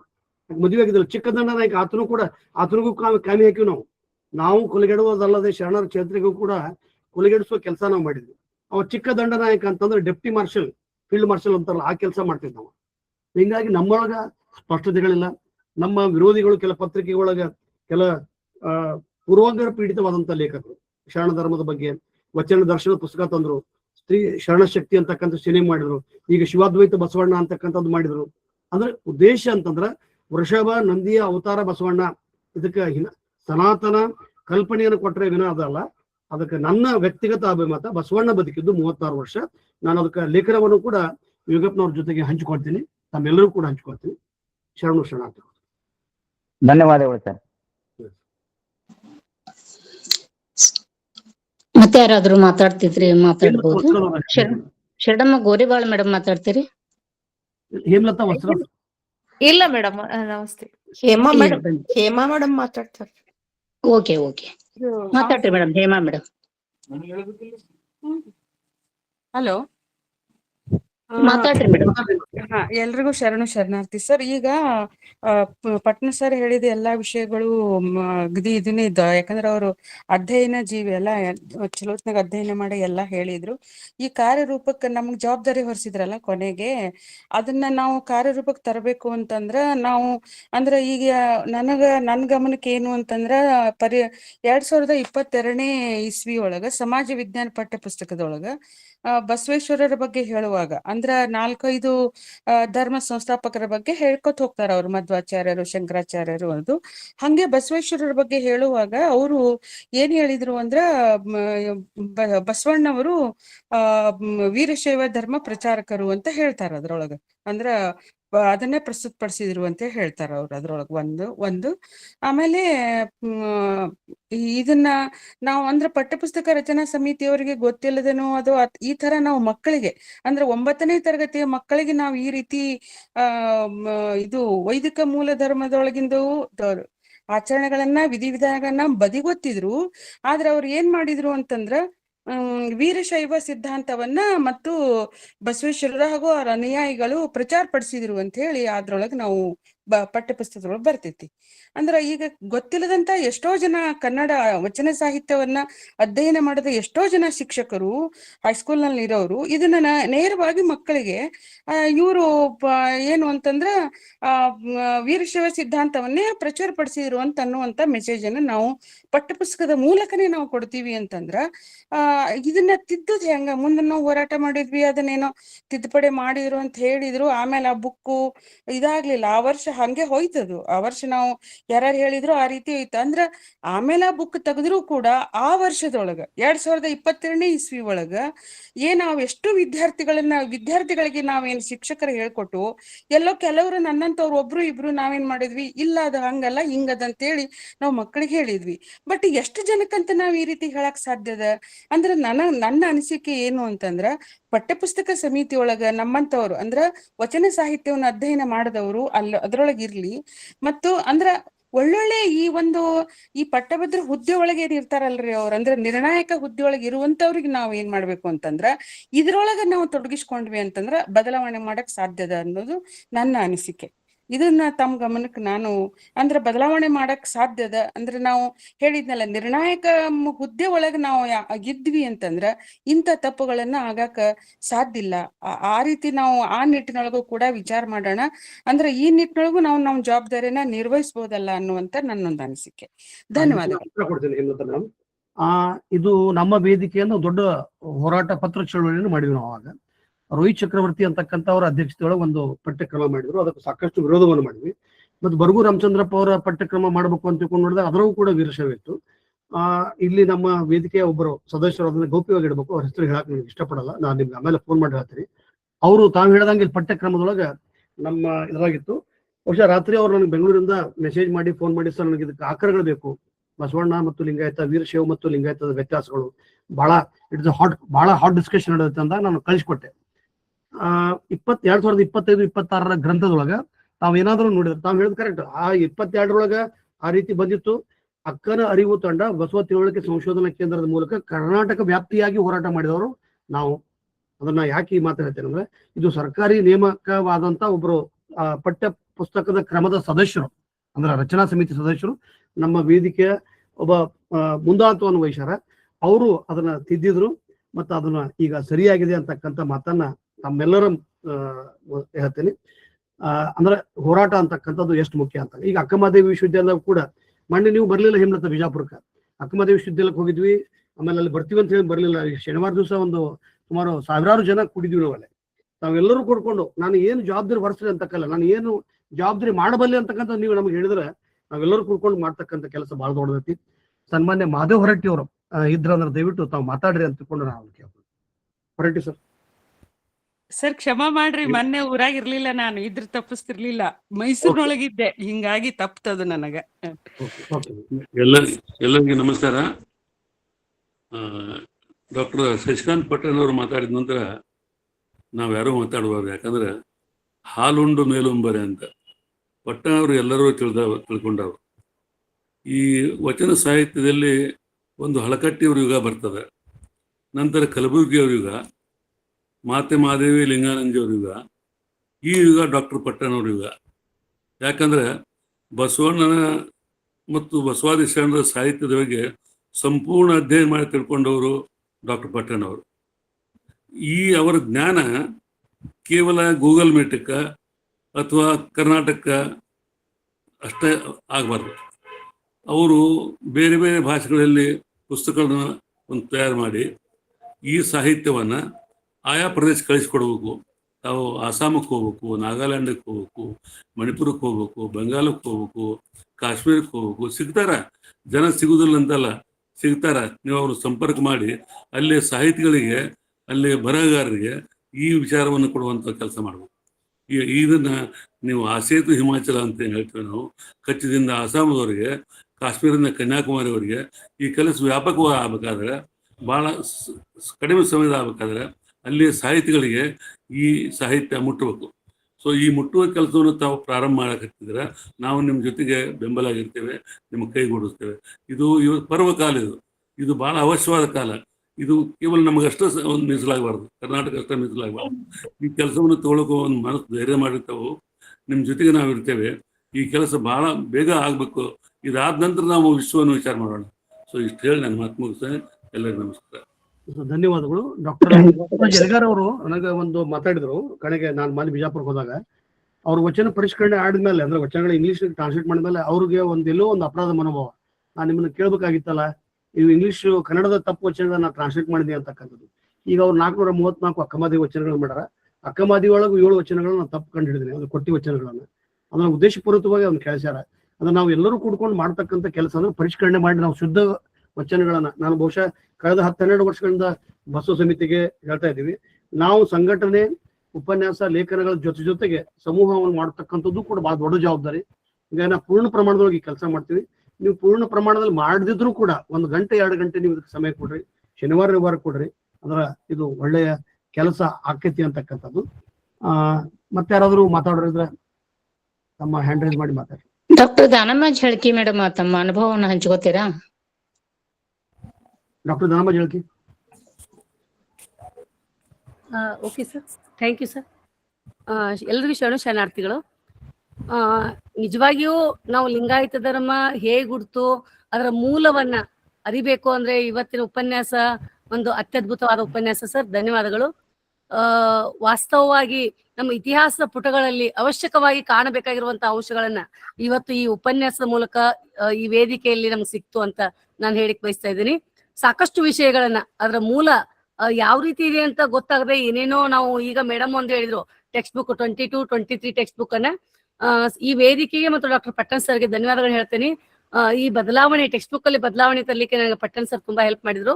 ಯಾಕಂದ್ರೆ ನನಗೆ ಅದಕ್ಕೆ ಜಸ್ಟಿಫಿಕೇಶನ್ಗೆ ಕೆಲವೊಂದು ಆಧಾರಗಳ ಅವಶ್ಯಕತೆ ಇತ್ತು. ಕಮಿಟಿಯ ಒಂದು ಪರಿಷ್ಕೃತ ಕಮಿಟಿಯಲ್ಲಿದ್ದಾಗ ಅದನ್ನ ನೇರವಾಗಿ ನಾನು ಇಲ್ಲಿ ಹೇಳಿಕ್ ಬಯಸ್ತಾ ಇದ್ದೀನಿ. ಸಾಕಷ್ಟು ಆಧಾರಗಳನ್ನ ನನಗೆ ಡಾಕ್ಟರ್ ಪಟ್ಟಣ್ ಸರ್ ಅವರು ಒದಗಿಸಿದ್ರು. ಮತ್ತು ನಮ್ಮ ಕಮಿಟಿಯಲ್ಲಿ ಡಿಸ್ಕಷನ್ ಆಗಿ ನಾನು ಈಗಾಗಲೇ ಮೆಸೇಜ್ ಹಾಕಿದಂತೆ 24, 25, 25, 26ರಲ್ಲಿ ಆ ಒಂದು ವೀರಶೈವ ಇರ್ಬೋದು, ಮತ್ತೆ ಇದಕ್ಕಿಂತ ಮುಂಚೆ ಸರ್ ಶಕ್ತಿ ವಿಶಿಷ್ಟಾದ್ವೈತ ಅನ್ನೋ ಶಬ್ದನೂ ಇಲ್ಲಿ ಇತ್ತು. ಅದ್ರ ಬಗ್ಗೆ ನಾನು ಬಹಳಷ್ಟು ಸರಿ ಪಟ್ಟಣ್ ಸರ್ ಅವರಿಗೆ ಕೇಳಿದ್ದೆ, ಸರ್ ಇದು ಶಕ್ತಿ ವಿಶಿಷ್ಟಾದ್ವೈತ ಅಂದ್ರೆ ಏನು, ಯಾಕಂದ್ರೆ ಬಸವಣ್ಣನವರು ಶಕ್ತಿ ವಿಶಿಷ್ಟಾದ್ವೈತವನ್ನು ಸ್ಥಾಪಿಸಿದ್ರು ಅಂತ ಸಾಕಷ್ಟು ಹಳೆ ಪುಸ್ತಕದಲ್ಲಿ ಇದು ಬರ್ತಾ ಇತ್ತು. ಇದರ ಮೂಲ ಪರಿಕಲ್ಪನೆ ಶಿಕ್ಷಕರಾದ ನಮಗೂ ಸಹಿತ ತೊಂದರೆಗೆ ಈಡು ಮಾಡಿತ್ತು. ಇದನ್ನ ಯಾವ ರೀತಿ, ಯಾಕಂದ್ರೆ ದ್ವೈತ ಅದ್ವೈತ ವಿಶಿಷ್ಟಾದ್ವೈತ ಅನ್ನೋದನ್ನ ನಾವು ಹೇಳ್ಬೋದಾಗಿತ್ತು. ಶಕ್ತಿ ವಿಶಿಷ್ಟಾದ್ವೈತವನ್ನ ಬಸವಣ್ಣವರು ಸ್ಥಾಪಿಸಿದ್ರು ಅನ್ನೋದು ಟೆಕ್ಸ್ಟ್ ಬುಕ್ ಅಲ್ಲಿ ಬಂದಾಗ ಬಹಳಷ್ಟು ಗೊಂದಲ ಮೂಲತಃ ಶಿಕ್ಷಕರಿಗೂ ಆಗಿತ್ತು ಸರ್. ಯಾವ ರೀತಿ ತಾವು ಇಲ್ಲಿ ಅರಿವು ಬಯಲು ಮತ್ತೆ ಈ ಒಂದು ಕಾನ್ಸೆಪ್ಟ್ಸ್ ಗಳನ್ನ ಮೂಲತಃವಾಗಿ ಈ ವೇದಿಕೆಯಲ್ಲಿ ನನಗೆ ಬಹಳಷ್ಟು ತಿಳಿಲಿಕ್ಕೆ ಅನುಕೂಲ ಆಯ್ತು. ಇವತ್ತಿನ ಉಪನ್ಯಾಸ ಅಂತೂ ಅತ್ಯದ್ಭುತ. ಯಾಕಂದ್ರೆ ಮೂಲ ಹೇಗ್ ಉಟ್ಕೊಳ್ತು, ಅದು ಯಾವ ರೀತಿಯಾಗಿ ಮಧ್ಯದಲ್ಲಿ ಅದಕ್ಕ ತೊಂದರೆ ಆಯ್ತು, ಅಷ್ಟಾಗಿಯೂ ಅದು ಗಟ್ಟಿಯಾಗಿ ನಿಂತ್ಕೊಳ್ತು. ಇವತ್ತು ಅನೇಕರು ಇದನ್ನ ಜಗತ್ತಿನ ಮೂಲೆ ಮೂಲೆಗೆ ತಿಳಿಸ್ಲಿಕ್ಕೆ, ಅದರಲ್ಲಿ ಮುಖ್ಯವಾಗಿ ನಮ್ಮ ವೇದಿಕೆಯಲ್ಲಿ ಪ್ರಮುಖವಾಗಿ ಡಾಕ್ಟರ್ ಪಟ್ಟಣ್ ಸರ್ ಅವರು ಸಾಕಷ್ಟು ಮಾರ್ಗದರ್ಶನ ಮಾಡಿ ಅನೇಕ ವಿಷಯಗಳನ್ನ ಅಂದ್ರೆ ವಾಸ್ತವ ವಿಷಯಗಳನ್ನ ಅನಾವರಣ ಮಾಡಿ ಮುಖಾಮುಖಿಯಾಗಿಸ್ಕೊಂಡು ಅದನ್ನ ಸ್ಪಷ್ಟೀಕರಣ ಕೊಡ್ತಾ ಇರೋದನ್ನ ನೋಡಿದ್ರೆ ನಿಜವಾಗ್ಲೂ ಸರ್ ತಾವು ಹೇಳಿದಂತೆ ವಚನಗಳ ಪರಿಷ್ಕರಣೆ ಬಹಳ ಅತ್ಯವಶ್ಯಕ ಕೆಲಸ ಅಂತ ನನಗೂ ಅನಿಸ್ತಾ ಇದೆ. ಯಾಕಂದ್ರೆ ಎಷ್ಟೋ ವಚನಗಳು ನಮ್ಮನ್ನ ದಾರಿ ತಪ್ಪಿಸ್ತಾ ಇವೆ. ಆ ವಚನಗಳು ಯಾಕಂದ್ರೆ ಅವು ತಿರುಚಲ್ಪಟ್ಟಂತ ವಚನಗಳಾಗಿವೆ ಅಂತ ಇತ್ತೀಚೆಗೆ ತಾವು ಹೇಳ್ತಾ ಇರುವಂತ ಪ್ರತಿಯೊಂದು ಅಂಶಗಳನ್ನ ಇಲ್ಲಿ ಮೆಲುಕು ಹಾಕಿದಾಗ ಅವುಗಳನ್ನ ವಿಶ್ಲೇಷಣೆ ಮಾಡಿದಾಗ ನಮ್ಮ ಗಮನಕ್ಕೂ ಬರ್ತಾ ಇದೆ ಸರ್. ಆದ್ರೂ ಸಹಿತ ಎಲ್ಲೋ ಒಂದು ಕಡೆ ವಚನಗಳ ಪರಿಷ್ಕರಣೆ ಅತ್ಯಗತ್ಯವಾಗಿ ಮಾಡ್ಬೇಕಾಗಿದ್ದು ಅದು ಕೇವಲ ತಮ್ಮಿಂದ ಮಾತ್ರ ಸಾಧ್ಯ ಅಂತ ನಾ ಇಲ್ಲಿ ಸ್ಪಷ್ಟವಾಗಿ ಹೇಳಿಕೆ ಬಯಸ್ತಾ ಇದ್ದೀನಿ. ಯಾಕಂದ್ರೆ ತಾವು ಪ್ರತಿಯೊಂದು ವಚನಗಳ ಬದಲಾವಣೆ ಯಾಕೆ ಅಂತ ಅನ್ನೋದು ವಾಯ್ ಅನ್ನೋದು ಶಬ್ದ ಬಂದಾಗ ಅದಕ್ಕೆ ಸ್ಪಷ್ಟೀಕರಣವನ್ನ ಸ್ಪಷ್ಟವಾಗಿ ನೀಡ್ತಾ ಇದ್ರಿ ಸರ್. ಇದರಿಂದಲೇ ಹಿಂಗಾಗಿದೆ, ಇದು ಕಾರಣ ಇದೆ ಅಂತಕೊಂಡು ಈ ಜಸ್ಟಿಫಿಕೇಶನ್ ಬಹಳ ಇಂಪಾರ್ಟೆಂಟ್ ಸರ್ ಪರಿಷ್ಕರಣೆ ಮಾಡ್ಬೇಕಾದಾಗ. ಈಗ ತಾವು ಮಾಡಿದಂತ ಉಪನ್ಯಾಸಕ್ಕೆ ನಾನು ವೈಯಕ್ತಿಕವಾಗಿ ಹಾಗೂ ನಮ್ಮ ಇಡೀ ಒಂದು ಟೆಕ್ಸ್ಟ್ ಬುಕ್ ಆಗಿರ್ಬೋದು, ಟೀಚರ್ಸ್ ಆಗಿರ್ಬೋದು, ಎಲ್ಲ ಮಂಡಳಿ ಪರವಾಗಿ ತಮಗೆ ಧನ್ಯವಾದಗಳು ಹೇಳ್ತೀನಿ ಸರ್. ಸರ್ ಇನ್ನಷ್ಟು ಹೊರೆ ಹಚ್ಚುವಂತ ಕಾರ್ಯ ಆಗ್ಬೇಕಾಗಿದೆ, ಅದನ್ನು ತಾವೇ ಮಾಡ್ಬೇಕು ಅಂತ ವಿನಂತಿಸ್ಕೊಳ್ತಾ ಇದ್ದೀನಿ ಸರ್. ಅವಕಾಶಕ್ಕಾಗಿ ಧನ್ಯವಾದಗಳು. ಧನ್ಯವಾದಗಳು ಮೇಡಮ್. ಮಯೂರ್ ಸಜ್ಜನ್ ಸರ್ ಮಾತಾಡ್ತಾರೆ. ಎಲ್ಲರಿಗೂ ಶರಣಾರ್ಥಿಗಳು. ಸರ್ ನಮ್ದು ಈ ವಚನ ಸಾಹಿತ್ಯದ ಬಗ್ಗೆ, ಶರಣರ ಬಗ್ಗೆ ನಾನು ತುಂಬ ಅಲ್ಪಜ್ಞಾನಿ ಇದ್ದೀನಿ. ಸ್ವಲ್ಪ ನಾನು ತಿಳ್ಕೊಳ್ಳೋಕ್ಕೆ ಬಯಸ್ತಾ ಇದ್ದೀನಿ ಸರ್. ಈಗ ಈ ಉಪಜಾತಿಗಳನ್ನ ಏನಿದಾವಲ್ಲ, ಲಿಂಗಾಯತ ಒಳಗೆ ಗಾಣಿಗ, ಬಣಜಿಗ, ಪಂಚಮಸಾಲ ಹಿಂಗೆಲ್ಲ ಬಡಿಗೆರೆ ಇದ್ದಾರಲ್ಲ, ಇವ್ರನ್ನೆಲ್ಲರನ್ನು ಆ ಲಿಂಗಾಯತ ಧರ್ಮಕ್ಕೆ ಸೇರಿಸಿದವರು ಯಾರು, ಯಾವ ಆಧಾರ ಮೇಲೆ ಸೇರಿಸಿದ್ರು, ಮತ್ತೆ ಇವರೆಲ್ಲರೂ ಅವ್ರವ್ರ ಒಂದೊಂದು ಪಂಗಡದಿಂದ, ಅವ್ರ ಕುಲಕಸಬದಿಂದ ಅವರು ಒಂದು ಜಾತಿಗೆ ಸೇರ್ಪಡೆ ಆಗಿದ್ದಾರೆ. ಅವರು ಎಲ್ಲರೂ ಒಟ್ಟಿಗೆ ಸೇರಿ ಬಸವ ಧರ್ಮಕ್ಕೆ ಯಾರಾದರೂ, ಈಗ ಅಂಬೇಡ್ಕರ್ ಅವರು ಬುದ್ಧ ಧರ್ಮಕ್ಕೆ ಹೆಂಗೆ ಹೋದ್ರು ಹಂಗ ಈಗ ಗಾಣಿಗ ನಾನು ಜಾತಿಯಿಂದ ನಮ್ಮ ಗಾಣಿಗೆ ಜಾತಿಯವರು ಯಾರಾದ್ರೂ ಎಲ್ಲರೂ ಒಟ್ಟಿಗೆ ಸೇರಿ ಲಿಂಗಾಯತ ಧರ್ಮಕ್ಕೆ ಕನ್ವರ್ಟ್ ಆದ್ರು, ಅಥವಾ ಏನೋ ಇವರು ಸರ್ಕಾರದವರು ನಮ್ಮನ್ನ ಸೇರಿಸಿದ್ದು. ಸ್ವಲ್ಪ ನಮ್ಗೆ ಇದ್ರ ಬಗ್ಗೆ ಗೊಂದಲ ಇದೆ, ಸ್ವಲ್ಪ ಗೊಂದಲನ ದೂರ ಮಾಡಿ ಸರ್. ಧನ್ಯವಾದಗಳು. ಇದು ಮೊಟ್ಟ ಮೊದಲಿಗೆ ಲಿಂಗಾಯತ ಚಳುವಳಿ ಅಂತಕ್ಕಂಥದ್ದು ಜಾತಿ ರಹಿತ ಅಲ್ಲ, ಜಾತಿ ರಹಿತ. ಇದು ಕಾಯಕ ಪ್ರಧಾನವಾದಂತ ಧರ್ಮ. ಅಂದ್ರೆ ಈಗ ನಾನು ಬೆಳಿಗ್ಗೆ ಏನಾದ್ರೂ ಎದ್ದು ನಾನು ಸೇವಿಂಗ್ ಮಾಡ್ಕೊಂಡಾಗ ನಾನು ಹಡಪನ ಹಾಕಿನಿ, ನಾನು ಬಟ್ಟೆಯನ್ನ ಒಗದಾಗ ನಾನು ಅಗಸನ ಹಾಕಿನಿ. ಬಸವಣ್ಣನ ಕಾಶಿಕಮ್ಮರನಾದ ಬೀಸಿ ಮಡಿವಾಳದ ಹಾಸನಕ್ಕೆ ಸಾಲಿಗಣದ ಈ ಜಾತಿಯನ್ನ ಯಾವ ಕಾಯಕವನ್ನ ತೆಗೆದು ಹಾಕಿದ್ದ ಬಸವಣ್ಣ, ಕಾಯಕವನ್ನ ತೆಗೆದು ಅಂದ್ರೆ ಕಾಯಕ ಪ್ರಧಾನವಾಗಿ ಇಟ್ಕೊಂಡು ಜಾತಿಯನ್ನು ತೆಗೆದು ಹಾಕಿದ್ದ ಬಸವೋತ್ತರ ಕಾಲದೊಳಗ ಅವುಗಳನ್ನ ಮತ್ತೆ ಬಂದ್ರು. ಇದಕ್ಕ ಎಲ್ಲವೂ ಕೂಡ ಕಾರಣ ಮಹಾರಾಷ್ಟ್ರದೊಳಗೆ ನಾವು ಯಶಸ್ವಿಯಾಗಿವಿ. ಸುಮಾರು 16 ಉಪಪಂಗಡಗಳಿಗೆ ಅಲ್ಲಿ ಅಂದ್ರ ಹಿಂದುಳಿದ ಆಯೋಗದೊಳಗ ಅದನ್ನ ಒಂದೇ ಅಂತ ಕೊಟ್ಟಿವಿ ನಾವು. ಅಂದ್ರೆ ವೀರಶೈವ ಹಿಂದೂ ಅಂತಕ್ಕಂಥ ತೆಗೆದು ಲಿಂಗಾಯತ ತೇಲಿ, ಲಿಂಗಾಯತ್ ಮಾಳಿ, ಲಿಂಗಾಯತ್ ವಾಣಿ, ಲಿಂಗಾಯತ್ ಪಂಚಮ್ ಅಂದ್ರೆ ಸುಮಾರು 16-17 ಕೋಷ್ಠಿ ಅಂದ್ರೆ 16 ಜಾತಿಗಳನ್ನ ಲಿಂಗಾಯತ ಅಂತ ನೇರವಾಗಿ ತಗೊಂಡ್ರು. ಆ ಒಂದು ಧೈರ್ಯ ಕರ್ನಾಟಕ ಸರ್ಕಾರ ಮಾಡ್ತಿಲ್ಲ. ಇವತ್ತು ಹೇಳಿದಲ್ಲ, ರಾಜಕೀಯ ವ್ಯಕ್ತಿಗಳಿಗೆ ಮತಗಳು ಬೇಕು. ಮತ್ತು ನಾವಿವತ್ತು ಬಹಳ ನೋಡಿದಾಗ ವೀರಶೈವ ಲಿಂಗಾಯತ ಬ್ಯಾರೆ ಅಂತ ಹೇಳ್ತಕ್ಕಂಥ ರಾಜಕೀಯ ಮುಖಂಡರು ಕೊನೆಗೆ ವೀರಶೈವ ಬಿಜಾಪುರದೊಳಗೆ ಅವ್ರಿಗೆ ಪಂಚಪೀಠದವ್ರಿಗೆ ಜಾಗ ಕೊಟ್ಟು ಅವ್ರ ಕಾಲ್ ಬಿದ್ರು. ಕಾರಣ ಅವ್ರಿಗೆ ಮತಗಳು ಬೇಕು, ಮುಖ್ಯಮಂತ್ರಿಗಳಾಗಬೇಕು, ಮಂತ್ರಿಗಳಾಗಬೇಕು, ತಮ್ಮ ರಾಜಕೀಯ ಉಳಿಸ್ಕೋಬೇಕು. ಮತ್ತೆ ಮಠಗಳಿಗೆ ತಮ್ಮ ಕುರ್ಚಿಗಳು, ವಿರಕ್ತ ಮಠಗಳು ಕೂಡ ಅದನ್ನ ಪ್ರತಿಭಟನೆ ಮಾಡಕತ್ತಿಲ್ಲ. ನಾವು ಬಸವ ತತ್ವವನ್ನು ಇದು ನಾವು ಸಾನ್ನಿಧ್ಯ ವಹಿಸಿದ್ವಿ ಅಂದ್ರೆ ಮಠಗಳಿಗೆ ಸಾನ್ನಿಧ್ಯ ವಹಿಸೋದು ಆಗಂಗಿಲ್ಲ. ತಮ್ಮ ಮೂಲ ಅಂತಂದ್ರೆ ಈಗಿರ್ತಕ್ಕಂಥದ್ದು ಜಾತೀಯತೆ ಅಂತಕ್ಕಂಥದ್ದು, ಇದೇನು ಮೀಸಲಾತಿ ಅಂತಕ್ಕಂಥದ್ದು ಜಾತಿಗೆ ಇದ ಮೇಲೆ ಧರ್ಮಕ್ಕಲ್ಲ. ನಾವು ಸಂಪೂರ್ಣವಾಗಿ ಅಲ್ಪಸಂಖ್ಯಾತ ಸ್ಥಾನಮಾನ ಮತ್ತು ಧಾರ್ಮಿಕ ಮಾನ್ಯತೆ ಪಡೆದಾಗ ನಿಮ್ಮ ಮೀಸಲಾತಿ ಜಾತಿ ಅಬಾಧಿತ, ಅಂದ್ರೆ ಮೀಸಲಾತಿ ಅಬಾಧಿತ. ಆದ್ರೆ ಒಟ್ಟಾರೆ ಹೇಳ್ಬೇಕಾದ್ರೆ ಇದು ಜಾತಿ ರಹಿತ ಸಮಾಜ, ಜಾತ್ಯತೀತ ಅಲ್ಲ. ಜಾತಿಗಳನ್ನು ಒಪ್ಕೊಂಡು ಅದನ್ನ ಹೊರತುಪಡಿಸಿ ಸೆಕ್ಯುಲರ್ ಅಲ್ಲ, ಕ್ಯಾಸ್ಟ್ಲೆಸ್ ಸೊಸೈಟಿ, ಅದನ್ನ ಪ್ರಬಲವಾಗಿ ಮಾಡ್ಯಾರ. ಇದಕ್ಕೆ ನಮ್ಮ ಪೂರಕವಾದಂತ ಹೋರಾಟದ ಮುಂದಿನ ಉಪನ್ಯಾಸದೊಳಗ ನಾವು ಇದ್ರ ಬಗ್ಗೆನೂ ಕೂಡ ನಾವು ಬೆಳಕನ್ನ ಚೆಲ್ತೀವಿ. ಮತ್ತು ಪ್ರತಿ ವಾರ ಮಯೂರ್ ಇದಕ್ಕ ಉಪನ್ಯಾಸಕ್ಕೆ ಜಾಯ್ನ್ ಆಗ್ರಿ ಅಂತ ನಾನು. ಸರ್ ಖಂಡಿತ ಸರ್, ತುಂಬಾ ಧನ್ಯವಾದಗಳು. Doctor Veena madam. ಎಲ್ಲರಿಗೂ ಶರಣಾರ್ಥಿಗಳು. ಡಾಕ್ಟರ್ ಶಶಿಕಾಂತ್ ಪಟ್ಟಣ್ ಅವರು ಬಹಳ ಸವಿಸ್ತಾರವಾಗಿ ಲಿಂಗಾಯತ ಧರ್ಮದ ಹುಟ್ಟು ಬೆಳವಣಿಗೆಯ ಕುರಿತು ಐತಿಹಾಸಿಕ ಚಾರಿತ್ರಿಕ ದಾಖಲೆಗಳೊಂದಿಗೆ ಅವರು ಮಾತನಾಡಿದ್ರು. ಸರ್ ಉಪನ್ಯಾಸ ಯಾವಾಗಲೂ ವಿಶೇಷವಾಗಿ ಇರ್ತದೆ. ಇವತ್ತು ಸಾಕಷ್ಟು ವಿಷಯಗಳನ್ನ ಅವರು ನಮಗೆ ಮನನ ಮಾಡಿಕೊಟ್ರು. ಮತ್ತು ಚರ್ಚೆಗಳಲ್ಲಿ ಕೂಡ ಲಿಂಗಾಯತ ಧರ್ಮದ ಒಂದು ತಾತ್ವಿಕದ ಬಗ್ಗೆ ನಾವು ಮಾತನಾಡುವಾಗ ಈಗ ತಾನೇ ಒಬ್ರು ಶರಣ ಪ್ರಶ್ನೆ ಮಾಡಿದ್ರು. ಇವತ್ತು ಜಾತೀಯತೆಯ ಬಗ್ಗೆ, ಜಾತೀಯತೆಯನ್ನ ಬಿಟ್ಟು ಬೆಳೆದು ನಿಂತವ ಬಸವಣ್ಣ.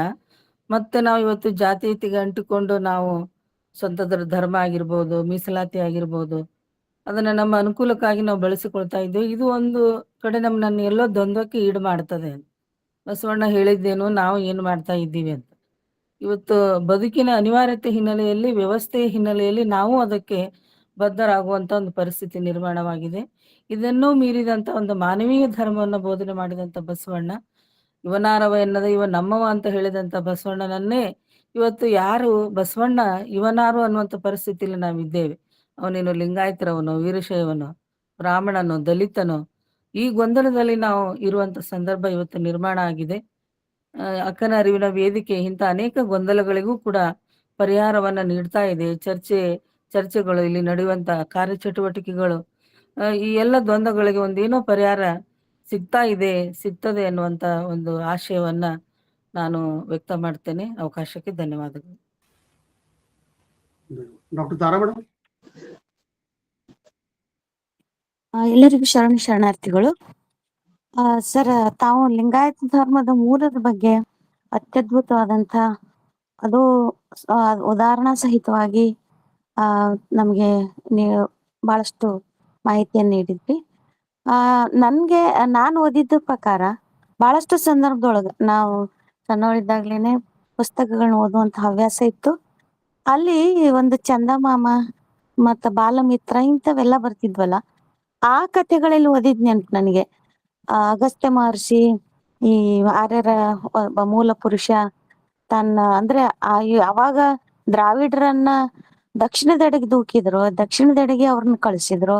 ಅಂದ್ರೆ ಯುದ್ಧ ಅವ್ರನ್ನ ದಸ್ಯುಗಳಂತ ಕರೆದು ಅವ್ರನ್ನ ತಮ್ಮ ಏನು ಕೆಲಸ ಕಾರ್ಯಗಳಿಗೆ ಉಪಯೋಗಿಸ್ಕೊಂಡು ಅವ್ರನ್ನ ಸರ್ವೆಂಟ್ ಅಂತ ಟ್ರೀಟ್ ಮಾಡ್ತಿದ್ರು. ಓಕೆ, ಅದೆಲ್ಲ ಆದ್ಮೇಲೆ ಅವ್ರು ದಕ್ಷಿಣದೆಡೆಗೆ ಬಂದ್ರು ಅಂದಾಗ ಇವಂದು ದಕ್ಷಿಣಕ್ಕೂ ಅಗಸ್ತ್ಯ ಮಹರ್ಷಿ ಬಂದಿದ್ದ ಅನ್ನೋದಕ್ಕೆ ಕೆಲವೊಂದು ಪೂರಕವಾದಂತ ಕಥೆಗಳನ್ನ ಕಟ್ತಾರೆ ಸರ್. ಅದನ್ನ ಓದಿದ್ದೆ ನಾನು. ಹಂಗೆ ಈ ಲೋಪಾಮುದ್ರೆ ಅಗಸ್ತ್ಯ ಮಹರ್ಷಿ ಪತ್ನಿ, ಆಕಿ ತಲಕಾವೇರಿ ಬಂದಾಗ ಅಲ್ಲಿ ಸರೋವರದಾಗ ಹೋಗಿ ಸರೋವರದಿಂದ ಆಕಿ ನೀರಾಗ ಹರಿದ್ಲು, ಅದೇ ಜೀವನದಿ ಆಯ್ತು, ಕಾವೇರಿ ಆಯ್ತು. ಇಂಥದ್ನೆಲ್ಲ ಓದಿದ್ದೆ ನಾನು.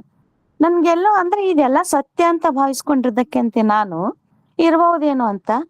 ಬಟ್ ನನ್ಗೆ ಅವೆಲ್ಲ ಈ ಕಪೋಲ ಕಲ್ಪಿತ ಕಥೆಗಳಾಗಿದ್ವು ಅನ್ನೋ ಸತ್ಯದ ಅರಿವಾಯ್ತು. ಅದಕ್ಕೆ ನಾನು ನಿಮ್ಗೆ ಅದನ್ನ ಪ್ರಶ್ನೆ ಮಾಡಿದ್ದೆ. ಸರ್, ಲಿಂಗಾಯತ ಧರ್ಮ ಮಹಾನ್ ಧರ್ಮ, ಆ ಧರ್ಮ ಅದೇ ಅಂಬೇಡ್ಕರ್ ಅವ್ರೆ ನೀವೇ ಹೇಳಿದಾಗೆ ಅಂಬೇಡ್ಕರ್ ಅವ್ರಿಗೆ ಈ ಧರ್ಮದ ಬಗ್ಗೆ ಮೊದ್ಲೇ ಗೊತ್ತಿದ್ರೆ ಅವ್ರು ಬೌದ್ಧ ಧರ್ಮಕ್ಕೆ ಹೋಗ್ತಿರ್ಲಿಲ್ಲ, ಲಿಂಗಾಯತ ಧರ್ಮವನ್ನೇ ಅವರು ಸ್ವೀಕರಿಸ್ತಿದ್ರು ಅನ್ನೋ ಮಾತು ಕೂಡ ನಾನ್ ತಿಳ್ಕೊಂಡಿದೀನಿ, ನೀವೇ ಹೇಳಿದ್ದದು. ಸೊ ಬಹಳ ಅದ್ಭುತವಾಗಿತ್ತು ಸರ್ ತಮ್ಮ ಉಪನ್ಯಾಸ. ಬಹಳ ಬೆಳಕು ಚೆಲ್ಲಿದ್ರಿ. ಎಲ್ಲೋ ಕತ್ತಲೆದ್ದಿರ್ತಕ್ಕಂತ ನಮ್ಮನ್ನೆಲ್ಲ ಒಂದು ಬೆಳಕಿನೆಡೆಗೆ ತಂದು ನಿಲ್ಸಿದ್ರಿ. ಅದಕ್ಕೆ ಧನ್ಯವಾದಗಳು. ಅವಕಾಶಕ್ಕಾಗಿ ಧನ್ಯವಾದಗಳು. ಸವಿತಾ ದೇಶಮುಖ್ ಮೇಡಮ್, ಪುಷ್ಪಾ ಪಾಟೀಲ್, ಸವಿತಾ ದೇಶಮುಖ್, ಸತೀಶ್ ಶೆಟ್ಟಿಗೆ ಅವರು, ಪ್ರೇಮ ಕಾಂಡಿಗೆರೆ.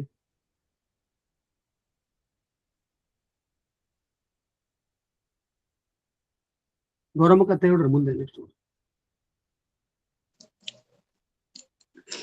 ಈವರೆಗೆ ನಡೆದ ಒಳ್ಳೆ ಮಹತ್ವಪೂರ್ಣವಾದ ಈ ಸಂವಾದ ಕಾರ್ಯಕ್ರಮದಲ್ಲಿ ಪಾಲ್ಗೊಂಡಂತಹ doctor Danamma Jhalaki, doctor Veena madam, doctor B N Tara, doctor Shetkar sir ಹಾಗೂ ಡಾಕ್ಟರ್ ಯೋಗಪ್ಪನವ್ರ sir, Mayur Sajjan sir, Hema madam, Sharana Renuka Bagalkot ಹಾಗೂ ವಜ್ರಮಟ್ಟಿ ಸರ್, ಇವರೆಲ್ಲರಿಗೂ ಅನಂತ ಧನ್ಯವಾದಗಳನ್ನ ಸಲ್ಲಿಸುತ್ತಾ ಈಗ ಕೊನೆಯ ಹಂತ ಶರಣು ಸಮರ್ಪಣೆ.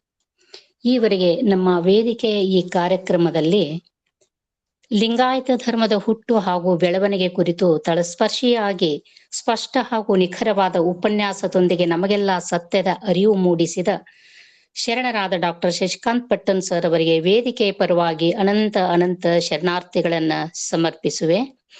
ಕಾರ್ಯಕ್ರಮದ ಸಂಯೋಜಕರಾದ ಡಾಕ್ಟರ್ ದಾನಮ್ಮ ಝಳಕಿಯವರು, ಶರಣ ರುದ್ರಮೂರ್ತಿ ಪ್ರಭು ಹಾಗೂ ಕುಮಾರರಾಜಣ್ಣ ಅವರಿಗೂ ಅನಂತ ಶರಣು ಸಮರ್ಪಿಸುವೆ. ವಚನ ಪ್ರಾರ್ಥನೆಯನ್ನು ನಡೆಸಿಕೊಟ್ಟ ಶರಣ ಪ್ರೇಮಕ್ಕ ಹೊರಟ್ಟಿಯವರಿಗೂ, ವಚನ ಮಂಗಳ ಮಾಡಲಿರುವ ಶರಣ ವಿದ್ಯಾ ಮುಗ್ದುಮ್ ಅವರಿಗೂ ಅನಂತ ಶರಣು ಸಮರ್ಪಿಸುವೆ. ಅದರಂತೆ ಉಪನ್ಯಾಸಕರನ್ನು ಸ್ವಾಗತಿಸಿ ಪರಿಚಯಿಸಿ ಪ್ರಸ್ತಾವನೆಯೊಂದಿಗೆ ಎಲ್ಲರನ್ನೂ ಹೃತ್ಪೂರ್ವಕವಾಗಿ ಸ್ವಾಗತಿಸಿದ ಶರಣೆ ಸುಧಾ ಪಾಟೀಲ್ ಅವರಿಗೂ ಅನಂತ ಶರಣು ಸಮರ್ಪಿಸುವೆ. ಈವರೆಗೆ ಅಂತರ್ಜಾಲದ ಈ ಉಪನ್ಯಾಸ ಕಾರ್ಯಕ್ರಮದಲ್ಲಿ ಉಪಸ್ಥಿತರಿದ್ದ ಎಲ್ಲ ಶರಣ ಬಂಧುಗಳಿಗೂ ಕೂಡ ಅನಂತ ಅನಂತ ಶರಣು ಸಮರ್ಪಿಸುವೆ. ಕೊನೆಯದಾಗಿ ವಚನ ಮಂಗಳ ನಡೆಸಿಕೊಡುವವರು ಶರಣೆ ವಿದ್ಯಾ ಮುಗ್ದುಮ್ ಅವರು. ಅತ್ಯಂತ ಉತ್ತಮವಾದ ಉಪನ್ಯಾಸ ಇವತ್ತಿನದು. ಸರ್ ಅವರಿಗೂ ಶರಣಾರ್ಥಿಗಳು. ಕೇಳಿಸ್ತದ ರೀ? ಹಾ ಕೇಳ್ರಿ. ಎಸ್.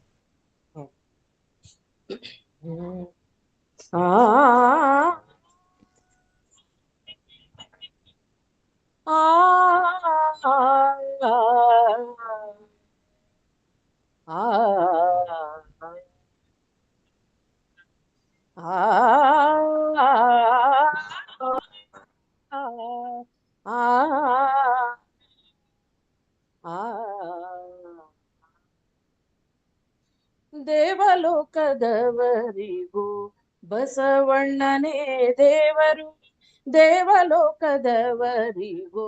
ಬಸವಣ್ಣನೇ ದೇವರು, ಮರ್ತ್ಯಲೋಕದವರಿಗೂ ಬಸವಣ್ಣನೇ ದೇವರು, ಮರ್ತ್ಯಲೋಕದವರಿಗೂ ಬಸವಣ್ಣನೇ ದೇವರು, ನಾಗಲೋಕದವರಿಗೂ ಬಸವಣ್ಣನೇ ದೇವರು, ನಾಗಲೋಕದವರಿಗೂ ಬಸವಣ್ಣನೇ ದೇವರು, ದೇವಲೋಕದವರಿಗೂ ಬಸವಣ್ಣನೇ ದೇವರು, ಮೇರುಗಿರಿ ಮಂದರಗಿರಿ ಮೊದಲಾದವೆಲ್ಲಕ್ಕೂ, ಮೇರುಗಿರಿ ಮಂದರಗಿರಿ, ಮೇರುಗಿರಿ ಮಂದರಗಿರಿ ಮೊದಲಾದವೆಲ್ಲಕ್ಕೂ ಬಸವಣ್ಣನೇ ದೇವರು, ಬಸವಣ್ಣನೇ ದೇವರು, ಬಸವಣ್ಣನೇ ದೇವರು, ಬಸವಣ್ಣನೇ ದೇವರು, ದೇವಲೋಕದವರಿಗೂ ಬಸವಣ್ಣನೇ ದೇವರು, ದೇವಲೋಕದವರಿಗೂ ಬಸವಣ್ಣನೇ ದೇವರು, ಚನ್ನಮಲ್ಲಿಕಾರ್ಜುನಯ್ಯ, ಚನ್ನಮಲ್ಲಿಕಾರ್ಜುನಯ್ಯ, ಆ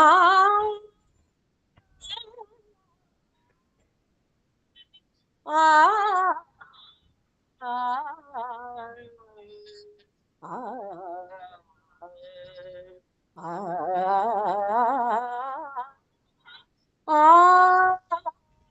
ಚನ್ನಮಲ್ಲಿಕಾರ್ಜುನಯ್ಯ, ಚನ್ನಮಲ್ಲಿಕಾರ್ಜುನಯ್ಯ, ನಿಮಗೂ ಎನಗೂ ನಿಮ್ಮ ಶರಣರಿಗೂ, ನಿಮಗೂ ಎನಗೂ ನಿಮ್ಮ ಶರಣರಿಗೂ ಬಸವಣ್ಣನೇ ದೇವರು, ಬಸವಣ್ಣನೇ ದೇವರು, ಬಸವಣ್ಣನೇ ದೇವರು, ಬಸವಣ್ಣನೇ ದೇವರು, ದೇವಲೋಕದವರಿಗೂ ಬಸವಣ್ಣನೇ ದೇವರು, ಮರ್ತ್ಯಲೋಕದವರಿಗೂ ಬಸವಣ್ಣನೇ ದೇವರು, ನಾಗಲೋಕದವರಿಗೂ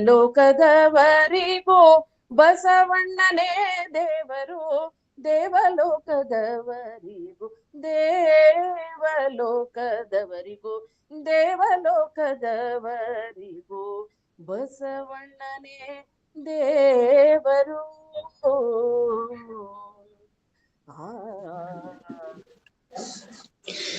ಧನ್ಯವಾದಗಳು ವಿದ್ಯಾ ಮೇಡಮ್. ಅನಂತ ಶರಣಾರ್ಥಿಗಳು. ಧನ್ಯವಾದಗಳು ಮೇಡಮ್, ಧನ್ಯವಾದಗಳು. ಇಲ್ಲಿಗೆ ಕಾರ್ಯಕ್ರಮ ಮುಕ್ತಾಯಗೊಳ್ಳುತ್ತಿದ್ದು, ಪ್ರತಿ ಶನಿವಾರ ಸಂಜೆ 5 ಗಂಟೆಗೆ ಹಾಗೂ ಪ್ರತಿ ರವಿವಾರ ಮುಂಜಾನೆ 11:25 ಎಂದಿನಂತೆ ಕಾರ್ಯಕ್ರಮಗಳು ನಡೆಯುತ್ತಿದ್ದು, ತಾವೆಲ್ಲ ಬಂಧುಗಳು ತಪ್ಪದೆ ಸೇರೋಣವೆಂದು ಹೇಳುತ್ತಾ ಮತ್ತೊಮ್ಮೆ ಎಲ್ಲರಿಗೂ ಶರಣಾರ್ಥಿಗಳು.